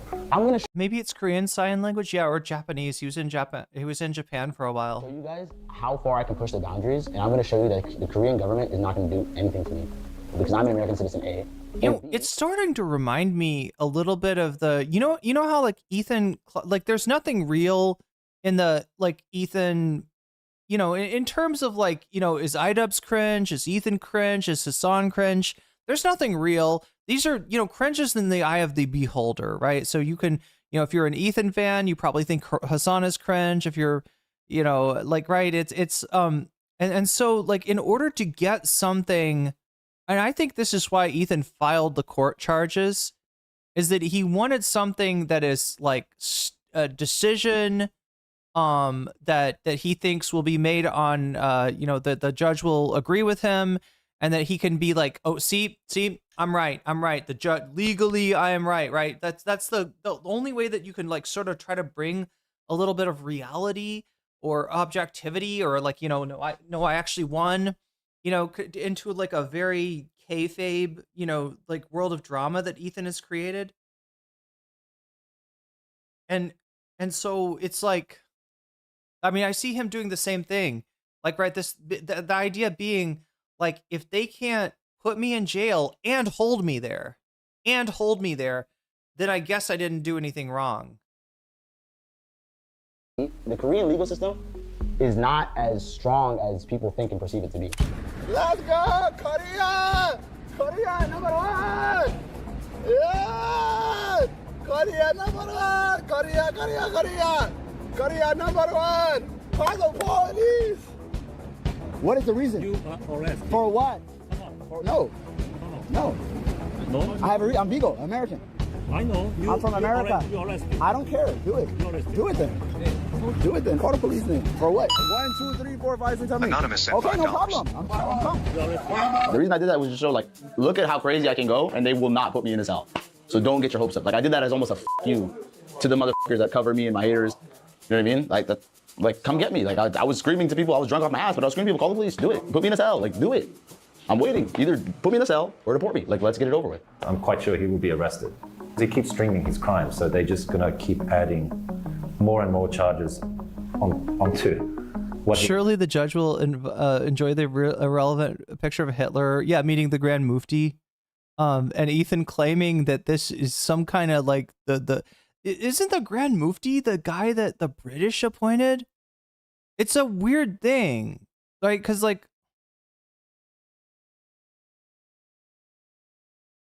what they try to do now is find some like Hamas guy saying something like anti-Jewish, right? But I feel like the Mufti, like that, this was this was like wasn't it the British that it was either the British or the Ottoman Empire, right? And so what the fuck is that? How's that? Because like one of the part of Ethan's claim is that like this is like a representative of the Palestinian people, right? That it's not just the Mufti doing it. It is, in fact, this is what Zionists love to do to excuse like the very real war crimes that are going on, is to find somebody, make them stand for all Palestinians and be like, well, yeah, I mean, I guess if like, you know,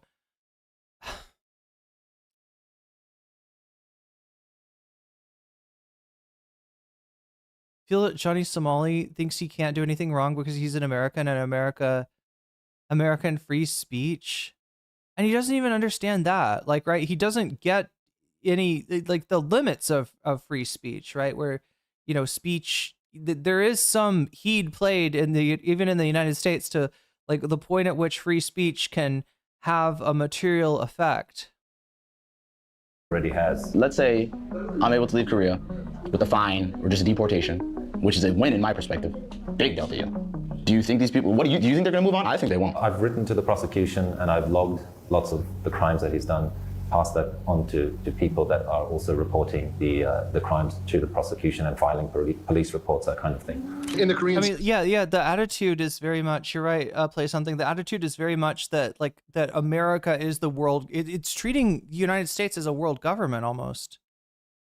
which on some level, when we talk about the rules-based order, those are weasel words for a double standard, rules-based order for everyone else, and no rules for America and its allies, right?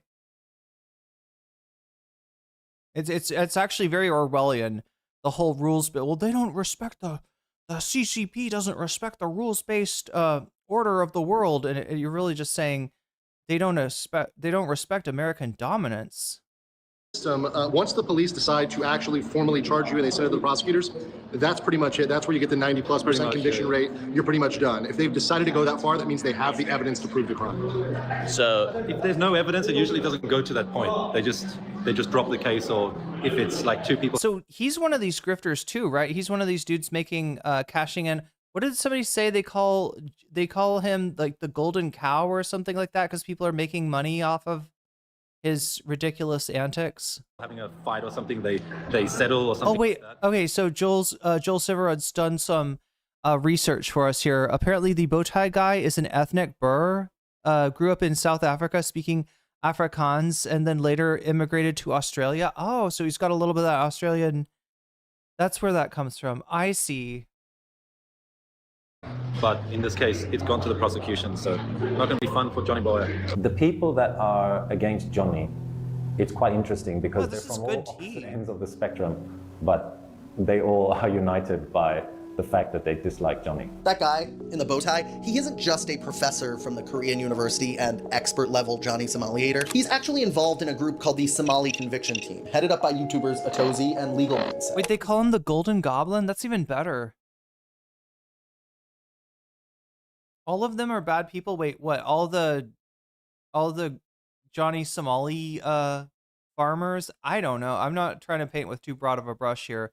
But we do have Legal Mindset. And we're going to have some revelations, right? If you thought this was just going to be like a documentary to just kind of further farm Johnny Somali, you were mistaken. Because watch where it goes from here. The Somali Conviction Team is on the ground in numbers. It's not to find out that being in an Asian prison is not. It doesn't help when you have multiple charges stacked against you. No. I came into contact first with Andrew from Legal Mindset, and I was trying. Chat. Quick question: is Korean prison like is it worse than Thai prison? Because Thai prison is pretty rough. Help him, and then Atozi as well, and doing translations for the court. The dapper gentleman who was in the recap I did after the stream, he did a court summary where essentially he wrote down everything that happened during the courtroom. Of course, you guys maybe know Dr. Ulrich. I've had him on for an interview. He is one of the SCT members there. He's of course a professor. He's about an inch or two shorter than me. Somali Conviction Team.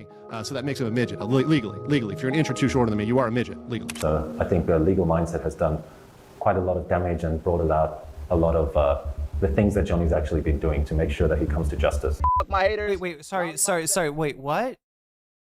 Oh shit. He calls. Wait a minute. That I want to make sure we catch a crucial detail there. So I think Legal Mindset has done quite a lot of damage and brought about a lot of the things that Johnny's actually been doing to make sure that he comes to justice. Okay, wait. So when he says done a lot of damage, he doesn't mean like fuck Legal Mindset, right? He means like a lot of good, like he's damaged Johnny and helped hold him accountable. I think is what, right? Am I getting him right there? That's not him saying Legal Mindset's bad, right? That's Fuck my haters. Lolly Mindset, pedo mindset, Atozi. We winning. We're not going nowhere. We run this country. You guys think I'm going to jail? I have freedom, and we're showing you freedom here. Look how happy I am, man. Look at this. You can't take the smile out my face. My enemies. Everybody on YouTube. I'm coming back to YouTube soon. Yes. It's outrageous. And I'm loving every minute of it. Between the two of them, they've published over 600 videos, updating their audiences in the latest and greatest in Johnny Somali news. Don't harass strangers in public for your live stream. That could save you a whole bunch of headaches, clearly, as we know very well here on this channel. If you want me to go to the next trial, please drop a like on this video, and also shout out 15 Minutes of Shame, Legal Mindset, and Dr. Ulrich Novel for making this video possible. It has gotten much worse for Ramzi Khalid Ismail, aka Johnny Somali, and we have some post-trial updates that I want to give you some fresh information, up-to-date information on the case, the latest, the great. So chat, let's go back to this really quickly, right? Because I showed you, I think, this clip. Video possible. It has gotten much worse for Ramzi Khalid Ismail. All right.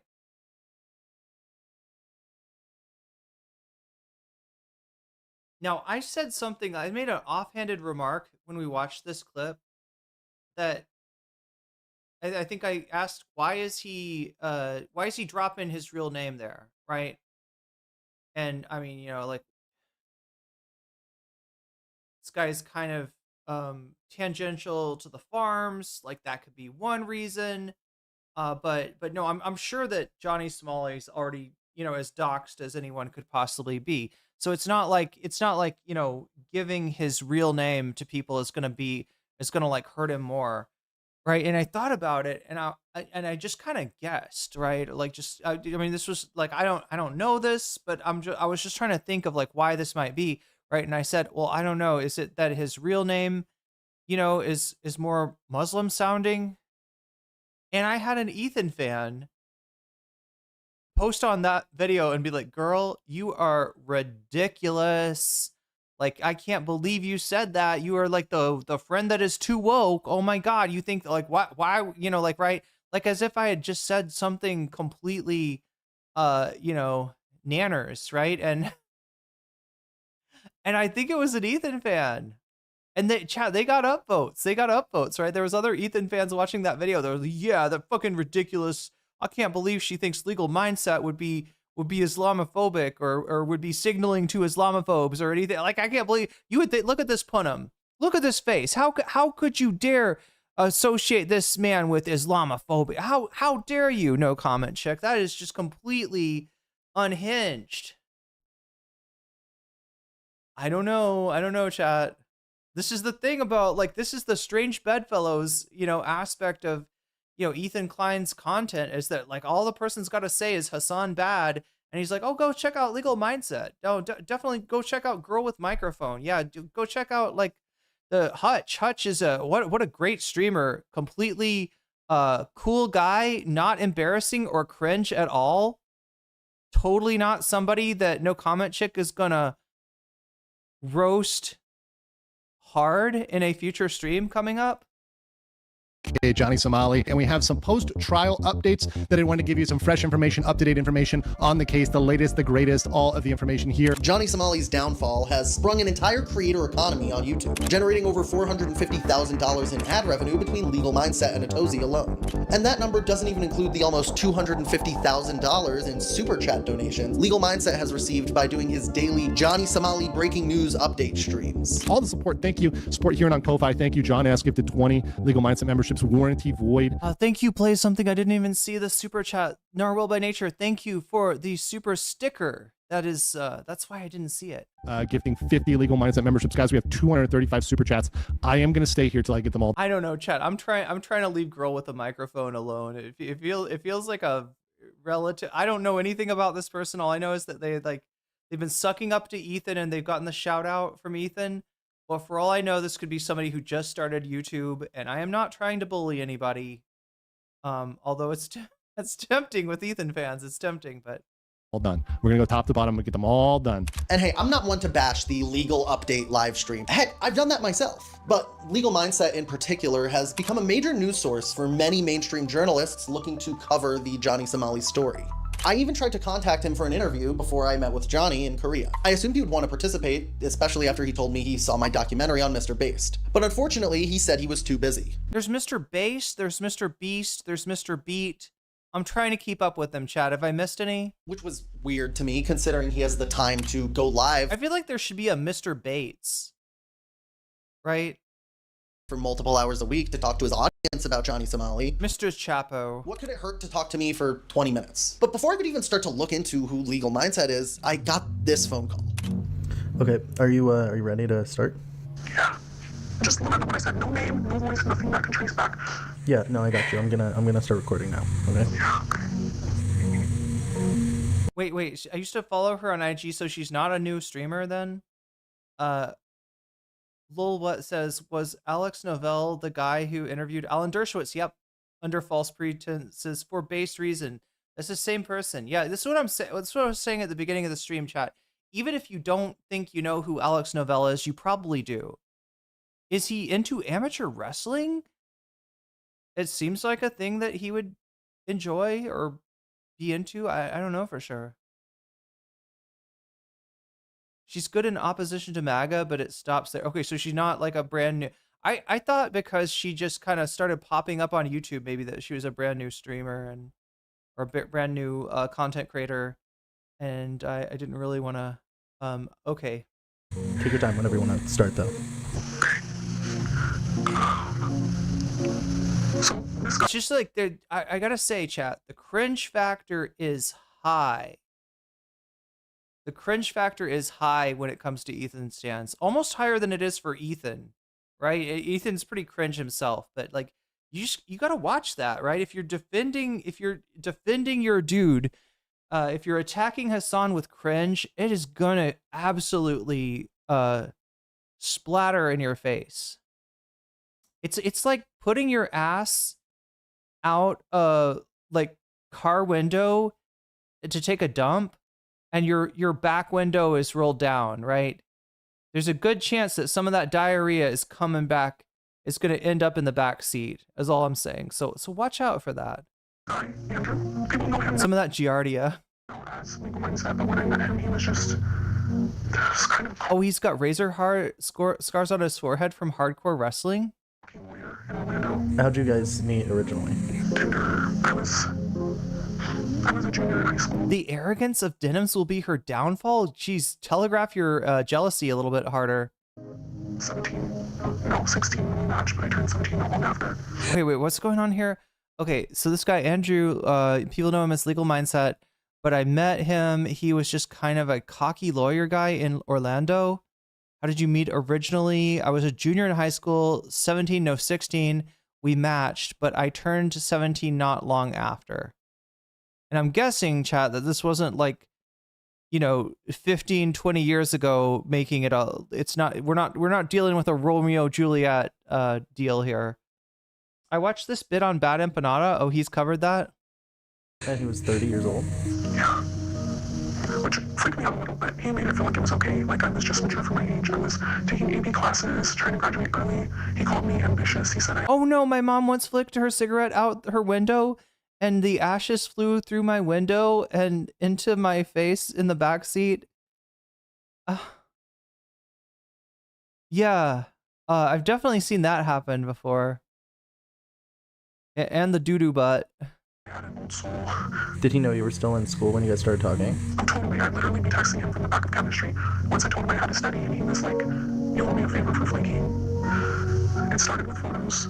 Ooh, chat, this is turning into a Chud Logic situation very quickly. Except Chud Logic didn't actually, at least the Chud Logic's victim, like, lied to him that she was of age. Videos. And if I didn't send it right away, he'd get cold.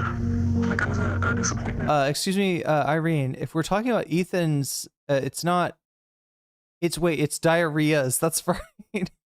That's right. It's Ethan invented the plural, this is Matt Gates style. That's right.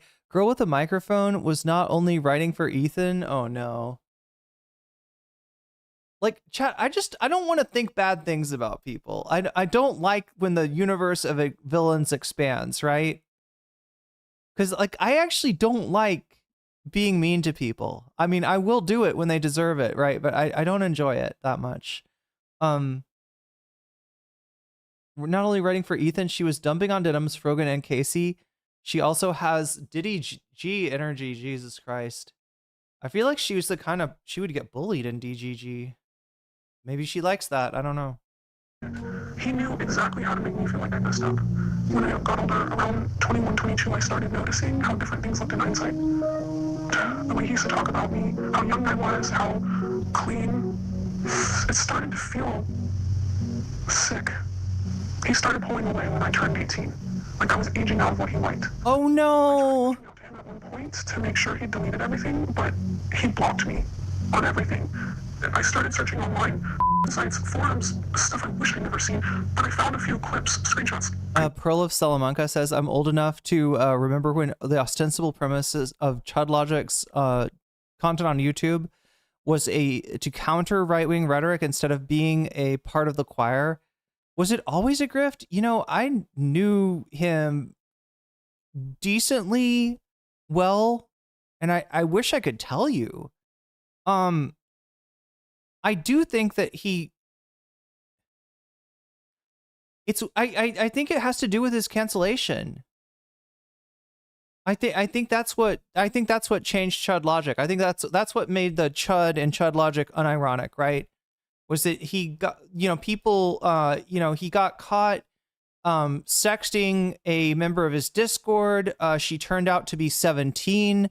Now on Chud's behalf, right? And Chud, just to full disclosure here, Chud did ask her if she was of age, and after a lot of hemming and hawing, she did say that she was, right? But it's one of those things where, like, look, if somebody can't just, if you ask somebody if they're of age, especially if you're interested in them, and their answer is not an immediately like, yeah, of course, what do you think? Who do you think you're talking? Yeah, no, I'm of age. Thank you very much. Like, or like, then you should watch the fuck out. Like, that's not, that's probably a good time to, like, end the conversation and block the person, right?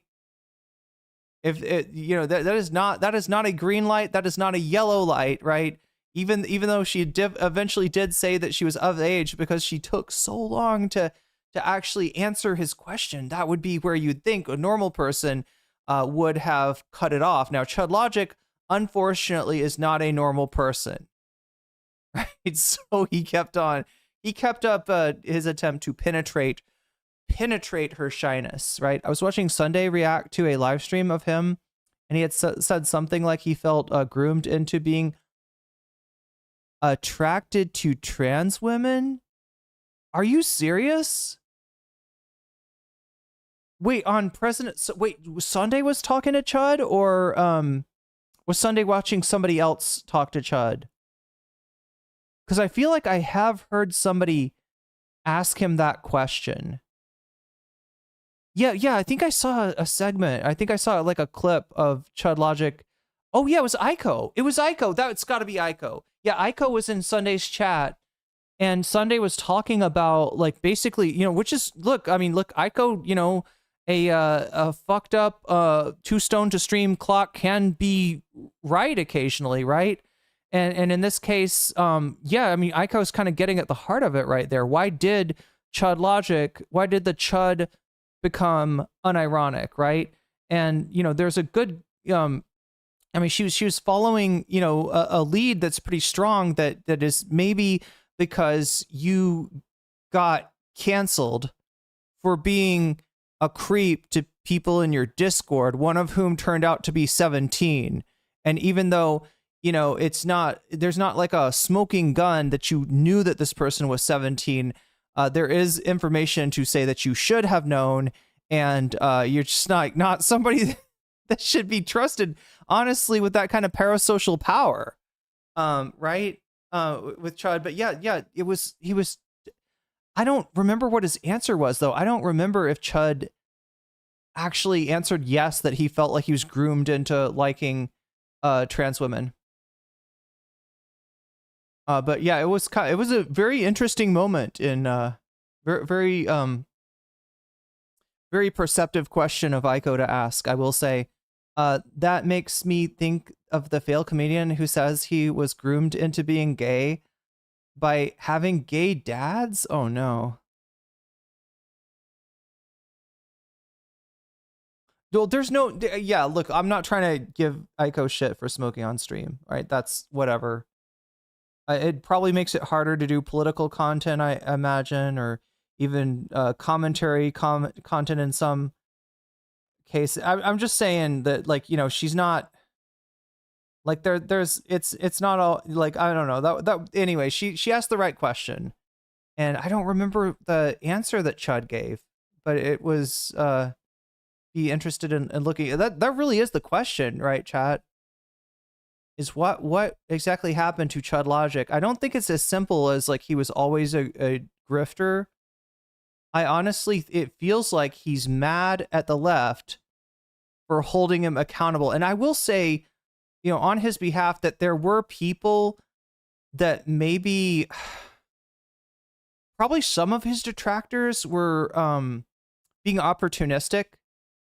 Like probably some of his detractors, for some reason, had their eyes on Chud's audience, which is questionable in and of itself. Like some of his detractors, I can say from personal experience, were not good people.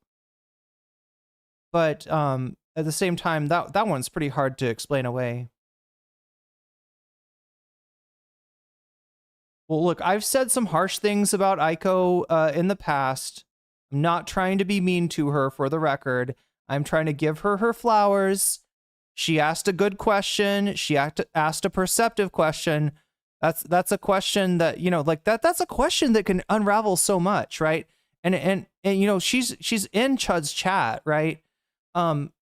It's not like she did good, all right, for the record. Like I'm giving her credit for the what happened to seeing something hot and being like, I find that hot. They really are trying to desensitize people to the word grooming. I don't know if he took the bait there though.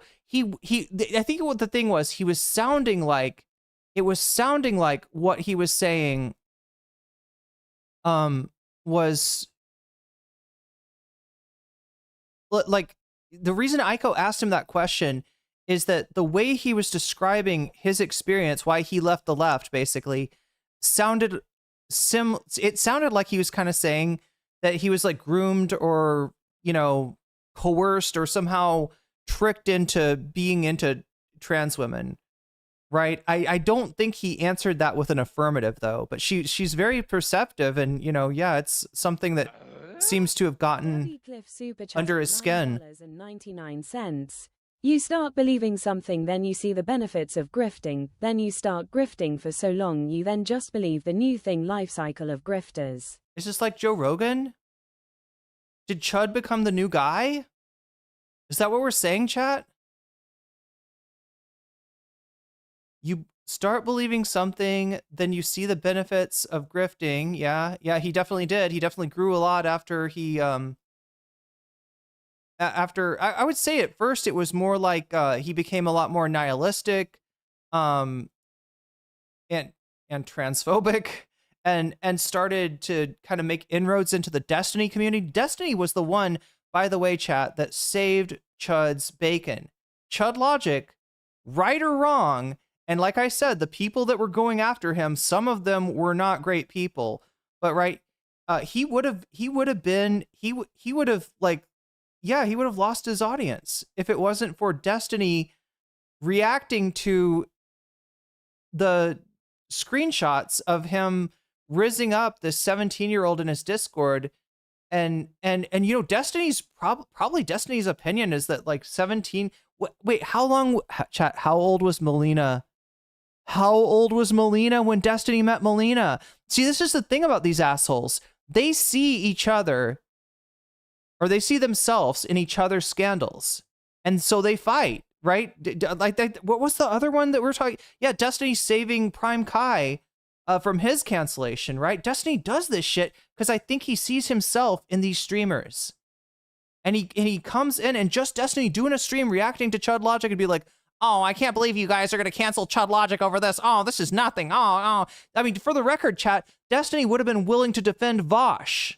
Straight up would have defended Vosh for the folders thing had Vosh continued to be a good little orbiter. If Vosh had played by the DGG rules and had not gone off on his own, if White Nervosa had not stolen the sacred fire, you know, from Cake and basically, you know, ganked the code for DGG to create VGG after some, you know, transformative changes to it. Obviously, I'm not saying she didn't do anything to the code, right?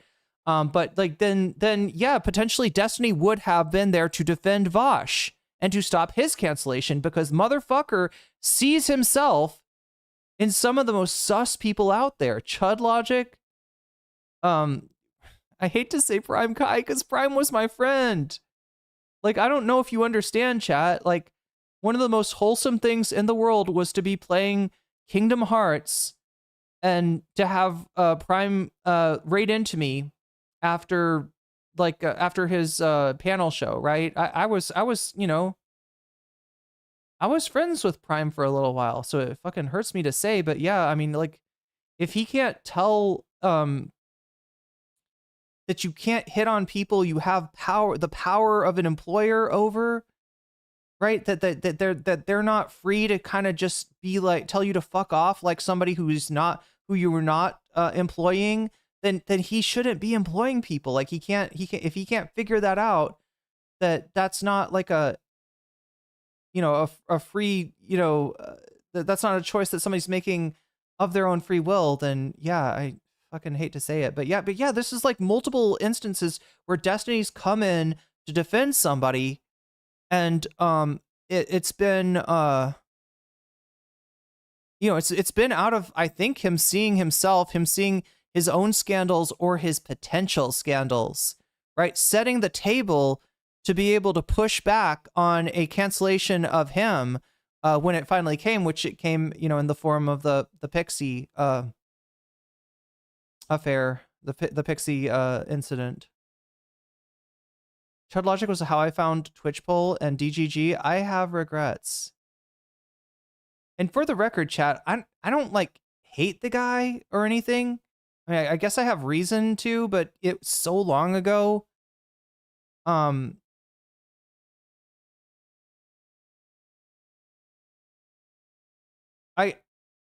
dislike what he's become. Let me put it that way. Japan groomed me because I was attracted to, wait, who is Kurama?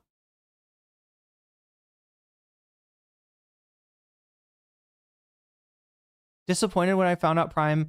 God, I'm really not trying to like relitigate everybody's fucking dirty laundry here, and just like I'm seriously not trying to like just start talk shit about people, right? And I know people know that I have, you know, reason to bear a grudge against a lot of people from Twitch poll, but I really don't want to live in the past like that. But yeah, because this stuff doesn't get adjudicated right in the first place, it kind of does need to be relitigated, unfortunately.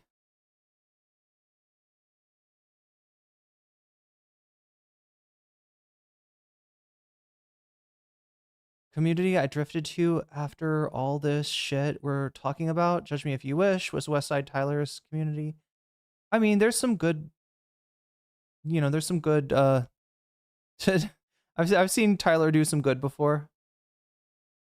I kind of just didn't want to talk, like the Sunday Tyler thing got to be too much for me. I was covering that at first, you know, with some interest, and Kurama is the guy from Yu Yu Hakusho. Oh god, I don't know that. Should I see this, chat? This is like a classic. Wait, is he? Westside Tyler almost got me. Destiny post was recent.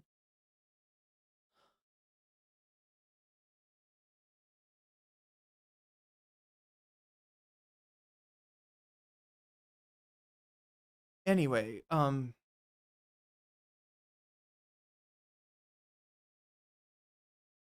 start grifting for so long, then you believe the new thing life cycle. Wait, but this is like the Joe Rogan thing, right? From Elephant Graveyard. Is that what you were thinking, Davi?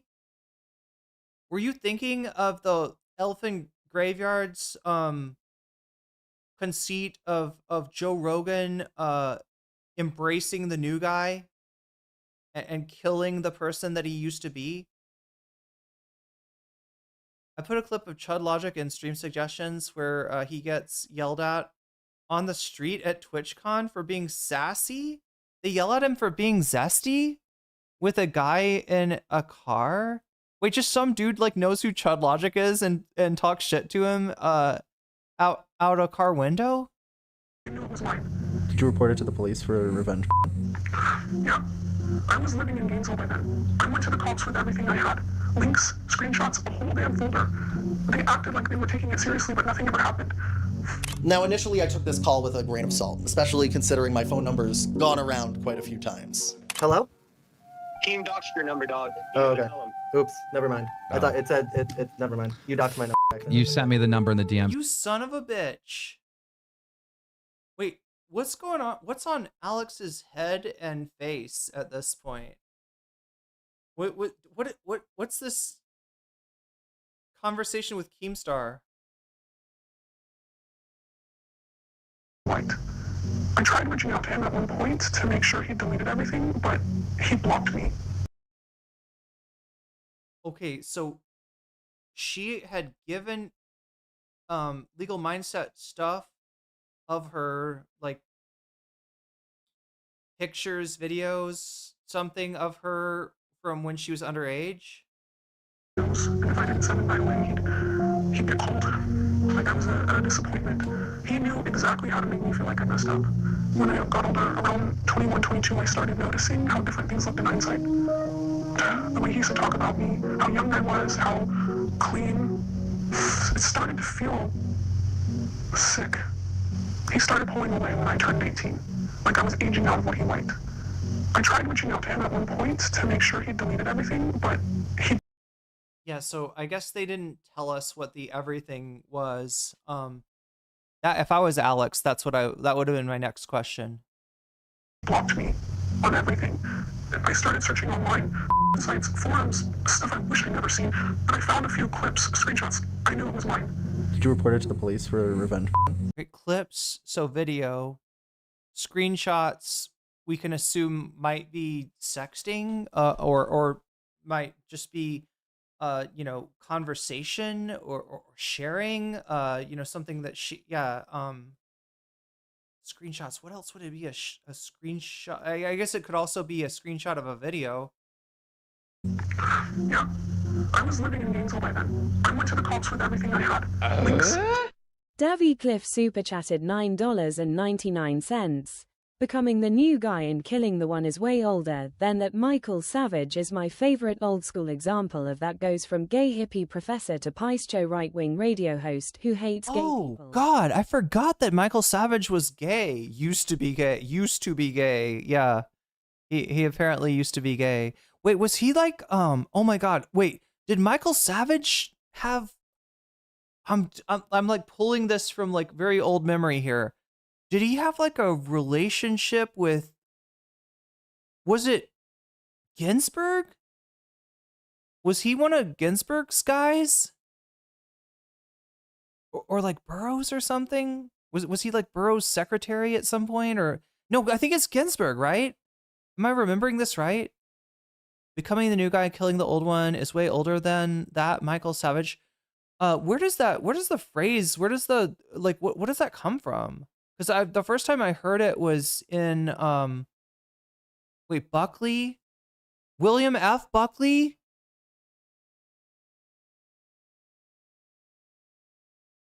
Or you don't mean like Jeff Buckley's dad? No, like that wouldn't make sense. Tim Buckley, I think, is who I was thinking. Wait, isn't there something with like Ross do that as well, and William F. Buckley like going on his yacht or something? Wait, so is that how? Oh my God.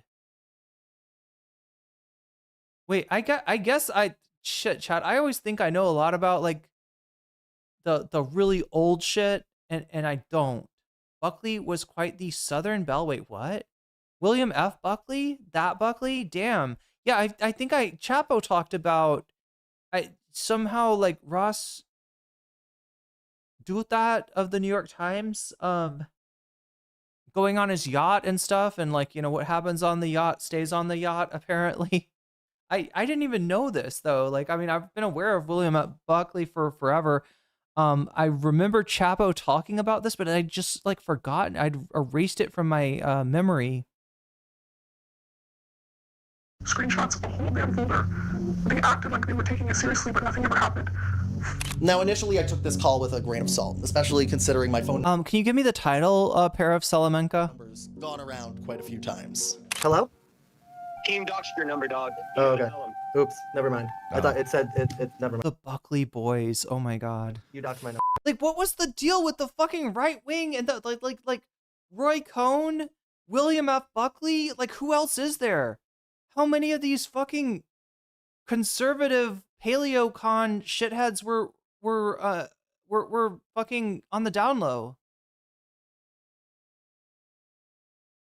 We're on our way home now, Ducky, in the Atlantic. Damn. You sent me the number in the DMs and I accidentally showed it. I'm so sorry, bro. I f***ed up. Okay. I f***ed up big time. But nonetheless, I filed some FOIA requests and waited for the police reports to hit my inbox. So at first, all these police reports looked pretty normal to me, but then I noticed something kind of suspicious. It came from a family in Orlando who had just returned home from vacation. Upon checking the locked outdoor shed behind their house, found something kind of strange.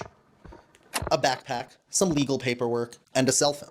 The cell phone reportedly belonged to Andrew Tedeschi, also known as Legal Mindset.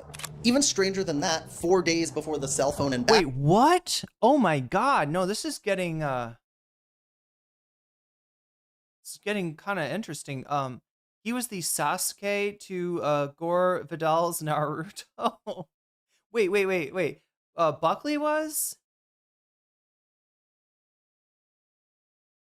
Backpacker found. Legal Mindset himself. Look, like, if we can go through a horrible, soul-destroying stream about Johnny Somali and Legal Mindset, but in the process, we uncover like a whole, you know, underworld of like right-wing self-hating gay dudes. I feel like that's a trade I'm willing to make. Yeah. Files a police report about his car being broken into, with no mention of the cell phone or backpack with paperwork. Let's rewind that. No, I'm not trying to jump to conclusions. I'm sorry. Put on a tinfoil hat here. But what if the cell phone that was found in the shed? This is the part that I'm just like, what's going? Okay, they found a backpack. They think it's Legal Mindset's back. Inbox. So at first, all of these police reports looked pretty normal. So sorry, bro. I f***ed up. Okay, so that's Keemstar accidentally doxing Alex. I f***ed up big time. But nonetheless, I filed some FOIA requests and waited for the police reports to hit my inbox. So at first, all of these police reports looked pretty normal to me, but then I noticed something kind of suspicious. It came. So a FOIA request, like, how did he know what to file the FOIA request on? Found property? Okay, so this is based on Legal Mindset's report that he had stuff go missing from his car. Came from a family in Orlando who had just returned home from vacation. Upon checking the locked outdoor shed behind their house, found something kind of strange. A backpack, some legal paperwork, and a cell phone.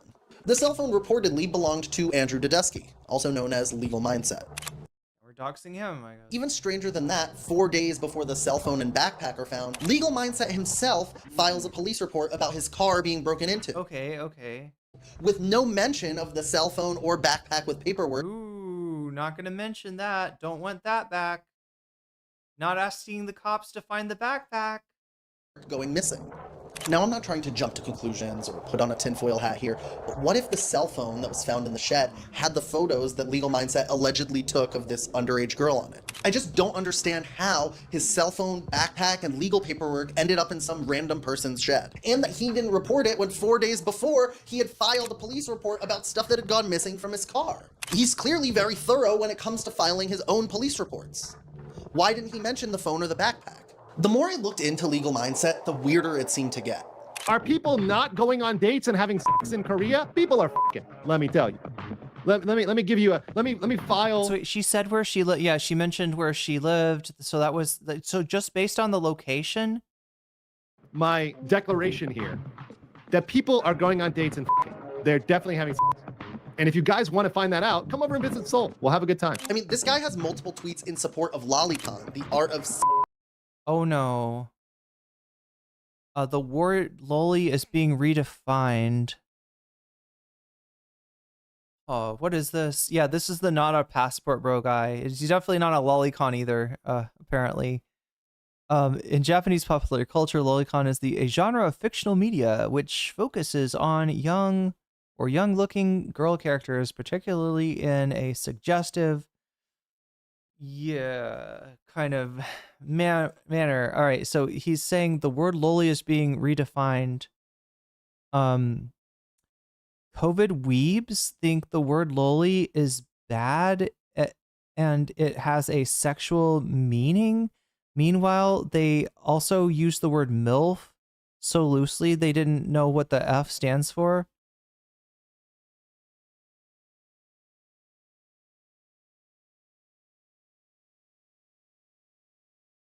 COVID weebs? What is a COVID weeb? Wait, somebody that like starts watching anime because they're under lockdown? Is that what a COVID weeb is? Are they saying that they're like they need to lurk more? Are they saying is this a way of calling them noobs? They're not like true weebs. They're not real fans. Drawn anime children. And when he's not doing that, he's spending his time collaborating with far-right anti-woke YouTubers like Myron Gaines from the Fresh and Fit podcast. Shout out to Andrew Esquire, man, aka Legal Mindset in the house, guys. We got a great show planned for y'all. We're gonna break down the Chauvin appeal, man. This is gonna be a good one. Yeah, I mean, like, this is a huge platform for him to be on, right? And if his content is copacetic with the right-wing red pill, honestly, passport bro audience, then yeah, he's gonna rack up some clout from just appearing on Fresh and Fit. Guys, let's get into it. Part of it was they wanted to make George Floyd look more clean than Yes. he was. They wanted to make him Saint Floyd. Yeah, they didn't want his character to be George attacked. Floyd was no saint. George Floyd was no saint. He even has a whole second channel on YouTube dedicated to teaching men in America how to become passport bros and pick up young women in Asia. Wait, he's literally got it. This is the guy that was saying, I'm not a passport bro. I'm not teaching people to be passport bros. Video, passport bros. Is it really worth living in Asia? Okay. Welcome to Go East. And as always, this is a channel where we help men escape the collapsing West for the East. Now, we're going to be talking about a certain movement that has blown up on the internet that's gotten out there. That's right, it's the passport bros. There is possibility to get pretty cheap rent in Korea. What is Korea good for? Korea has really hot women. That's just very clear. Vietnamese women are extremely hot, but they're also kind of crazy. Obviously, Thailand, very open in terms of culture in Thailand. It's illegal to have sex for money in public. See, that's the deal. In public, in private, it doesn't matter. So, and the definition of private is the curtain, right? Pull the curtain, it's fine. So, just be understand if you're a guy who wants to do that, that's available to you down there. Thai women, very much like Western men, very open to it. So, yeah, that's how it. Also, Korea, one of the capitals of. The way he talks about Thai women, very, very open to it. Very open to it. Surgery. I don't know. Something disturbs me. There are large-breasted women. I have that seen top comment agrees with Andrew. Personally, women with G-cup boobs, H-cup boobs, very possible. Now, by the way, in case you thought Asian women don't have enough of a rack to please you, just know that that some get BA surgery and what the fuck? It's weird, like. Living in a place where like Thai women are my neighbors and hearing somebody talk about them like that. Which way, Western man? That's right. If this is your lawyer, you're better off taking the Epstein route. It's all connected. He hates women having freedom in the West, so he advocates going to get a wife slave from the East. Yeah, it's more disturbing than I thought at first. Mind you, a lot of them are wearing padded bras and other things like that. So you do have to. Oh, you gotta. So everywhere. Again, I'm just perplexed. Caveat emptor. Remember how Dan Saltman hates men who go to prostitutes? This is his buddy right here. Dan was getting mad at Destiny because Destiny was shitting on Loli Mindset. How this guy has become the premier source on all things legal. Korea! You froze up if I on my threaten Kim screen, Jong-un, and I figured you got nuked. Yeah, I figured it's it was possible. over. It's possible. It's possible. I mean, for shit talking Kim Jong-un, because he watches. He's like, I see you, legal mindset. I'm coming for you. So it's if they come for me. Yeah. Regular mindset. Regular mindset. I'm coming for you. Even though it's like these guys don't even. These guys are even bad at their racist accents. a Japanese accent. Like, by the way, every time Why? Yeah, I was gonna say, why are you putting that on Kim Jong? pronounce it. Oh, because of South Park. Now I remember. Chat. Am I right about this? Right? Does South Park do wait, it wasn't like it's not, it was like his dad, right? Yeah, it's definitely boomer humor. In fact, apparently it's been erased. Have you heard about this, chat? Paramount, I guess, bought the rights to South Park, and I think they've like erased or like they've taken down a bunch of the. Was it Team America? Is that what I'm thinking? Yeah, they don't even do racism well. I shouldn't complain, or else they're just gonna get better. It's like bitching about Trump, you know, chickening out. You don't want to do that because what if he doesn't chicken out? What do you think in Korean? A girl will look at me and she'll be like, "It's a Japanese accent, you ignorant American." And I'm like, whatever, man. It's all the same. It's all the same, definitely. Like, okay, listen. There might not be a universal rejection of racism in every corner of East Asia, right? But one way to get everyone to hate you is to look at a whole bunch of fucking cultures that do not, you know, get along and say you're all the same. Like you're all. It's just like, wow, you found the way to piss everybody off. Good job. And this is the guy that brags about, or like, I don't know. He acts like he has some respect for the cultures of the countries that he lives in. He will sometimes, you know, LARP the respectful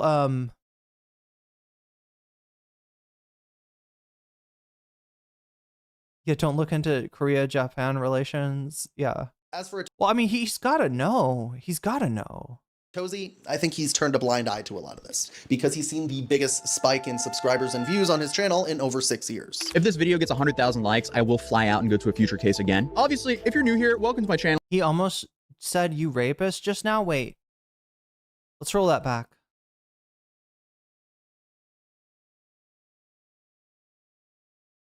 Shit talking Kim Jong-un because you know he watches. He's like, "I see you, legal mindset. I'm coming for you." You know, so it's if they come for me.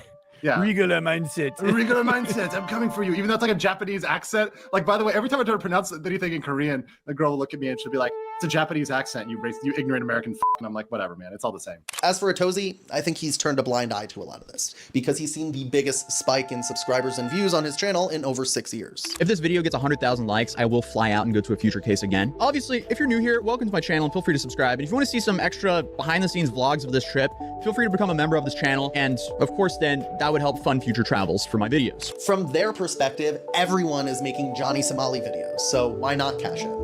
I didn't count specifically how much people are making, but I do know they're definitely making more just based on the views that they get on YouTube. Legal Mindset's been covering it for that reason, basically to document what he does. And he makes more money for other people, and probably more money than he's made in his whole career, I guess.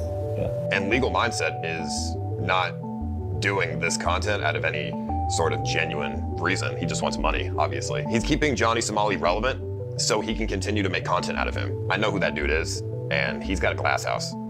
The thing. Oh shit! It sounds like he knows. Chat. It sounds like he's sitting on a nuke. It sounds like Ice Poseidon is sitting on a nuke, and he's got all the fucking receipts ready to go. I don't know. I don't know if he's just biding his time or if he's, you know, like keeping it. Like a lot of these streamers, chat. You remember the whole thing with like Demon Mama having a whole bunch of information before Xander Hall was exposed as having homicidal, and I kid you not, Chad, I don't know if not everybody remembers this. I'm talking about Xander Hall. That might sound a little weird that I'm talking about somebody who weighs like 98 pounds soaking wet as, you know, having like homicidal ideation, right? But Xander Hall, you know, there's screenshots of him fantasizing about strangling Keffals to death, right? Demon Mama, if I remember correctly, knew about some of this shit, and she was sitting on it, and she only brought it out when Zan attacked Vosh and attacked her. Right? And that is honestly some scumbag behavior. And it's all too common. It's all too common, right? People, you know, that you think if they were principled, they know something, they would out that thing, but they don't out it because they're holding it as like ransom, or they're holding it as like, you know, strike back, right? They're sitting on a nuke. They've got information that would toast somebody's career, and they don't do it because it's valuable for them to hold on to that leverage, basically. That's what that sounds like with what Ice Poseidon just said. Sort of genuine reason. He just wants money, obviously. He's keeping Johnny Somali relevant so he can continue to make content out of him. I know who that dude is, and he's got a glass house. He's got a glass right there. The thing about the whole Johnny Somali hate content machine is that it gives Johnny the power and attention to continue doing his nuisance content that everyone hates. We've had this discussion, how much do we cover it? And because it does seem to embolden him somehow. So there are two sides to the coin, I suppose. So it's quite pointless and idiotic, but this is where we are at the moment. I feel like it's a symbiotic relationship, because like even if I'm not getting the money now, if I just I feel like this, if I just continue, opportunities are slowly gonna come to you, you know what I mean? Listen, Lottie Mindset, if you're watching, thank you for keeping my name alive. Thank you for keeping me relevant. It's a symbiotic relationship. You help me, I help you. I appreciate you, brother. Some of your people are in my chat right now. If every single YouTuber, especially the larger ones, suddenly stopped talking about Johnny Somali, Johnny would have no choice but to stop as well. Yeah, that's right, Biva. He's not a passport rogue. Girls are just attracted to that Timu Richard Spencer haircut. The attention is what drives Johnny Somali to carry on. What's up, brother? How you know me? You're Johnny Somali? Yeah, where are you from? French. You're from France? Yeah, Paris. Imagine a man saying Asian women are hot, but I need H-cup boobs. Yeah. Nice to meet you. What's your name? Gabriel. You know me, Johnny. What's up, brother? Nice to meet you, bro. One question before you leave. What do you think about me and what do you think about my content? I've always been like one of the most popular people from elementary to like class clown-esque. I've always been one of the most popular people from my childhood. Everybody wanted to be friends with me because I'm hilarious, and I was always someone outgoing, very outgoing. I've been extroverted from the day I came out of my mother's and I feel like when you have that kind of extroverted personality, you need that as a live streamer. I think my live stream triggers a manic state. I can go from a manic where I feel like I'm on top of the world and I can do whatever I want, and I have a God complex and I'm running around the country like you guys cannot do anything to me. So I do have depressive states. I do have depressive moments when there's times I don't stream for months. There's times I don't stream for 1 month, 2 months, 3 months, and that's when like I'm in my depressive moods. Or you're in jail. Live streaming is bringing. Wait, he took his shirt off on stream? Oh, I never saw that Xander Hall video. I remember the one that the people kept on showing with him like vomiting after smoking too much. Doc has done incredibly well. Yeah, Alex Novell is an extremely talented filmmaker, I guess. I was about to say editor, but it's more than just editing. I mean, he's basically making a documentary. More problems in my life than benefits. People tried to bully me into liking Xander Hall. Oh my god. With socially, with my relationships with other people in life. I'll feel less bad about bullying people out of liking Xander Hall. Often just feel the same way about Ethan. His attacking people is just to stay relevant. Yeah. Yeah, no, I know what you mean, Biva. You can be popular and hilarious without being an asshole. True. Listen, my family did this. He seems like a journalist. I mean, yeah, I'm just saying, like, he's making films. Alex Novell. They don't like me doing this live streaming shit. They think it's terrible. They think it's self-destructive. And to a point, I think it is self-destructive. But I don't know. It's became like a part of my life. The last 2 years, it became like I hate to say it, but like my purpose. I appreciate you guys, all the haters, all my supporters. I love everybody equally. At least you're here watching. That's all that matters. I feel like I'm in a state of mania constantly. The psychiatrist in Arizona was telling my mom that they want to laser shock my head to see what the is wrong with me. My parents are more pissed than anybody else on the internet. I'm telling you that right now. They're like, my dad's like, why the are you going to Japan? He's acting like he's Ferris Bueller when he's not even Regina George. Why are you going to Korea and with these people? Why are you doing this? Like, they don't tell them when they ask you that. I don't even have an answer. Did he do a boogie one? I thought that was somebody else. It could be. I don't. I just kind of like, I'm just like, I'm trying to, you know, I'm a live streamer. I'm like, the shit just happens. I think sometimes when you turn the camera on and you're doing live streaming, you kind of sell your soul a little bit to your audience. You know what I mean? If you're at least trying to entertain them, you know? If you're a live streamer and if the chat's able to move you to do something for a certain amount of subs or donations, you know, you kind of sold your soul a little bit, right? Yes, Somali to the moon. Thank you for the $15. I got $45 for getting punched in the head. Can I send another 55? Let's get it to $100 for me getting punched in the head, guys. I'm getting CTE. Somebody send a donation now, or I'm shutting it off, guys. I'll turn the stream off now. I'm gonna block the camera until we get a TTS, guys. For IRL streaming, you have to rely on donations solely. So that's why someone like me is a little bit more crazier with my streams, because I'm fully funded by my audience. When you're a live streamer, you're always trying to, like, I'm always trying to make my chat go fast. I'm always trying to get the donations flowing. If you don't have a chat, you don't have audience. A lot of IRL streamers like me are just. I was today years old when I found out Elliot Sang used to be a journalist. He wrote one of those how ContraPoints is de-radicalizing young men articles.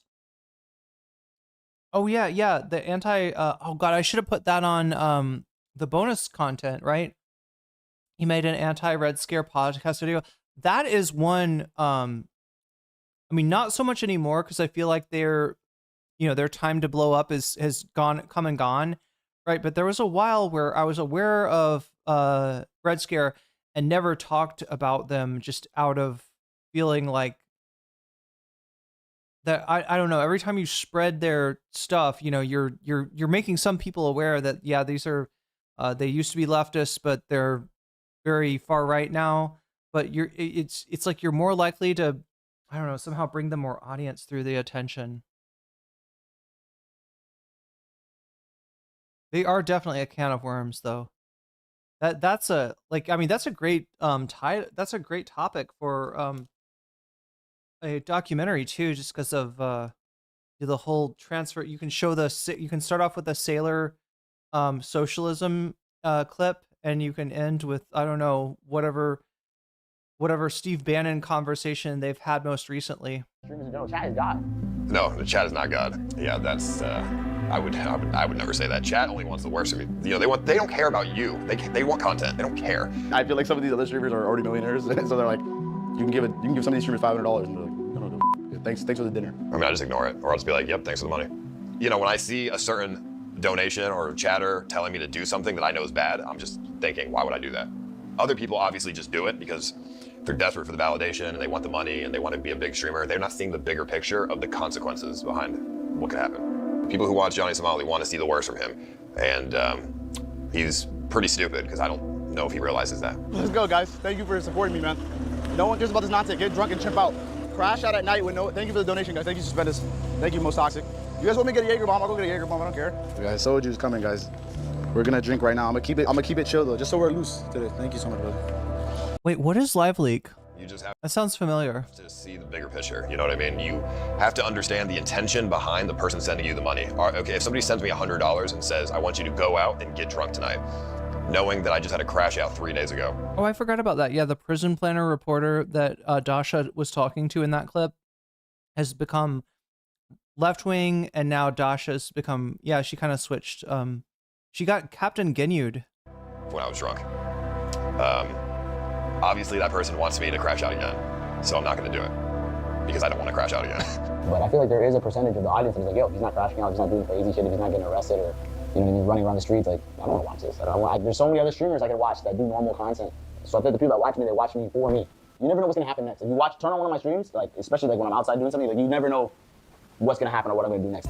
Like, we got a day of Johnny Somali chaos content. That's how we do it. Yes. Oh, a bunch of police is coming out. LiveLeak was a website which encouraged citizen journalism with regards to news events. It ended up with a lot more gore and shit. Wait, when you say gore and shit on it, do you mean like literal? Like, is that where all the weird 4chan shit content comes from? I mean, like literal shit content comes from? It has videos of dudes being shot on it. Imagine us being like, woo, NCC, get that Blue Moon, best content ever. Wait, get that Blue Moon, like the beer? Like you telling me to drink and stuff? Which, chat, if we're talking about Thailand, Blue Moon is out of the question. I wonder if I could even get American beer here. If I could, it would be extremely expensive, right?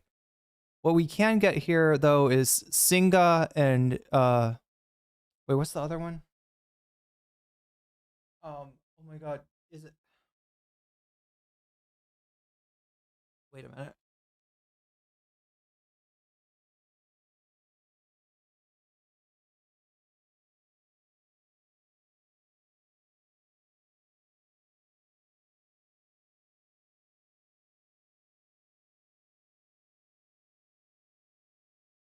This chat.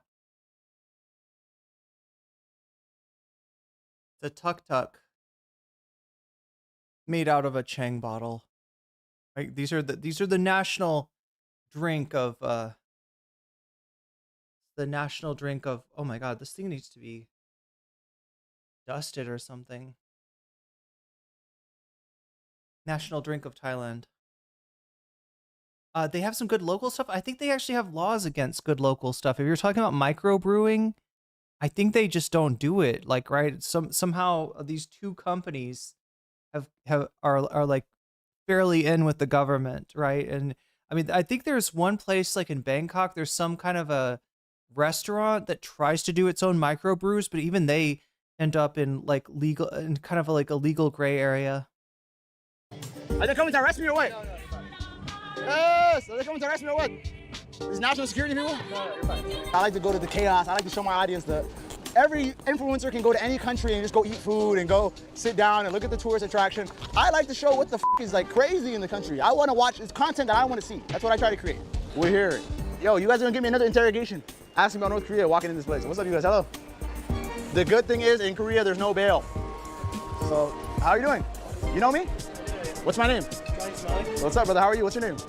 Todd. Nice to meet you. I don't know. You should just try to. I think you have a lot of energy, and you should try. Oh, moonshine. Like, I don't even know. I don't really drink, so I'm always out of the loop as far as drinking goes. To take your energy and try to spin it as positive and maybe help the community. It seems like you really like attention, so instead of getting negative attention, maybe you could get positive attention. I'm gonna try. He's like, I never thought of that before. Thank you, chat. Thank you, audience member. Great idea. Parasocial. So you get these fans that they've seen you grow over the years, or how long you've been streaming, and that bond just becomes stronger, and they believe that they're really friends with you. I mean, a lot of people are parasocial. They don't have any friends. They want somebody to hang out with all day. You know, they'll be like friends with the streamer, and you know, communities that for IRL streamers are obviously very active, because those kind of viewers are very parasocial. My audience is filled with definitely some incels who definitely hate women.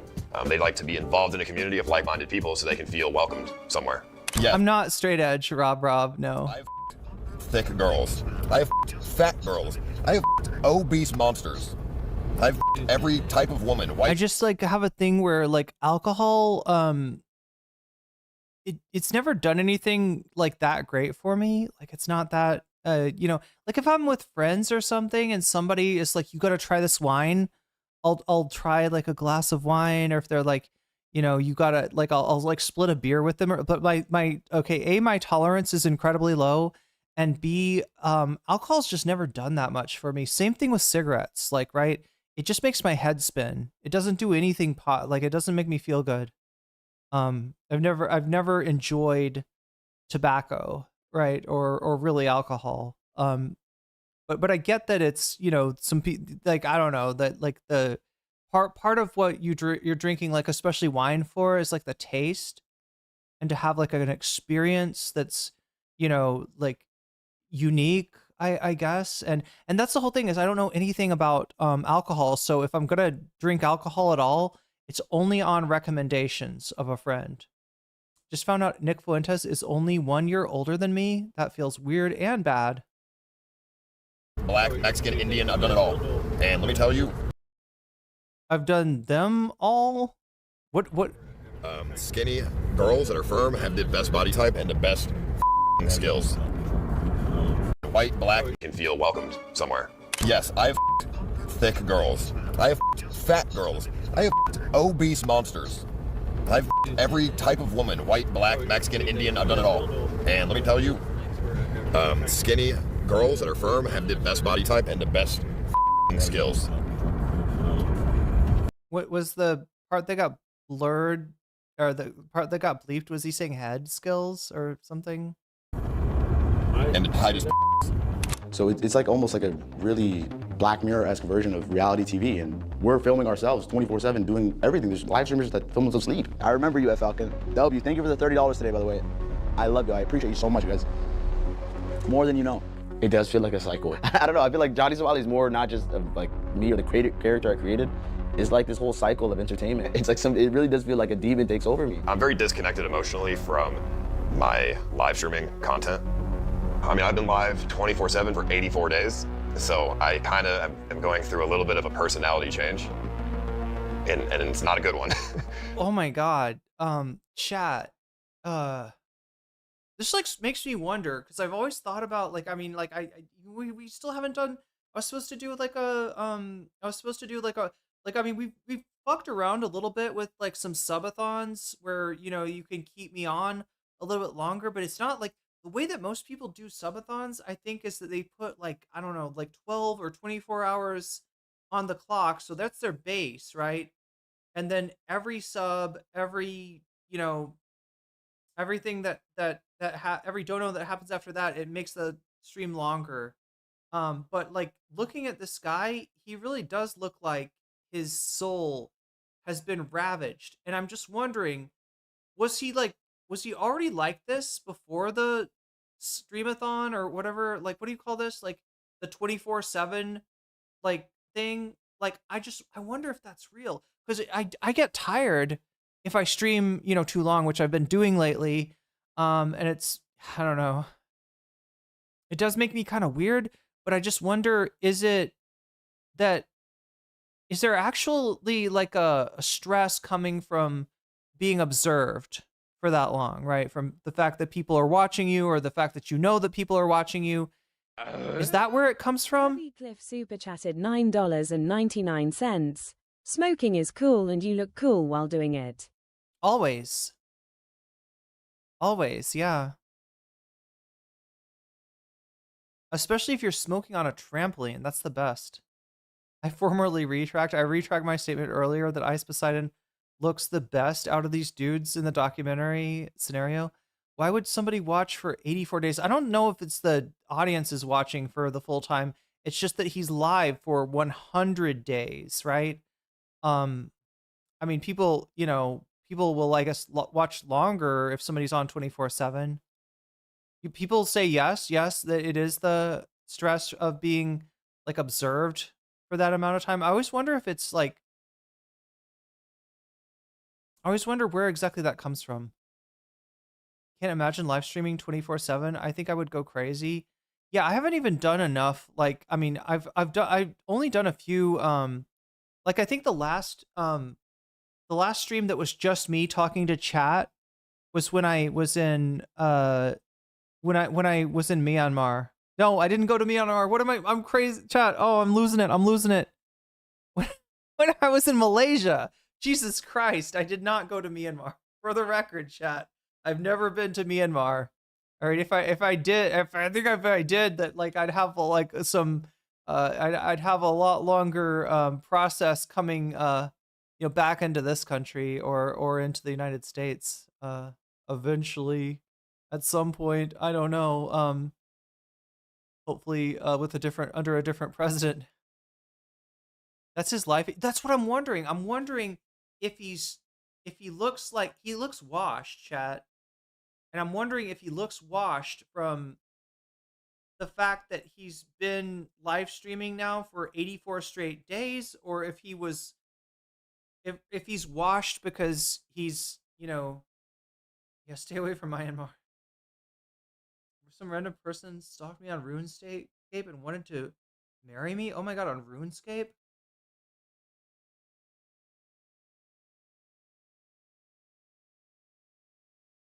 But anybody would go through this after being live for so long.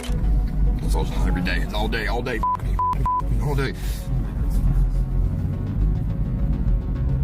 She keeps putting me down. She keeps dragging me down. I'm already going 57-day trip home. Leave Japan. It's overdone. I'm gonna kill her. I'm gonna her up. I can't believe this. I don't care, dude. I don't care, bro. I got a glass in my hand. I don't care, bro. I can't take this anymore. I don't know why she can't just support me in my Fucking worst time ever. Worst fucking attack.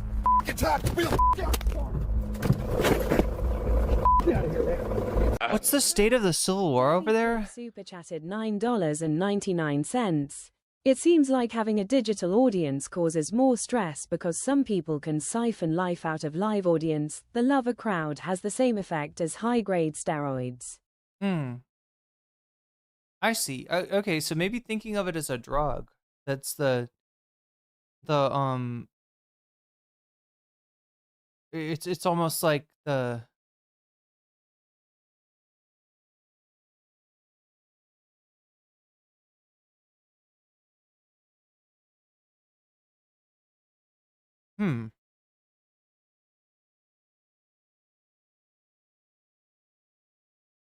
I somehow feel like this wouldn't happen with me though, but I know those are like famous last words, right? I was like, no, I could do a 24-hour stream. I could do that. I would be fine. I do get emotional. I've been emotional on this trip, but it's more. Why is he mad? It's hard to tell there. I mean, I guess we're not seeing what happened before. I don't even know who the she that he's talking about. Your brain literally releases the same chemicals as this guy? What if I don't have the same ego as him? What if I meditate we just do a, yeah, like what if I do a 24, oh, they wouldn't let me do this. It's like anger and stuff. Anger, resentment, shit like that. Negative emotions, those are easy to have. But, deeper stuff like empathy and shit, it's, A lot of boring content during a 24-hour stream. Yeah.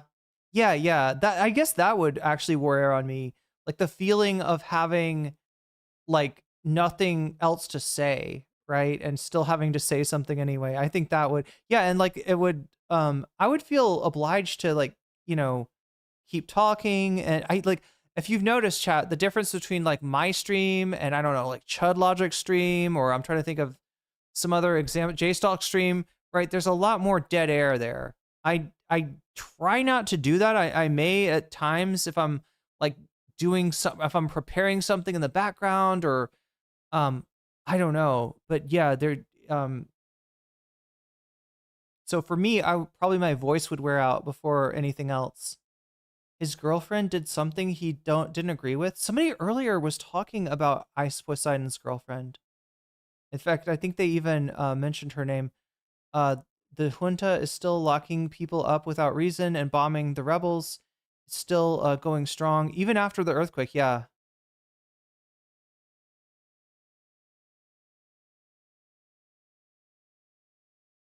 Noah was wrecked during his charity stream. Yeah, that's the other thing is, would I crash out somehow? I mean, I don't think I'd like flip out on, I'm like imagining like how that would go. You can easily put that aside. Well, if I'm making content with the people around me, sometimes I have to have no empathy or no sympathy or anything because it just makes for better content. This IRL streaming like industry is very, I don't know, if you have empathy, you're not gonna succeed. So obviously I feel like if I try to think empathetically, it's just hard. I have a problem with empathy. Even my own family has called me very selfish my entire life. My father, I remember my father when I was like 6 years old, 7 years old, 6, 7 years old. My own father was like Ramsey, you are a very callous individual. And that's like what, like I'm 24 now, so that's almost like what, 18, 17 years ago? That's something that stuck with me. I remember that my whole life. My 6, 7 years old, my dad's like, you were very callous. Like, I don't know why. So it's been like this since I was very young. I don't have a very super strong family, life.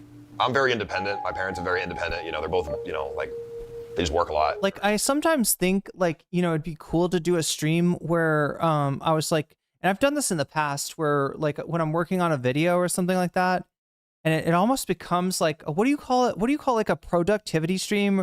You know what I'm talking about? Like the streams where you're, like, the idea is that you're getting work done and the streamer's getting work done. And it's like a co-working stream.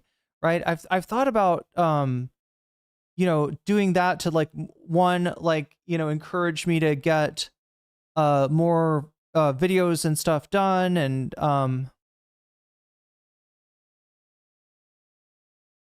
Watching me gives me a lot of admiration for how well put together Hassan is. I mean, it is true that there's definitely some emotions that go with like that just automatically come with like being on stream this long. There's I don't know. In a way, it's like holding your breath. That like there's something you get from being alone. Yeah, does I actually, you know, I bet introverts would get this. Any introverts out there? There's something about being alone that's like a breath of fresh air, right? And I think maybe it's only if you're an introvert, you need that breath every so often. Maybe you can train yourself to go without it for like longer, but I don't think you ever like lose the need for that. But I mean, obviously, you know, feels like the difference between having unconditional support in your corner compared to conditional support audience is conditional support. Dude, we're just independent. I didn't have a very like super loving upbringing. You know, I love my parents and they love me, but they were always working, and you know, now I'm always working. So that's just not the character that I've, you know, had. I think I would take the approach of my parents, like, you're fucking up and I can't help you. Like when foreign governments are, this is the third or fourth foreign government that has my child in a lockup and he's on the national news of the country, and has a mob of pitchforks and torches after him. I'm like, what can I do? There's only so much you can do for a kid. I really don't know what I would say, to be honest. But guys, are you guys happy to see? Well, I mean, like back in the day, I used to like when I get tired of streaming, like I think I was on, there was like a while where I do like, I don't know, a 2 or 3 hour stream on YouTube. And then I'd go to Twitch and I would like play video games for, I don't know, like 3, 4, maybe 5 hours. And it was like the video game playing was the thing that was the thing that was like kind of keeping me going through that, was that like when I did too much political content, I needed to stream some gaming. And when I, you know, kind of bored myself on the games, then I'd switch back to political. See me back IRL, back in Seoul, back doing everything. Johnny needs to walk around with headgear. At this point, I do. I feel like I have some kind of CT. Not only am I bipolar, but now I feel like I have some kind of CTE. How many times I've been punched in the head? Maybe it affected the part of my brain that has like the self-preservation or the fear part, you know? Because I'm really not scared of anything. There's a fear of the unknown. I've been in foreign prison before. And if I have to do it again, I will. I think if I get sent to prison again, I'm gonna go psycho. if. And I think at that point, there's no more Ramsey at that point. I feel like I'll go crazy. I mean, he's probably gonna go to jail in Korea for sure. Because, you know, in Asian countries, respect is like a big thing. And he is constantly going against what they want him to do, showing no remorse. So they're gonna throw the book at him, I think. Johnny did a lot of terrible things to get like a really high popularity, like really fast, but in the long term, I think it's not good for him. Obviously, he might go to jail in Korea or something, so, you know, it might be a bad situation for him, but we'll see what ends up happening for him. You think it's happening? No. No? Definitely not. You gonna come visit me, Babin? Yeah. No conjugal visit, by the way. Oh, it's not like my life has not been destroyed by this. Nothing I've done. Wait, no, where exactly is he at? Whoa, he's going to prison for decades? Wait, so he's basically, yeah, because I remember we watched the Atozy video. In fact, I think we saw a clip of that Atozy video earlier in this video, right? Where the, what do they call that? The Somali conviction crew or the Somali conviction team or something? Like all the streamers that were farming his content showed up and like, but wait, so he, at this point he's been sentenced, or has he just been convicted and he's waiting for his sentence, or has he been sentenced and it's like a suspended sentence, or what exactly? Does anybody know? Atozy, ATOZY is the content creator we're talking about. ATOZY. Dichotomy of life, gaming, and politics. One must find true balance. Well, that's why Vosh is so great, you know. So he achieves balance and finds nirvana. That's you know, he's my hero, chat. I'm like, just kidding. Oh my god. But he does the thing where you stream while you're talking politics. I've never like I always feel like that kind of it either fucks up the gaming content because you're like you make yourself like not talk about the game at all, or it fucks up the what you're talking about. Prison time, you know, it's ridiculous. It's a fine at most. Come on, like let's be honest. That's what I've heard from multiple legal professionals. Johnny thinks he can get away with everything because he feels he's special. He's not special here. Well, he likes to be the center of attention, and I think he gets his dopamine rush from that. So I'm not sure that it will go very well for him. And I don't think it's going to go well for him when other prisoners find out what he's been doing. If I'm still in this place locked up, listen, tell Trump to free me. I'm an American citizen. I want to come home, man. We're not making any threats. But if Johnny Somali's not free, Donald Trump, I'm asking you to put a tariff on Samsung. I'm asking you to put a tariff on all these Korean companies, Hyundai, that are sending cars to America. Put up the tariff so they don't free Johnny. You laugh, but he did exactly that for Bolsonaro. He did exactly that for Bolsonaro. Put up the tariffs, do it. I need to change my name to Johnny America or Johnny Jewish or Johnny Ashkenazi to be saved, I think. But look, Donald Trump, Marco Rubio, if you can see this, Barron Trump, I know you tapped in with the internet. Please free me, I'm stuck, I'm an American citizen. I know the State Department, they talked to the Romanians. They got Andrew Tate and they got Tristan Tate out of lockup and travel ban in Romania. Please save, not Johnny Somali, Johnny Ramsey Ismail, the American. Please, thank you so much. Please. Let me out of here, I wanna come home, man. Even if I did shut it off and say I quit this Johnny Somali character, I'm just gonna go back to being Ramsey. I'm gonna use my finance degree and go start a business or get a normal job and live a peaceful life back at home in America. I feel like I've had so many experiences that have been life-changing, and the resiliency it's given me, like really what doesn't kill you makes you stronger. I've been through a lot of shit. And I feel like if I quit... People are saying that was his intent as soon as you started wearing the MAGA hat. Yeah, when did you start doing that? Somebody named Somali will be popular with Trump, true. What was the point of it? I just don't think I'm the worst person in the world. I'm just... Oh, wait, yeah, that's right. We haven't seen... We've only... Wait, let's see. Who's Trump done that for? He did it for Bolsonaro. He did it for the Jan 6ers. Yeah, there may be... Look, you may be more likely to get somebody pick up on that boss call if you're white. I don't know. There might be some Stephen Miller factor there. I want to have I like freedom of speech. I want to be myself. I do have regrets, and I do wish I did things different, and I don't want to do the same things again. They're gonna be like, he's just bullshitting. Like, it's. But does anybody have like a like a where's he at kind of for me? Like, right? They did the conviction, right? That's what the conviction team was for. That was a few months ago. Has he been sentenced? Does he know how long he's going to jail for? Is this like a suspended sentence or something like that? Barron Trump and Nathan Bunnell will be the fascist ticket for 2044. True. Up the story for us. Oh yeah, the South Africans. Yeah, he brought shit now. So, which I hope I can repair, but I feel like it might be too little, too late. Yeah, he's in South Korea. I just wonder where is he at, like legally, like. Cliff super chatted $9.99. Oh yes, Bolsonaro and Johnny Somali, these two are equivalent. Honestly, you're being disrespectful to Johnny. What? I compared him to Bolsonaro? I mean, you know, he's an important political figure of our time.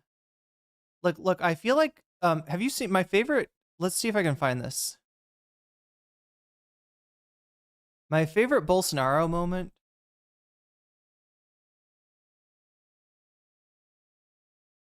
There's a little thing about Jair Bolsonaro. Wait, did Chapo cover this? What? Bit of international news before we go. Former Brazilian President Jair Bolsonaro was attacked by bees yesterday and had to abruptly end a speech he was making. Bees, chat. Making to a few hundred supporters. So we can add attacked by bees now into the long... Bees also hate him. ...list of Jair Bolsonaro. I feel like that's the difference between Bolsonaro and Johnny Somali, is that Johnny Somali is not evil enough to get randomly attacked by bees. But Johnny Somali, or but Bolsonaro is. Medical conditions, injuries, and animal attacks. Did they attack the people around him? No, Or was it no. I just saw the him? video. I saw the video. The bees are very concentrated on him in the video. And the guy who was leading the rally is trying to play it off to the crowd. And like, I got a translation of this, but in Portuguese, he was like, "Look, everybody, the man is so sweet that even bees won't leave him alone." Which I thought was pretty clever. But like this is as he's choking on bees, like the candy man. He's like, they're stinging me. Fuck. Like, how does that is he using honey on his skin? Yeah, I have never seen like a gang of bees ignore everyone and go towards one guy like that. Like They might be trained. Yeah, these are Lula's bees. Lula's bees. I have never They're the Matapacos bees. seen such like a one-sided war waged by animals. Like it seems like all the animals got together and decided they're all gonna kill this guy. Yeah, I wouldn't be in South America if animals hated me that much. Yeah. South America. Wait a minute. Wait. What is Felix talking about? Like, I know about the bees. Yeah, definitely bees hate Bolsonaro, but are there other animals that have attacked? Has Bolsonaro been attacked by other animals? Yeah, basically the entire southern hemisphere I'm staying away from if I have made an enemy of the animal kingdom. He should never leave Jose Aldo's guest bedroom with the minion team guest bedroom. And, it's a UFC fighter. I did see you found the Bolsonaro friend account who said, please pray for Jair, friends. Yeah. He is being transferred to another hospital and might have to go through surgery. God is with you, Captain Bolsonaro. And it's a sad little frog. Well, that is an old one. That is from like 8 hospitalizations ago. Oh, okay. Yeah, that was when the capybara ran him over. It just knocked him over. He hit his head. Yeah, that was one of like if I recall correctly, one of those hospitalizations where they were like getting poop out of him. Yeah, Oh, or putting better poop back inside of it. They're taking out the bad poop and putting. Do you know about this, chat? This is like called what is it? It's called a fecal transplant.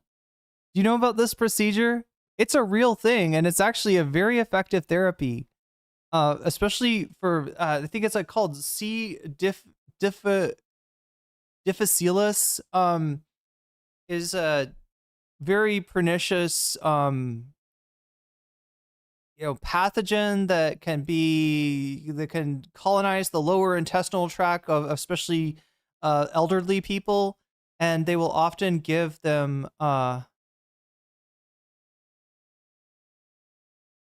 they will very often what the fuck am I talking about? Oh my god. Putting in the good poop. That's a real thing. There are. Oh yeah, the fecal transplant. Yeah. So the cure that they've had for this is to find somebody with like poop that has a healthy microbiome and to actually, yeah, it's real. My dad has it, says a chatter. Yeah. And it's like the only treatment for some things. Yeah. Ethan is having it done. It comes full circle. It's great, chat. Now look, there is like, I know some of you are out there saying, okay, I don't care what diagnosis I get, what treatment my doctor prescribes, I am never letting them put poop up my butt, somebody else's poop in my butt. I'm not like having that, right? Don't worry. There's another way. There's another way to get the to get the treatment, right? And chat, if you don't like the idea of the of actual feces being put up your butt in a medical procedure, then there's another option. And that deal, that I believe the way that works is that they put a tube up your nose and then they just thread it down through your digestive tract into your colon, right? So you got a tube going from your nose into your like lower intestines, and they put the poop in with that tube, a poop tube, so to speak, chat. If you don't like the idea of having poop transplanted into your butt, because that's gross to you, you can have the poop transplanted through your nose, through a poop tube in your nose. It's like almost like a water slide for poop. Stool transplants. Yep. And like if anyone would get them, it would be either Brock Lesnar or Jair Bolsonaro. Maybe that's what the bees are trying to get. They're trying to get all that good shit inside of him. They're trying to build the honeycomb inside of his They're body. trying to get those good. Yeah, they want the good. They want the good. Bacteria. And all the good stool that he currently has. They gave him diarrhea as a stool transplant. They took out solids and put in liquids. And it was very sweet. That's what attracted the bees. Actually, though, bees. Have you I guess I'm talking more about like yellow jackets, right? But I always remembered, yellow jackets. They will land on like if something dies, they'll eat it. They'll land on it and eat it.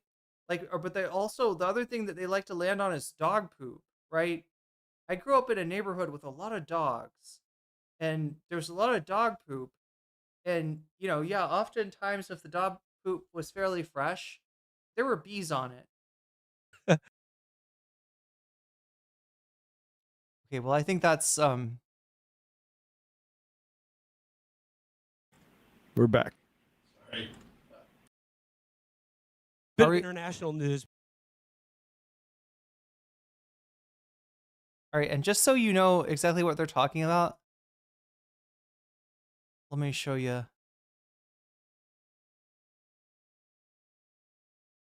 Let me show you the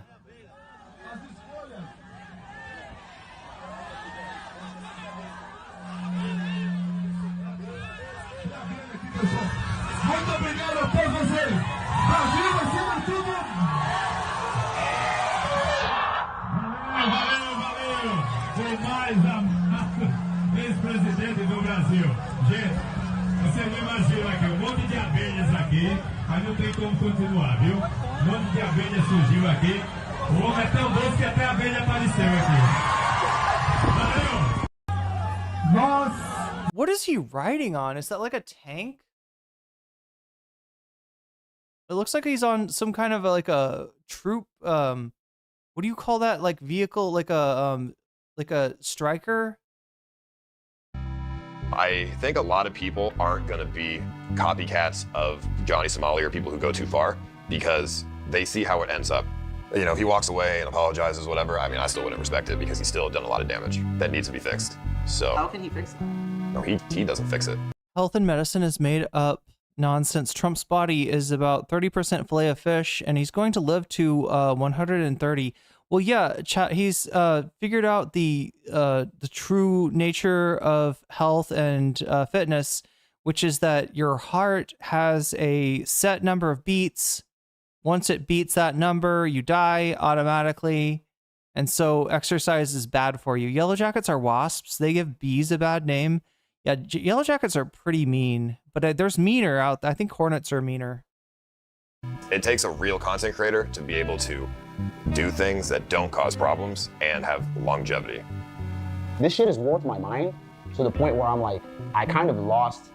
Bees on poop because of parasites? It's always parasite. Wait, what? There's a parasite in the bee that makes it want to get the poop? Want to have like a self-protection of myself, you know what I mean? That instinct you're supposed to have to preserve yourself. Like, I guess people like to see drama and hate content at this point, but people are addicted to my story, like literally. Like they're like, when's the next update? When's the next Johnny video? When's the next? Obviously people can say all publicity is not good, but we know the cliche when people say that, but when you're a live streamer, controversy, if it doesn't lead to bans and you're losing platforms, it kind of works out for you. But it's good content if you're, I guess people are trying to call me a lol cow now. I don't know. Am I?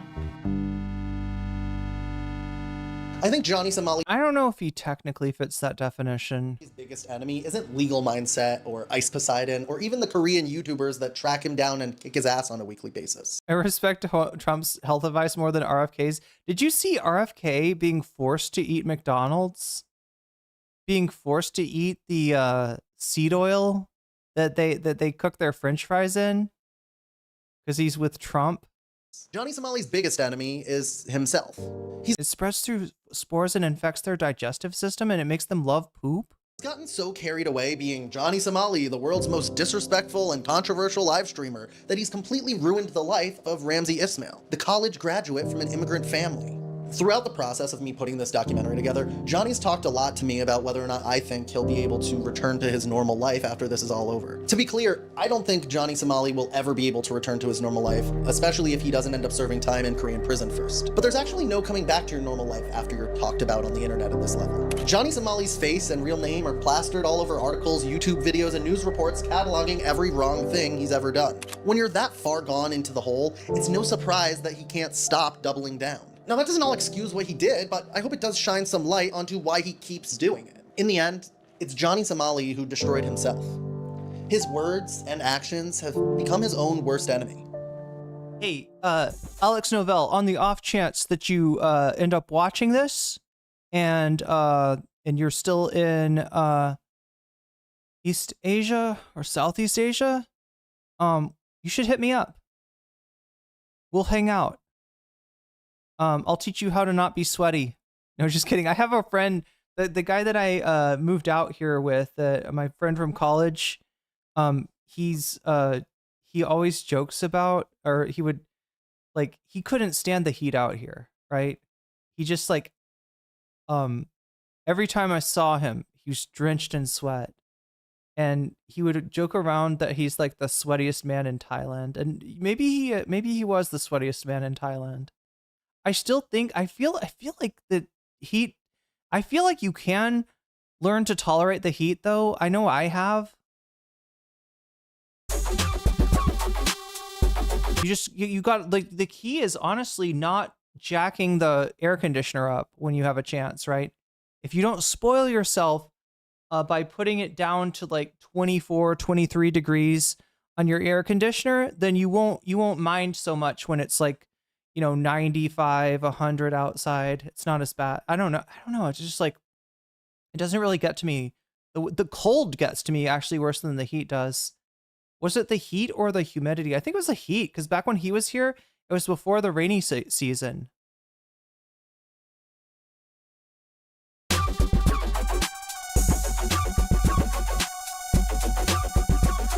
Where did he...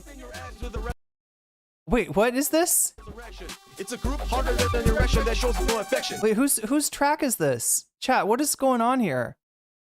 Is this does Johnny Somali make music? 23 degrees centigrade inside, I die. Wait, are you saying that's too hot or that's too cold? Because honestly, to me, 23 is way too cold. I think when I first got here, though, I was using the hotel air conditioner. I definitely cranked it down to 23 a few times. Capitol Hill, 'cause it's die, motherfuckers, die, motherfuckers still. Die, motherfuckers, die, motherfuckers still. He's beating himself up. He's beating himself to death. Did I switch between Celsius and Fahrenheit? Oh no, like, I mean, I just think like everything is in Celsius out here. So I always think in Celsius, but I don't really know what it means. Like, I can't convert it to Fahrenheit in my mind. I just know that 23 is a bit like, it's not like it's chilly, but it's colder. Motherfuckers, die, motherfuckers still. Die, motherfuckers, die, motherfuckers still. Die, motherfuckers, die, motherfuckers still. Die, motherfuckers, die, motherfuckers still. Die, motherfuckers, die, motherfuckers still. All along was ghetto, nothing but the ghetto. Taking short steps, 1 foot at a time, keeping my... Wait, what is this second camera? Oh, that's Mando. Wait, where do I... What? Wait, that's the guy. Wait, that's the guy. That's the guy that they were at 30 degrees is about 80 degrees. So what is 23 degrees? I said 23 and 100. Oh yeah, I did. I was talking about like the out. Yeah, it's weird when I talk about outside, I say it in Fahrenheit, and when I'm talking about inside, I say it in Celsius, right? Because I don't even know if there's like a way to convert my like AC to read in Fahrenheit, but I just always leave it in Celsius. I'm a sweaty girl. My mother always sweated a lot. I can't handle warm. Once it gets hot, I'm dying.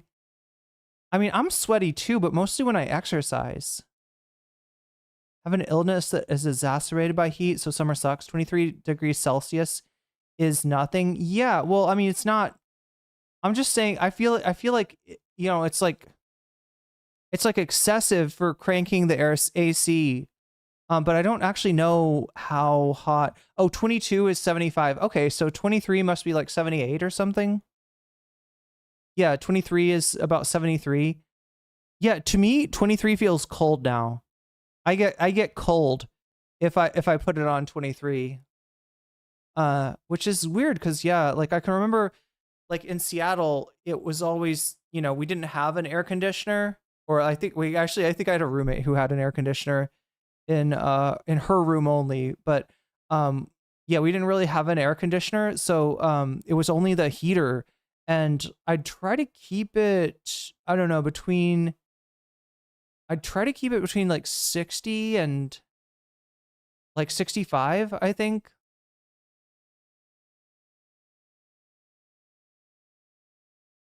I don't do heat well. I can't regulate body temperature well. Chat, what were we saying that we wanted to... Was there something that we wanted to look at as far as... Was there like another... Did somebody tell me about it, like another Johnny Somali thing that... Somehow I thought there was...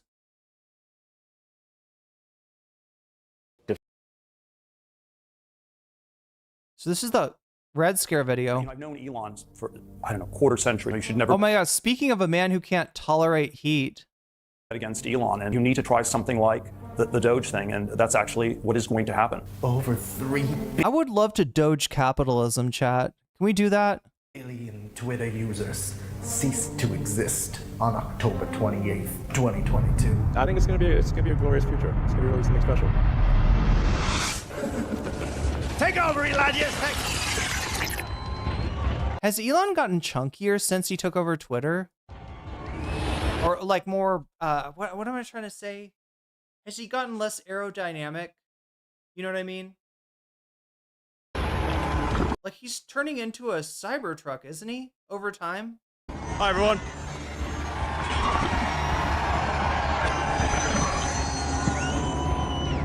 As you can see, I'm not just MAGA, I'm dark MAGA.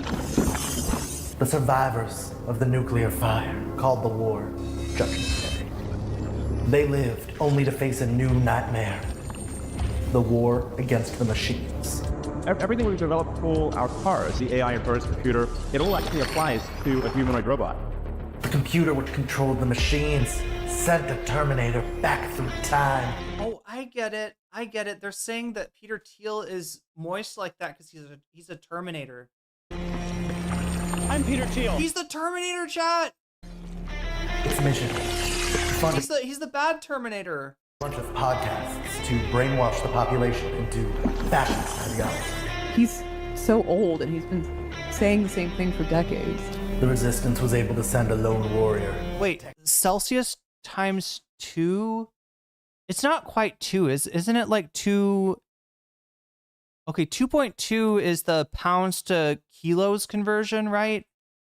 Or no, it's the kilos to pounds conversion. He has the HGH just without the HGH. Yeah, it's not making him grow in the right way.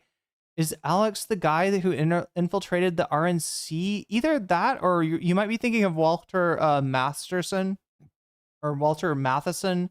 He's less Terminator and more Skynet. Against the culture war. It was just a question of which one of them would reach people first. Oh, is that a steroid build?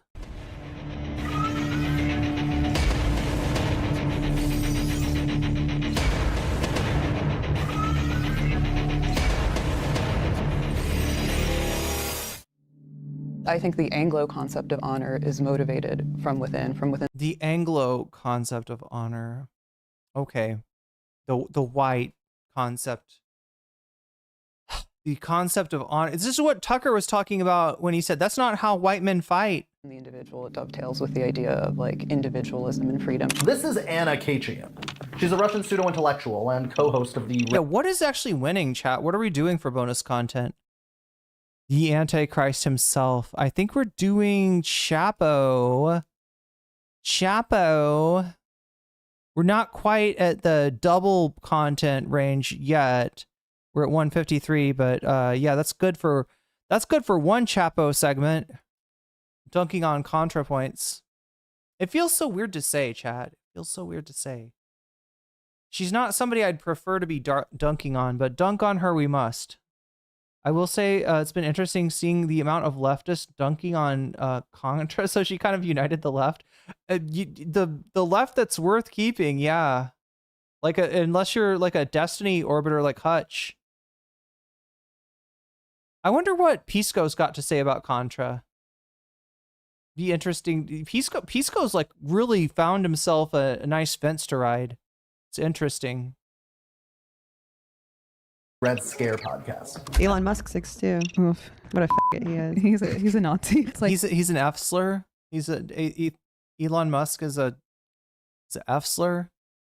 I've always said that Elon Musk has like the cold dead scare of like a Third Reich execution. I'm sorry. Look, I'm okay with calling Dan Saltman zesty. I'm okay with calling Nicholas Diorio zesty. And Trump extremely zesty. But Elon's not even zesty. Like, do words mean anything anymore? If you're gonna call somebody the F slur, I don't know.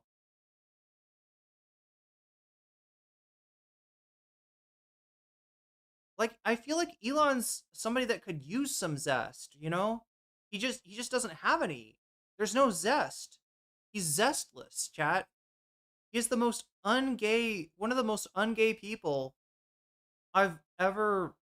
Like, can you imagine Elon talking about gay sex? You know what I mean? Like, there's some guys that you're like, they talk about gay sex and they're like, I don't really know if you're, like, homophobic and you're making fun of it, because, you know, you're, like, right? Or if you're actually, like, serious about this and you're, like, into it. I can't tell, right? But Elon, like, there's no way.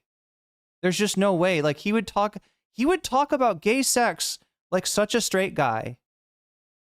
Can you imagine Elon Musk being like, and then of course, I mean, do you remember Grok? Do you remember this fucking thing with Grok? Let's see if we can find it. Oh wait, I can't show you that, can I? Yeah, somebody has Grok describe a situation in which Grok would R-word. I can't remember. Oh my god, who was it? The dude, I can't remember his fucking name. Elon has some zest, but it's unintentional. I don't think it counts. I feel like Contra was Dark Matter, but no more. I was a patron. Fuck that shit. Yeah, you're not the only one. I feel like Squid Tips left the ContraPoints Patreon as well. No, who's the guy that like they were like Grok, describe how you would rape this dude. It wasn't Matt Iglesias, it was somebody just like him though. It was somebody very similar.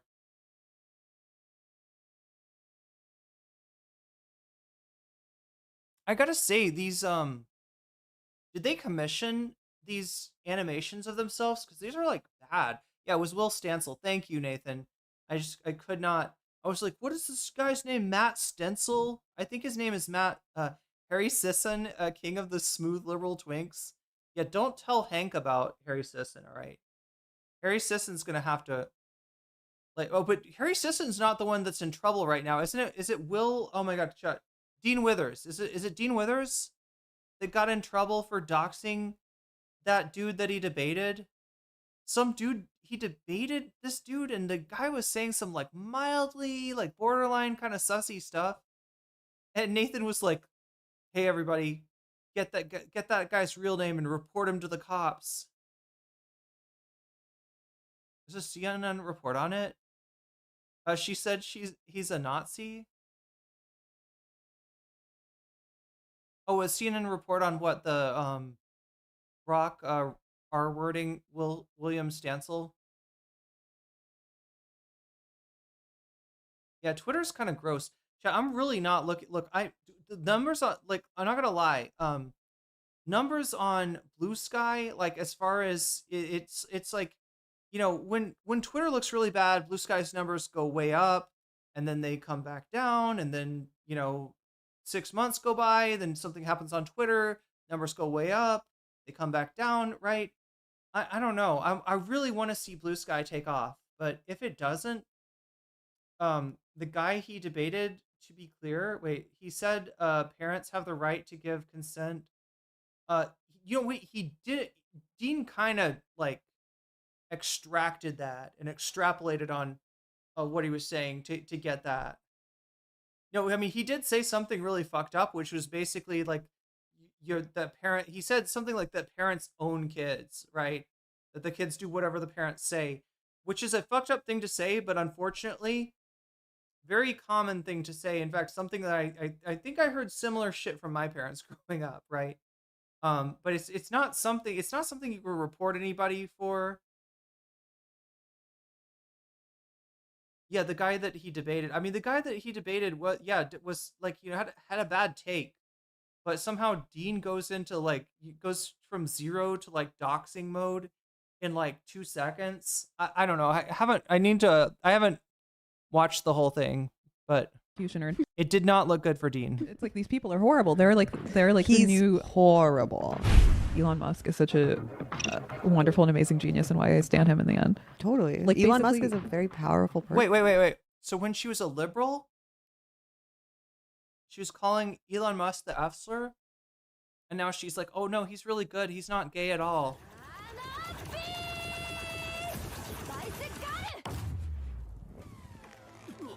Welcome, streamer. Welcome, Raiders. We are totally not watching the Red Scare podcast. I promise. Yeah, like anybody who is capable of thinking for themselves is on Team Trump. It makes me feel comforted to see a bunch of like corn-fed, nice, tall white guys just hanging out in charge of the country. The other host of the Red Scare podcast, Dasha Nekrasova, won't be mentioned much in this video because, well, she's not exactly the brains of the operation. You people have like worms in your brain, honestly. I mean, you're the one who can't answer the question. What question? The question is. I always thought that too. I always thought that in the beginning, the sailor socialism thing, right? Everybody was like, so this is how their career started, or at least this is how Dasha's, prominence in the media started, was this clip. This is, to be fair, chat, this is a InfoWars reporter interviewing Dasha Nekrasova. Am I pronouncing her name anywhere close to right? I always want to call her Dasha Nervosa, but that's not right. That's not okay. That's not okay. But anyway, yeah, sailor socialism. Anyway, let's stop. I'm gonna get in trouble, chat, for saying shit about Dasha. But anyway, yeah, Dasha goes, from here to becoming incredibly right wing, while the InfoWars reporter actually becomes progressive somehow.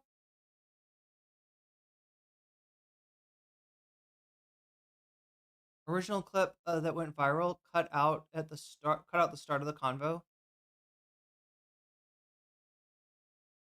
But yeah, I have always thought this about Dasha, that like, as much as, because like basically people were like based, right? And it's like, she's never been that insightful. Let's just say it that way. I don't want to call her stupid, but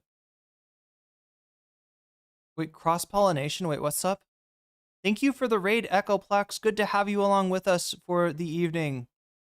We are into the bonus content now. And, well, you're getting this for free. Wasn't InfoWars bought by The Onion? I mean, this is a long time ago. This is 2019, I think. No, this is before. This has got to be 2017 or 2015 or something like that.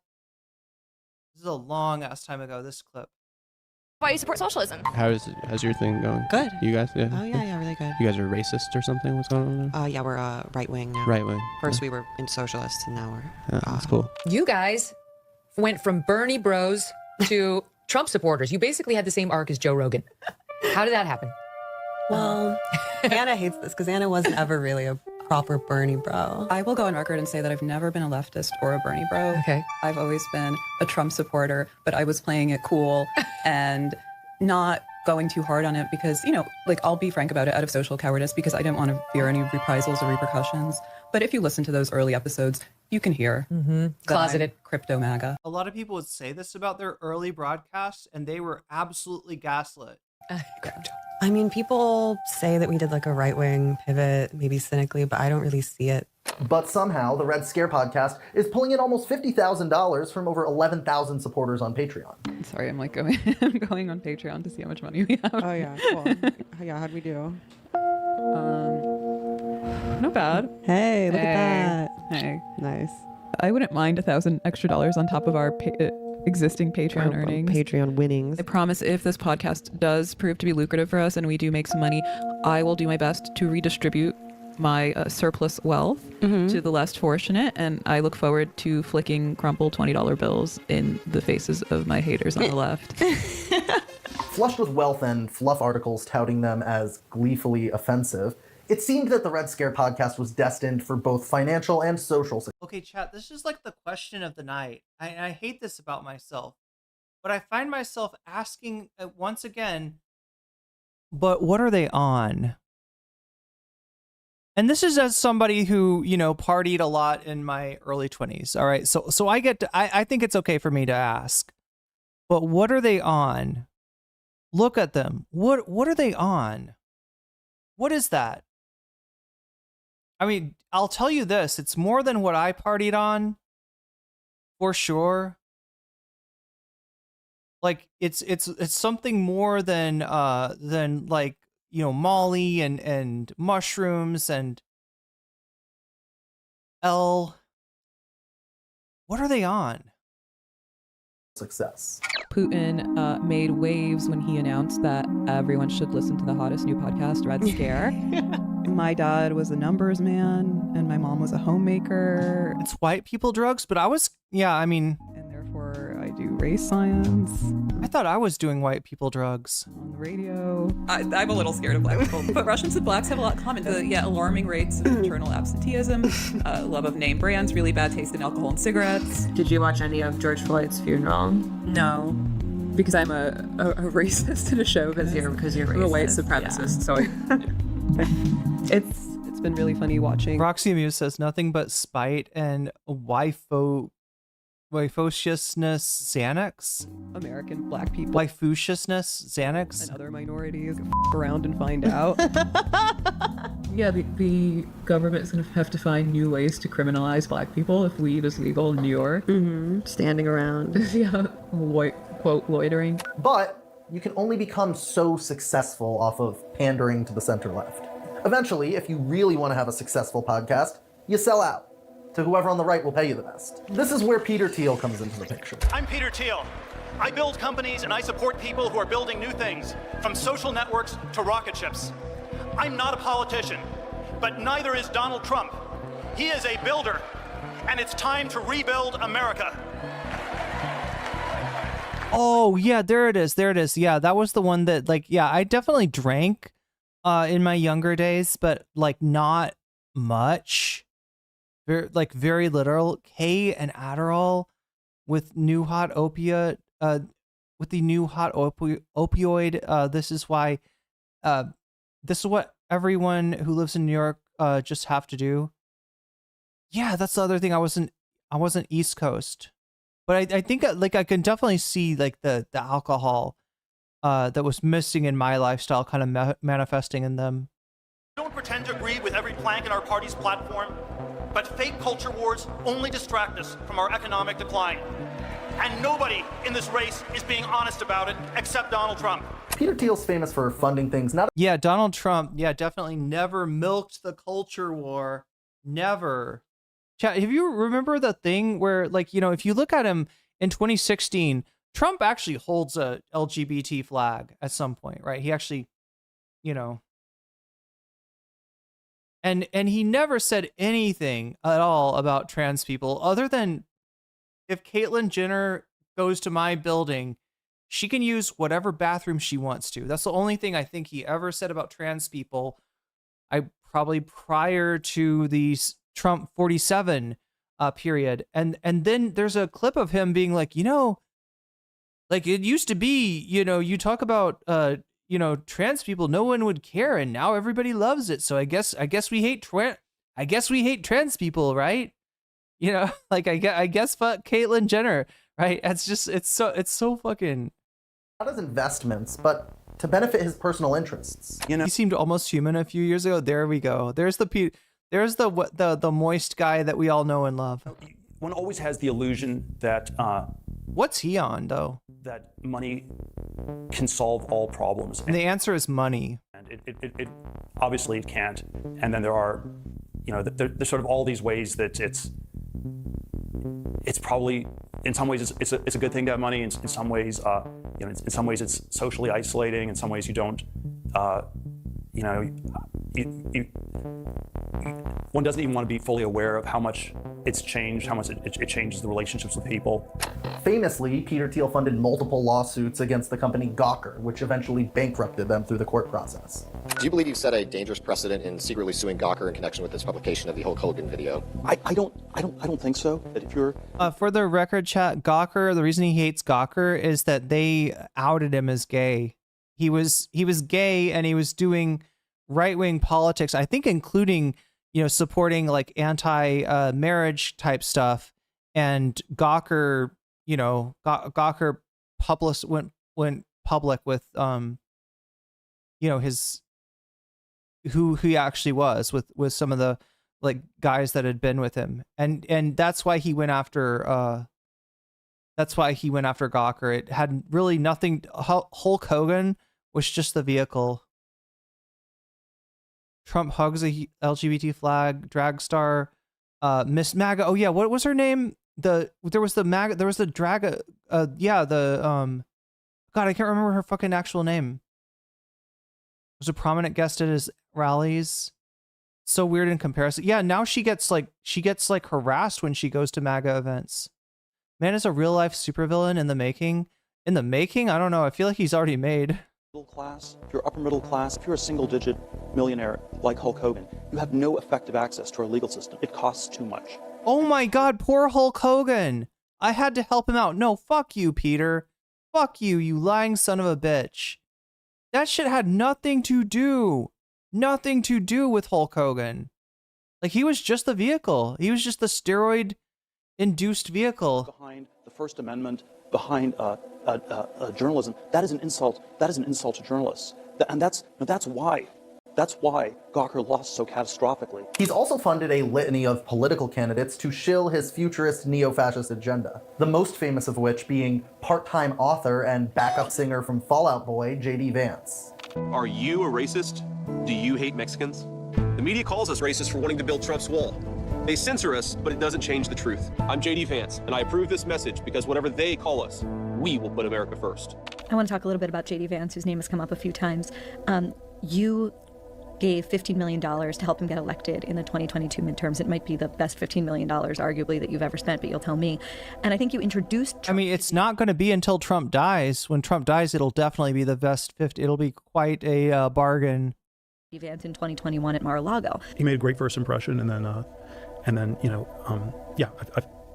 we sort of worked together for a number of years. But would Anna Kachian really take dark political money from Peter Thiel and then start spouting a bunch of racist, fascist bullshit on her podcast? The haters think that they're mad at us because we're like fascist reactionaries, but they're really mad at us because we're Do optimists. you hear what they're talking about? This is why I never covered them. The amount of time spent talking about their haters versus the actual number of haters that they ever had, right? They were trying to cultivate a backlash in order to monetize that, in order to give themselves street cred with the right wing. And I just always felt like, and I think Hassan, this is why Hassan never talked about them. This is why a lot of people have just like, I mean, it's an interesting story. It's a deep dive. It's a rabbit hole. I mean, whatever you want to call it. It's got all the makings of like good content. In fact, even the kind of content that I do in terms of, somebody like going from sailor socialism to Peter Thiel, right? It sounds like it would be right up my alley. I just always had a bad feeling about giving them something to be like, see, our haters said such and such, right? I want them to be like, our haters, I'm going to throw crumpled up $20 bills at them and be like, who are your haters though? Nobody's hating you. Nobody knows. Nobody cares. Nobody knows who you are. Sorry, Dasha. Sorry, Anna. And we are fun and like to have fun, and they're miserable. My are. pussy definitely has separate entrances for whites and coloreds. Nah. Get that out, you know. Fine, it's a joke. Black people like Jews and they like Italians because in the hierarchy of whites, Jews and Italians are kind of at the bottom as far as like American people go. Jews are like Russians or Italians. They're like whites that it's okay to be racist against. There are whites who are pressure valve for deeper, more socially unacceptable racism against non-white people. Yes. Yes, she would. Here's how it all went down. I like that people think I have a trust fund or like work for the CIA or Peter Thiel or something. I'm not going to bother to dispute or refute those myths. People are worried about the Thiel money that's circulating in I know, that's what I'm saying. amongst Manhattanites. Yeah. That's like when people are like, oh, Anna's on like Peter Thiel's payroll. It's like, I wish. I have a weird spiritual connection with Vance, and I generally find him fascinating. Claim that honor. How would he even dole out those payments? I don't understand. I don't know. What would he be paying you for? Yeah, he's like not using PayPal, but Like Venmoing instead. Is it a per tweet basis or? Yeah, I don't know how it would pay. I don't know how it would work. I don't think he's interested in female podcasters or women in general. Well, it makes me insulted, not because it's not true and it's like a vicious rumor, but because I kind of wish it was true. But maybe if they keep talking about it enough, they'll manifest it for us. We'll get some Thiel bucks. Then, after pretty much begging Peter Thiel to fund them, it actually happens. Sometime before April of 2022, Peter Thiel and political strategist Curtis Yarvin met with Anna Kachian about receiving money from the Thiel Foundation. People are so like oversensitive about Peter Thiel. Like this reporter got in touch with me and was like, "Can you comment on Peter Thiel and da-da-da?" And I was just like, I hate when people are like, "Can you weigh in on this?" Like, it's like Peter Thiel's a volume investor, meaning he has tons of money and he throws it. He's like flinging shit at a wall, hoping something sticks. He has his hand in all sort of ventures. Yeah. Like he's not to capitalize on. trying to foment a dime square revolution There's by funding the likes of us. Yeah. And also, Yeah, fascism in a millennial hipster oil slick. he can't afford us at this point because he would have to match our salaries. He could afford No, us. he could afford us, but there's no, he could afford us, but Mr. Thiel, if you're listening. we couldn't do anything for him. Yeah. I guess the idea is that we're like, spreading some trad, neo-fascistic idea, but that's literally not even what we're doing. 3 months after that article was released, Anna brought Curtis Yarvin onto the Red Scare podcast for a very special 4th of July episode that made sure not to mention Peter Thiel's name. Liberalization is no match for any truly like ideologically possessed foe. And in order to vanquish that foe, you too have to become ideologically possessed, which is impossible and also undesirable. I think it's, truth can be used for good or evil, obviously. And truth is sort of when you don't really have, truth is, what you're trying to do when you do that kind of subversion is you're trying to create a source of, truth and understanding, which does not have more prestige than the New York Times, but deserves more prestige than the New York Times. In fact, Peter Thiel's name hasn't ever been mentioned on the Red Scare podcast since they had their special secret meeting back in 2022. Which is wild, considering he's a character that, prior to that date, had been mentioned quite a few times. I've learned the hard way that the minute that you start vehemently denying things, people not only don't believe you, but hate you even more. I've met Peter Thiel. I've met all the Peter Thiel staffers, and they're all young people with daddy's credit card. They wine and dine and expense shit. Yeah. There doesn't seem to be an explicit strategy or motivation. At least I'm not privy to it. If people want to think that I'm funded by Peter Thiel, that's on them. They look like cards. So what did the Red Scare podcast? The one thing I really want to know, as somebody who's never lived on the East Coast, is Dime Square. How real was Dime Square ever? Anybody know? You know what I'm saying? Could you find some artists that are legitimately getting money, having their careers bankrolled by Peter Thiel in Dime Square? If you go to a party in Dime Square, do you know what I'm saying? Is that even real?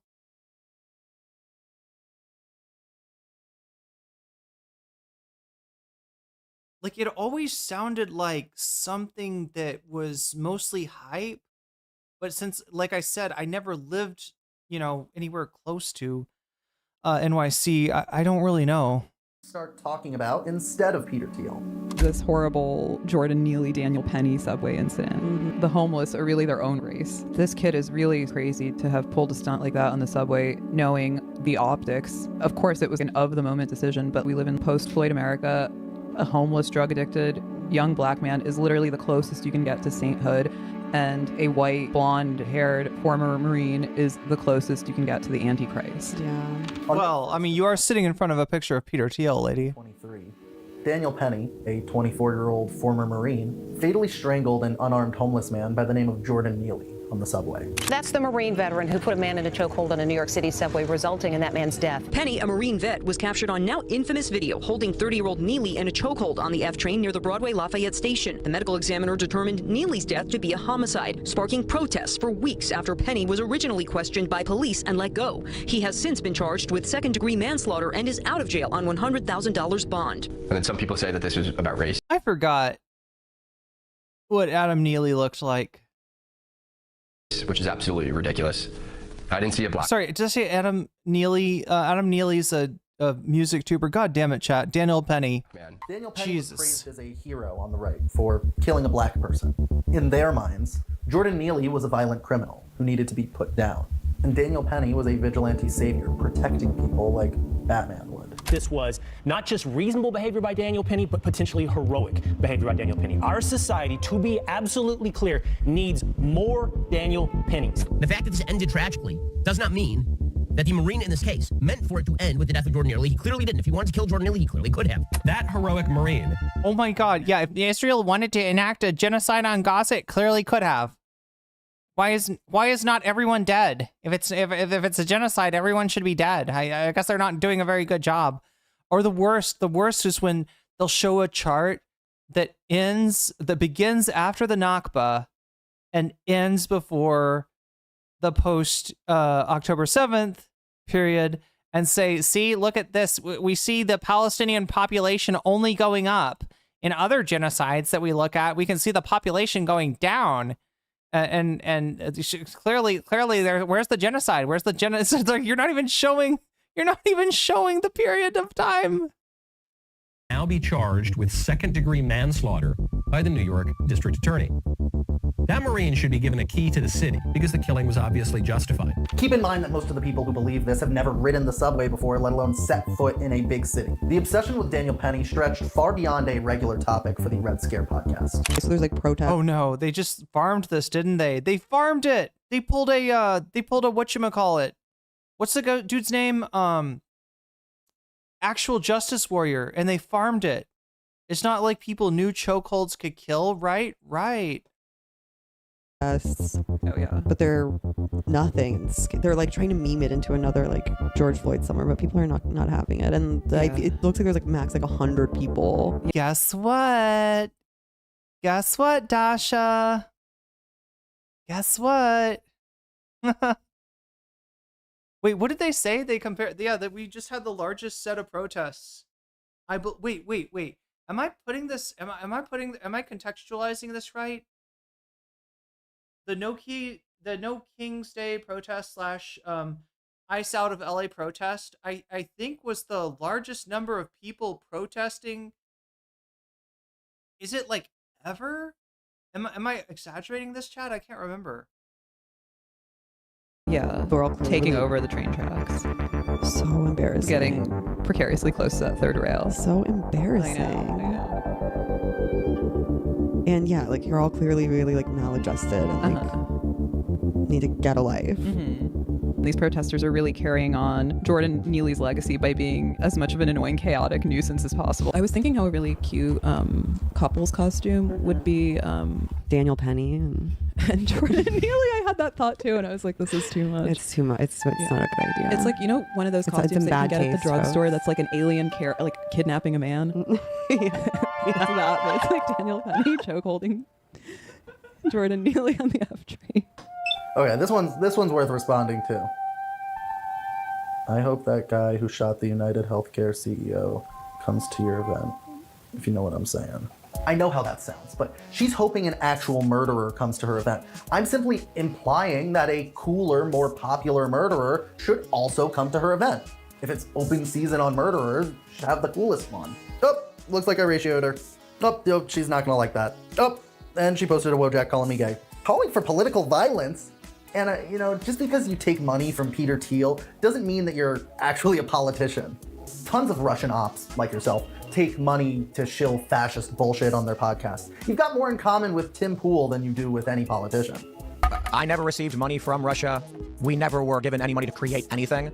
Tenet Media and it was all laundered through Tenet Media. I mean, obviously you weren't getting paid in rubles. And just like any Russian op, Anna comes with her very own set of Nazi reply guys who will bombard you with gore and death threats to white knight for her. Lots of these Nazi accounts are guys that Anna interacts with on a regular basis. Take Howling Mutant here, for example. Howling Mutant. Mutant, how are you doing? It's nice to finally get the credit I deserve for one of these introductions as a right-wing influencer, you know. I don't understand how anyone on the right is not pro Elon Musk. If you go on Twitter, it's like, can you say shit on Twitter now without getting banned? So like what Elon Musk has done for like for just being able to have a level playing ground where right-wing ideas can be not even promoted but like put forth without there being a thumb on the scale that is in favor for the left is incredible. Anna has mentioned Howling Mutant in over 100 tweets, which is a lot of times to interact with a Nazi. But what's even more interesting is when those interactions started. It all comes back to 2022, within just a few months of her private meeting with Peter Thiel and Curtis Yarvin. Full disclosure, I mentioned a couple of episodes back, right, that a reporter had contacted me and about Peter Thiel, and I didn't say more, but this is what this ended up as. Mm-hmm. This is, you know, I said this to the reporter. I was like, listen, I don't know anything about Peter Thiel or his investment strategy, but it's very clear that it's God, chat, this was bothering me the whole time. I thought that Anna had like a sweat stain on her, well, I mean, like a place that I often get sweaty, that I won't mention right now. But no, it's she's wearing a dark bra under a light shirt. That's all it is. That's all it is. A volume game for him. As I said before, he just like flings darts at a board and then I honestly thought that was just a sweat stain. Something sticks. It's almost funny how much of an outright hypocrite Anna Kachian is. Yeah, I am a hypocrite. What I love the most about Trump is that it's amazing that guy is now the figurehead, the leader of the Republican Party. Trump is also like too much of a pog to be a fascist. But at least I have the self-awareness to love Trump for what. I'm sorry, he's too much of a checks notes fat ass white girl.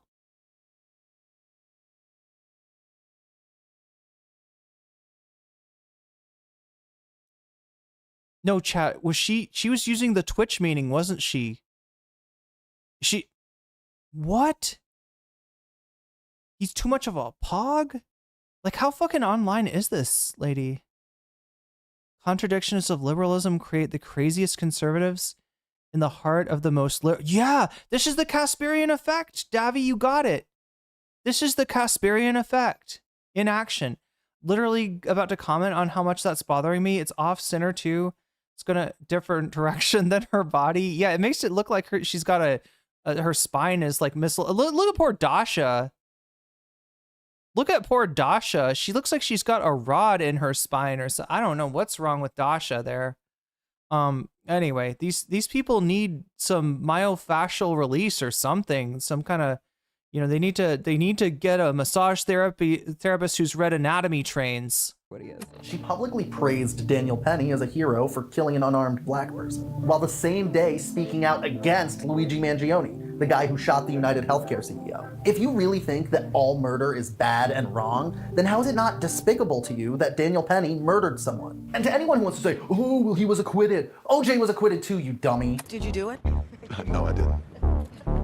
Nope. See, that's how you know he didn't do it, chat. He didn't do the, he didn't do the, well, I mean, clearly an innocent man. After we finished filming, OJ said to me that he had a surprise for me, and I genuinely was surprised. I think it was his idea of a joke, and this is it. I guarantee you, the same people who say that Daniel Penny isn't a murderer because he was acquitted would not say the same thing about OJ Simpson. But OJ also murdered his wife. Yeah, in cold blood. Oh, nice. Wait, that's really hot. Yeah. I'll offer to suck him off. I mean, that right there is what's so special about the Red Scare podcast. Their own words contradict them all the time. But I guess that's what happens when you become a professional sellout. There we go. All right, so anyway, Look, we didn't quite hit double bonus levels of on the bonus goal, but I gave you some bonus anyway because I just could not resist. I feel like we've watched that before. Am I wrong? I really do feel like I was getting deja vu, something fierce there. But anyway, chat, Chapo on ContraPoints. It's not even close. It's not even close. Chapo Trap House. ContraPoints.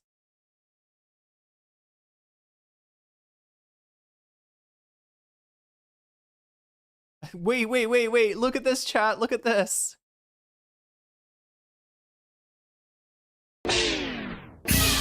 I can't bring you Chapo on ContraPoints, but I can bring you legit ContraPoints on Chapo.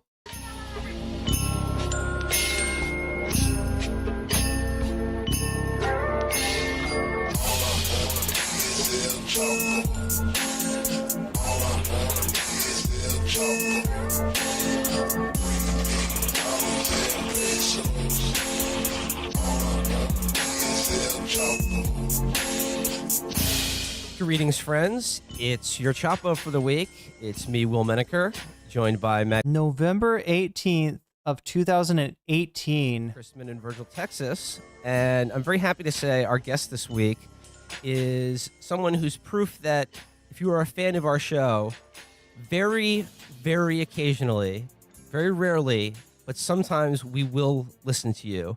And this is one that has been asked for probably more frequently than almost anything else. But don't get used to it. Exactly.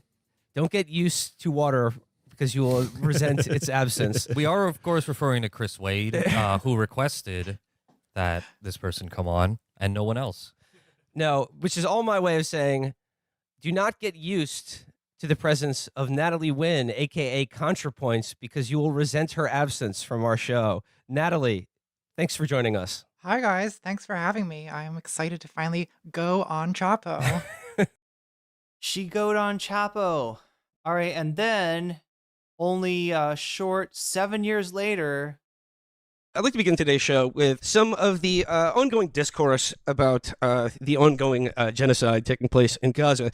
Sorry to start on George Jackson, I got you. Such a fun topic, but I guess I don't know. Like I felt compelled to discuss this because I don't know. It's just been sort of sticking in my head the last couple days, and I guess I just wanted to get this out. And that is, I know you've all been waiting for ContraPoints to weigh in on Israel Palestine. Well, she finally did, and I bring this up, not necessarily because we had her on the show a couple years back, and I don't know, like she's someone whose work I have respected in the past, but like I think like there's just a couple of her comments that I just find very indicative of the ongoing sort of like crisis of managing the contradiction of liberalism. Yeah, good point. Davi says, I feel bad for the Chapo boys. There's way less funny characters this season of Trump and a lot more. Yeah, they're like repetitive. They're all trying to be the same person. They're all vying for that like obsequiousness crown, right? Who can glaze Donald Trump's chocolate donut the hardest, right? That's the question we're asking. As it relates to Israel and Palestine. And I'll just begin with, she opens her sort of Reddit post about this by basically explaining why she hasn't engaged on this topic on her YouTube channel. And she opens by saying, is Israel committing a genocide in Gaza? Yes. Do I oppose it? Yes. Do I feel angry about it? Yes. I also feel a lot of other things. And it's the other things here that I'm really going to take issue with because and really, what's more important than my feelings here, chat? Nothing. Lobsters JP is always talking about. Really stepping into a puddle of shit when someone begins by asking themselves questions. Like we saw. I think people saw that Ken Paxton, his wife, did that. The worst type of divorce announcement, which is when the wife goes, "Due to recent discoveries," which always means child zoo. Wait, child what? Child zoo? Sorry, child zoo? I'm sorry, what is a child zoo? Into a puddle of shit when someone begins by asking themselves questions. Like we saw. I think people saw that Ken Paxton, his wife, did that. The worst type of divorce announcement, which is when the wife goes, "Due to recent discoveries," which always means child zoo. So I imagine Ken Paxton, when his wife found the child zoo, said, "Did I buy these children? Yes." Were they No, I think they said child zoo underneath the property? Yes. Do I have more children being delivered? Yes. But I'm still your husband and I love you. I've never heard anyone do that. I'm asking myself questions thing, and they're not a maniac. So, I mean, she dispenses with, just so everyone knows, she does believe Israel is committing a genocide, and she is angry about it. And then she goes on for, quite a bit about the other things she feels about it. And basically what it comes down to... I need a metaphor for that metaphor. I need a refantasio. Is that yes, Israel is committing a genocide. Yes, she's mad about it, but there's nothing to be done. And sort of a side effect of everyone being angry about this is that it hurts the Democrats and it helps Donald Trump. And it's this one section here that I really want to talk about. But yeah, Felix, go ahead. I like that part is insane to me because she starts out her first you wouldn't call them paragraphs, I guess, like Psalms. It's kind of written like the Psalms were. Maybe it all came to her like Solomon, but she starts out by saying that Brandon, he could not have done anything.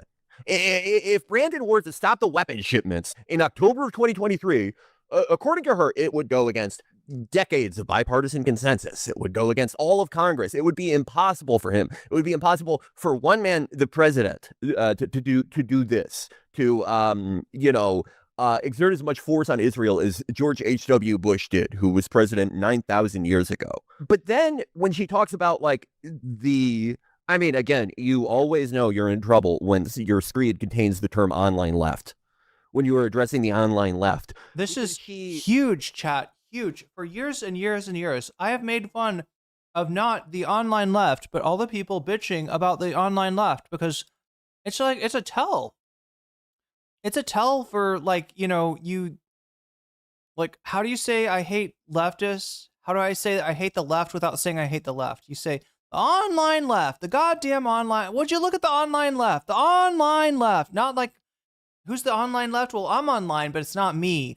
I'm online and left, but I'm not talking about myself. I'm talking about those other motherfuckers out there. The online left, and it's always a fucking finger wag. It's like a chud logic wagging his fucking feet. The online left, I'll tell you, you bunch of wokesters, you're going to mutilate the children, and how dare you? Chud logic here, the online left, let me tell you. Her big thing is that the online left, in their the way that they have expressed their opposition, she says, has saved 0 Palestinians and maybe hurt Kamala's chances slightly. So Biden is completely exonerated from doing anything at all. The red line in Rafah, cutting off any weapon, no, it's completely exonerated due to bipartisan consensus and 20 years of history. Yeah, who's the offline left? Well, theoretically, play something. It's people out there doing direct action and mutual aid.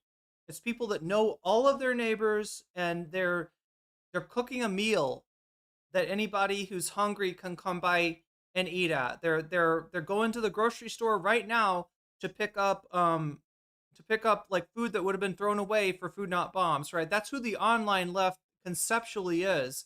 However, the people that are bitching about the online left are never those people. You never hear those people come and bitch about the online left, right? They're doing their thing. They're fixing their community. They're creating parallel power structures as we speak, right? And they kind of just can't be bothered, and that's, goals, right? The online left, due to they are held to a way higher standard than Brandon, though. The fact that they saved... Yeah, they're organized via carrier pigeon. Yeah, certainly not the Facebook page for their FNB local chapter. 0 Palestinians and did not stop this war proves that, I don't know, they should kill themselves? I mean, what is the fucking point here? Okay, if you want to brand the online left as for all their anger or outrage or breaking with the president, it resulted in 0 Palestinian lives being saved. I think you have to weigh that against the other side of the debate, which not just did not save any Palestinian lives, but actively killed probably hundreds of thousands of them. And like, and her point about like, oh, there's nothing to be. Taylor Lorenz complained about the online left when she went on a Lay's show. I wonder who she was talking about. Like, and even if we're to believe that something like cutting off arms shipments from Israel would require the approval of Congress, I mean, does not vetoing every UN resolution that calls to Israel to account, do you need congressional approval to do that? Or do you need congressional approval to just state as the president that this is wrong and needs to stop? Yeah, it ignores that there's a series of repeated affirmative choices that the president has singular authority over. But the other thing, okay, if we were going to frame things in this way, what did the online left? They said stop the genocide, and the genocide didn't stop. If we are going to frame everything that way, then I think ContraPoints, who every article that has ever been written about her pre like 2021. The woman combating the online right, the woman fighting the alt-right. How has that gone? A woman de-radicalizing our sons. Good point. Is it? Yeah. How are you doing on de-radicalizing our sons, Contra? Are our sons de-radicalized yet? Are they good? Zero ContraPoints? Or what? I don't know. Is racism a taboo again? Did you pull that one off? I don't know. If we're just looking at the scoreboard here. Oh, it's also just so sinister dropping this in the midst of like constant revelations about how at these ersatz aid sites, like Israeli soldiers are just opening fire on children. You know, so like the timing on this, you know, makes it even worse if that's possible. Well, I mean, the timing on this is like, this is what I mean by like the contradictions can't be managed anymore. Like the timing on this, I think, is time to these ghastly revelations about just like the aid distribution centers that are just shooting galleries. I mean, I saw something the other day that they're shelling people from naval vessels who are queuing to get flour. So like, so now it's like she feels she has to say something, but she has to say something in a way that will, I don't know, preserve this idea that the people doing this, or at least who did it up until Donald Trump became president, have to be exonerated in some way. And there's one section, it's Psalm number 3 that she writes here, under the headline Dread. This is the thing. I'm sorry, did he say Psalm number 3? Yeah, this is are Psalms always like sinner justified? I called it sinner justified, which I thought was pretty clever, considering that she's centrist and very smug. That I don't know. I thought I was cooking with that, but yeah, people have been saying the Psalms of ContraPoints. Stuck in my mind and has bothered me the last couple of days. She writes here under Dread. The online left has spent the last 20 months distributing hundreds of photos and videos of dead Palestinian children. The main effect has been to create a population of people in a constant state of blood-boiling rage with no consequential political outlet. And there's just something about that I find so I mean, I just find it so evil because, like, the fact that there is no consequential political outlet for the rage that one naturally feels seeing human life exterminated en masse is largely due to the Democratic Party and like the politics of this country that you're telling us cannot be changed in this regard. But then like it's this idea that like it's just nihilism or something to be aware of or to share images of the reality of this conflict. And even calling it a conflict is honestly somewhat distasteful to me.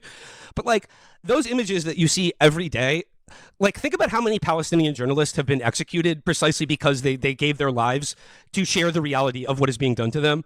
And to say that like sharing those images or like highlighting the reality of this genocide is just sort of a nihilistic gore, is nihilistic gore porn, and that it gives people blood boiling rage with no consequential political outlet. Like, how is it supposed to make you feel? Yeah. Natalie, would you say this about documentation of the Holocaust, and if so, why not? Like, what even is going through her head with this, right? Does she think that she's the only one that sees that this is going on, and that Biden and Kamala are, you know, like did she think that nobody would get mad? Does she think that it's the thought leaders? Right, that the people wouldn't be mad. They would just go along and vote for their fucking shitty Democratic candidates, except for the fact that some content creator decided to say something. And if you're saying something about what's going on, then you're just making them mad with no outlet. Like what the fuck?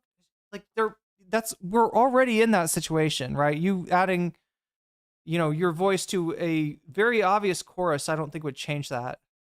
Yeah, why not? What is the actual difference here? Well, she says, does this mean Israel should not be criticized and sanctioned? Absolutely not. But it's something I don't want to risk contributing to if not outweighed by tangible benefits. So I approach the issue cautiously. That not addressing it is You approach the issue cautiously. Hakeem Jeffries approaches the issue cautiously. Chuck Schumer approaches the issue cautiously. We've got a little bit too much of approaching the issue cautiously. That's the side that you're erring on. Not help Kamala.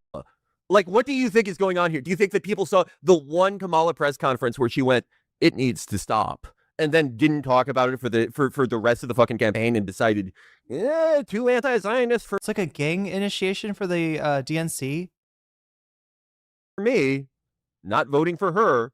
I mean, look, again, we hate to try to get inside someone's mind here, but it does seem in this case that there is... Beyond Times Beyond says pompous and privileged liberal Zionist arrogance to say, people, please stop posting dead children because it makes my feelings hurt. But in a way where I don't want to change it, I just want to ignore it. Yeah, she's like, could you please not? Both the fact that this only exists, this decree only exists because she does not like the reply she has been getting for the past 2 years.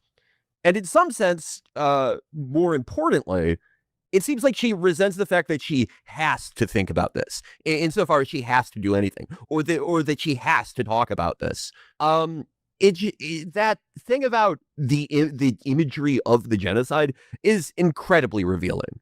It's this idea that, like, seeing images that depict the reality of the mass slaughter of human beings, that, like, because there is no consequential political outlet for that anger and, like, the very clear demand that this needs to stop and that U.S. complicity in this genocide must end, and, like, and if further than that, like, it needs to be confronted by U.S. power rather than actively abetted. The fact that there's no political outlet for that in the Democratic Party, like, makes it so that you talking about it is pointless. Because, like, oh, well, if you saying you're against genocide isn't immediately going to stop the genocide, then you should just chill out and be a little cautious about it because it's hurting the Democrats, who are otherwise the good party. We're also living in the age of consensus. You know, like the whole Biden administration, extended network of messaging was about being cautious as we, aid and abet a genocide. So, like, that's already the consensus we live in. And to, like, throw the word caution in after confirming that it's a genocide, knowing that your government is doing a genocide in your name, shouldn't that necessitate perhaps throwing caution to the wind? Yeah, because, like, what's the negotiation here? Like, are we going to get Medicare for all if we let them do this? And like, I guess this is where I'm at with that. Like, because, like, yes, it does seem very bleak, and, like, I've seen other people say that just sharing images of this just desensitizes people. I mean, I think that's telling on yourself, because I'm not desensitized to this. Every day when I see this, I feel shame and disgust, but also I feel like more pressing than ever that there is no hope, there is no future for anyone in this country under these terms. Like, you're not going to get a good, positive political outcome in this country if you just look the other way when it comes to carrying out a genocide. Well, that's what the Democratic Party asked us to do in voting for Kamala. And it is an insane bargain if you choose to see it on those terms. Because if this is an acceptable price to pay, then what is it? And just stopping this, being opposed to this, is not enough. That is not enough in its own moral terms for you. Then what is stopping them from the next, 100,000 or millions that are killed? Nothing. There's absolutely nothing. This is a test of what you will accept. And for you, I guess you passed it. You will accept anything if it is brought to you under the right terms. And, like, I do rue the fact that my opinion on this doesn't seem to have much of a political effect. I mean, well, look, it's had a political effect in that we've seen a sea change, at least among Democratic voters, about how favorably they view Israel. That has happened, and it has been a tidal wave that has happened over the last year. And if you want to say that that's irrespective of the protests and the increasing public presence and vocalization of pro-Palestinian solidarity, fine, have at it. But Felix, to underscore your point once again, your vote is the only leverage that you do have for the most part. Protest is a part of that. It's a form of leverage. But at the end of the day, your vote is what you have to offer these people. And if the position is that, like, you still have to vote for them in spite of their active support of a genocide, and you've proven that you will vote for them regardless of that, then what won't you vote for them over? Like, what's the red line here? Like, also, if you're ruining the idea that, like, there's no politics to be done about this, shouldn't that necessitate withholding your vote from the people that are making it so that your voice has no place, in policy around this issue? It is all part of a determinist view of politics. I don't know if you saw the most recent poll on Trump and immigration, but it is, I mean, this is, I'm always saying it's 2017 again as sort of a wish casting thing. I would love to do the movie Zac Efron 17 again, but it's 2017 It again. kind of feels like 2020. And it's about me. But it's, I mean, Trump, and this is not Democrats. This is just like all registered voters, I think.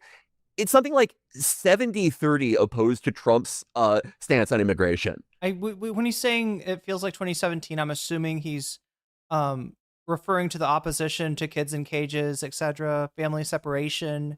Every poll that we saw from fall of 2024 that, supposedly was the reason that we have to, there has to be like a $40 billion budget for ICE every year in perpetuity, completely and entirely reversed, even among Republicans, in part because, as we talked about at the time, these things poll one way.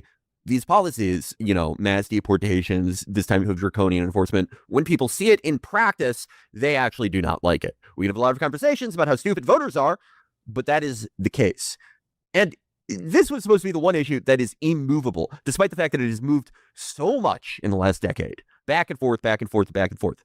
But this like dead consensus of like left liberalism, the people who are like Stannis Baratheon's army for Elizabeth Warren, they're offering this vision, this view of politics where even an issue like an 80-20 issue like this, like cutting off weapons to Israel, it is untouchable because of all the 97-year-olds in Congress. It's trying to convey some type of like some sort of moral seriousness and just, I guess, sort of like cynicism towards the process, but it's just completely ignorant of how any issue is actually swayed amongst American voters. Well, it's because, like, I mean, look at the way Trump governs. Like, do you think he gives a shit about opinion polls and about how popular or unpopular his agenda? Yeah. I don't think you're the only one who missed the notification, Miku's headphones. I'm not sure what exactly happened. I know I started streaming. It's weird. It's like if I start streaming earlier than I normally do, then a lot of people miss the notifications. And if I start streaming later than I normally do, well, then people miss the notifications, and a lot of you maybe even aren't awake. But yeah, it's something like that. I can't figure it out. Right?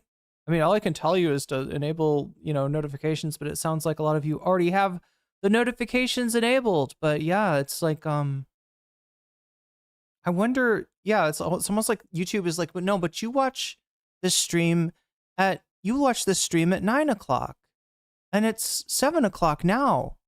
So I'm not going to give you the notification because you don't want to watch the stream at 7 o'clock. You want to, I don't know. It's just, it's so weird how all YouTube does is like reinforce behaviors. It can't engender a new, like theoretically, if I stream sometime that, you are watching YouTube and my stream goes live, that would probably be a good time for YouTube to notify people. But they're like, no. She doesn't watch NCC at 7 o'clock. She watches NCC at 10 o'clock, right? I don't know what it is. His agenda is about as popular as scabies right now, but it's full steam ahead as far as I can tell, because like the people who do support his agenda will vote for him based on that. And I don't know. Is it 2 bell clicks to get the heaviest ones? I don't even know how it works. I like the earlier streams, but the viewership seems higher on later. Well, no, it's just something about that, like that the people that YouTube thinks are my audience, like watch later on, but you'd still think that it would, I don't know. Like I have streamed at various times, like chat. I used to start stream 12 hours before right now, right? Like a year ago or so, that was when my stream started. And for the people that are movable, I think they just follow someone who they think is strongly committed to what they're trying to achieve, rather than someone who is constantly changing their positions based on what they think other people want to hear. This is something the Democrats habitually misunderstand, right? Like during the election, Kamala Harris, they always put the messaging cart before the policy horse. And so like during the election, didn't Kamala release some weirdly draconian, looks like kid gloves compared to what we're seeing now, but weirdly draconian immigration plan in response to polling from the American electorate saying like, oh, immigration is our number one issue. And listen, when you do that, all right, you've got a coalition, right? Your candidates get elected when queer people vote, when black people vote, when women vote, right? You got a coalition, right? You got, the fucking abundance people talk about the groups, but literally, the groups are coming out to vote for you, right? And so let's say that you take one of these groups and you're like, you know what? You're not polling that well. Let me just throw you right under the bus. What are trans people supposed to think? And honestly, you'd be correct if you thought that Kamala would throw you under the bus and fully embrace, whatever fucking turf talking points she has to, or she thinks will benefit her. You're not wrong. You're not wrong. She would absolutely do that if that's what her team told her was the best idea. And so then you're just like, well, you don't care about anything. You don't right? You're so fake. The policy leads the opinion, and Democrats simply do not understand this. Well, in fact, if American opinion is this far ahead of you in terms of policy, that should make it like blue skies for you to actually meet up with where the American electorate is, right? America backing Israel in Gaza is incredibly unpopular, and so if you're the Democratic Party who can't be fucked to catch up, I guess that's where the dread comes in. Okay, dread is Trump just passed the most unpopular bill in history, right? Part of this bill is, as we talked about last episode, this exponential. The one thing I didn't get to talk about nearly enough on the big beautiful bill is how much the Democrats seem to want the bill to be passed. And what I mean is they weren't doing shit before it passed. They weren't doing anything to meaningfully oppose it. The best we got was Hakeem Jeffries doing the magic minute, right, to break the record on, fake filibustering on the House floor. It was right. They don't want this bill not to pass because they're planning on running on it. Because if you can say the other candidate is a piece of shit that just took away your medical care, took food out of your kids' mouths, closed down rural hospitals, et cetera, then you don't have to run on anything for you. And here's the deal, chat. The Democrats, despite how unpopular Trump and his agenda are, despite how much this whole administration is circling the toilet drain, the Democrats are as unpopular as ever. People hate them. People see them as fake liars, and they are. They absolutely are. Increase for funding for ICE.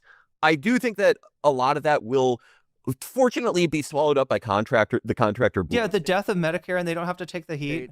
And there's some silver lining just in the fact that it just takes so long to recruit and actually hire ICE agents, and no amount of money can really speed that up significantly.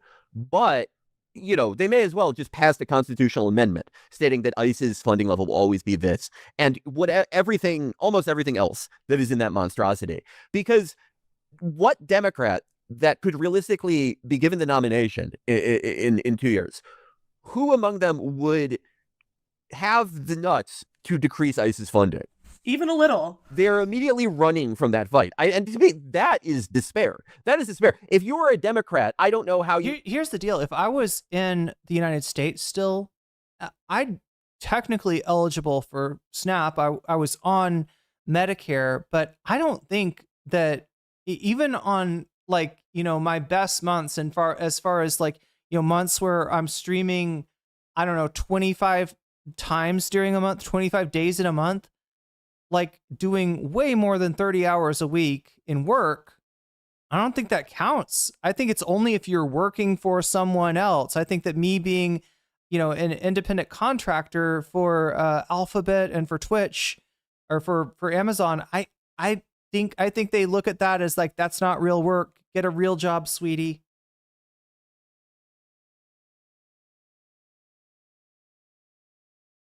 Speaking of which, I should get myself, I think I can get, what was it again? You can get, shitty medical care for, $30 a month, I think, here. And you can get good medical care for about $150 a month if you're, not You're not a Thai national. That went up to 50. Wait, it went up to 50 a week? Wait, did I say the wrong one? I meant to say Medicaid. I did not mean Medicare. I don't know what I actually said, though.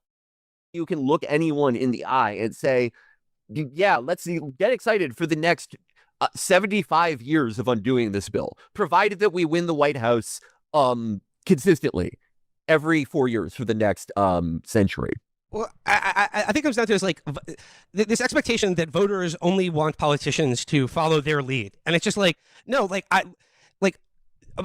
leaders don't just see what the people want and give it to them. Like, leaders have to bring people with them, and like people just want to be told what to do. They want to be told what to think, and this constantly hiding behind voters, for Democrats at least, is an indication that they don't really believe anything outside of supporting Israel and deregulating Silicon Valley.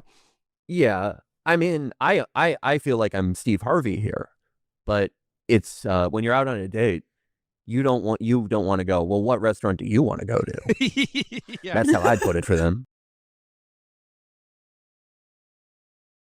Anyway, chat.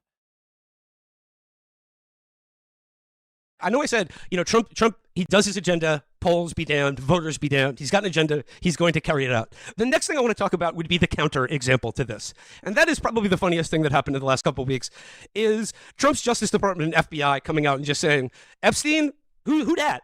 Nothing to see here. He killed himself. He wasn't murdered. And there is no client list. This is. Yeah, funny shit. Anyway, I'm going to think, let's see, what am I trying to do? I'm trying to thank my Patreons. Thank you, Patreons. I really appreciate you supporting me.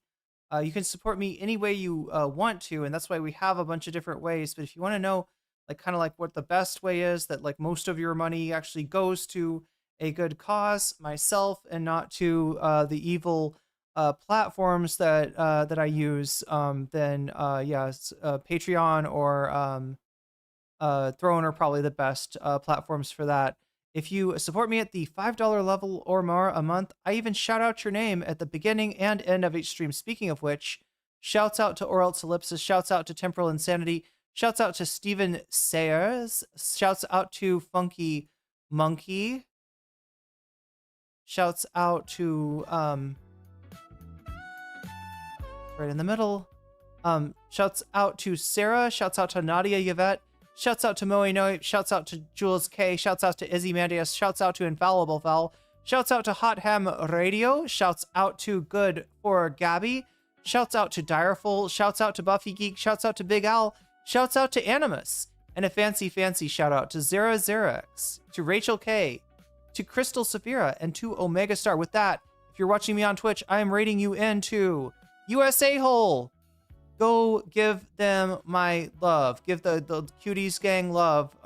Spread that shit over to USA Hole and their channel. I will see you again probably tomorrow. I gotta stream more. I keep on having these things where I can't decide what to bring you, and so I wait too long, and then I don't stream, and it's bad. It's bad for you because you don't get your stream. It's bad for me because I don't get paid, and I need to get better at just bringing out something. Would you click on a thumbnail even if it was just stream politics drama, if it was general, right? Because that's my biggest thing that takes me a long time, is making myself some food first thing in the morning, and also making myself a thumbnail, and that's a lot of times I have a lot I could talk about, but I don't have a theme that I can tie it all together on a thumbnail. So, but I will try to do better. Look for me. I don't know at what time. I'll try to be on earlier, right? If people are there to watch earlier, I'll try to be on earlier. I guess it works for me because now I got a little bit of time to be able to run some errands here in the afternoon. Hopefully get my electricity bill paid and my water bill paid. And gotta go over to 7-Eleven and take care of that. So anyway, much love, everybody. I will see you tomorrow. Thank you, mods, and thank you, Thumb Gang. Thank you, viewers. Thank you for being here. I really do appreciate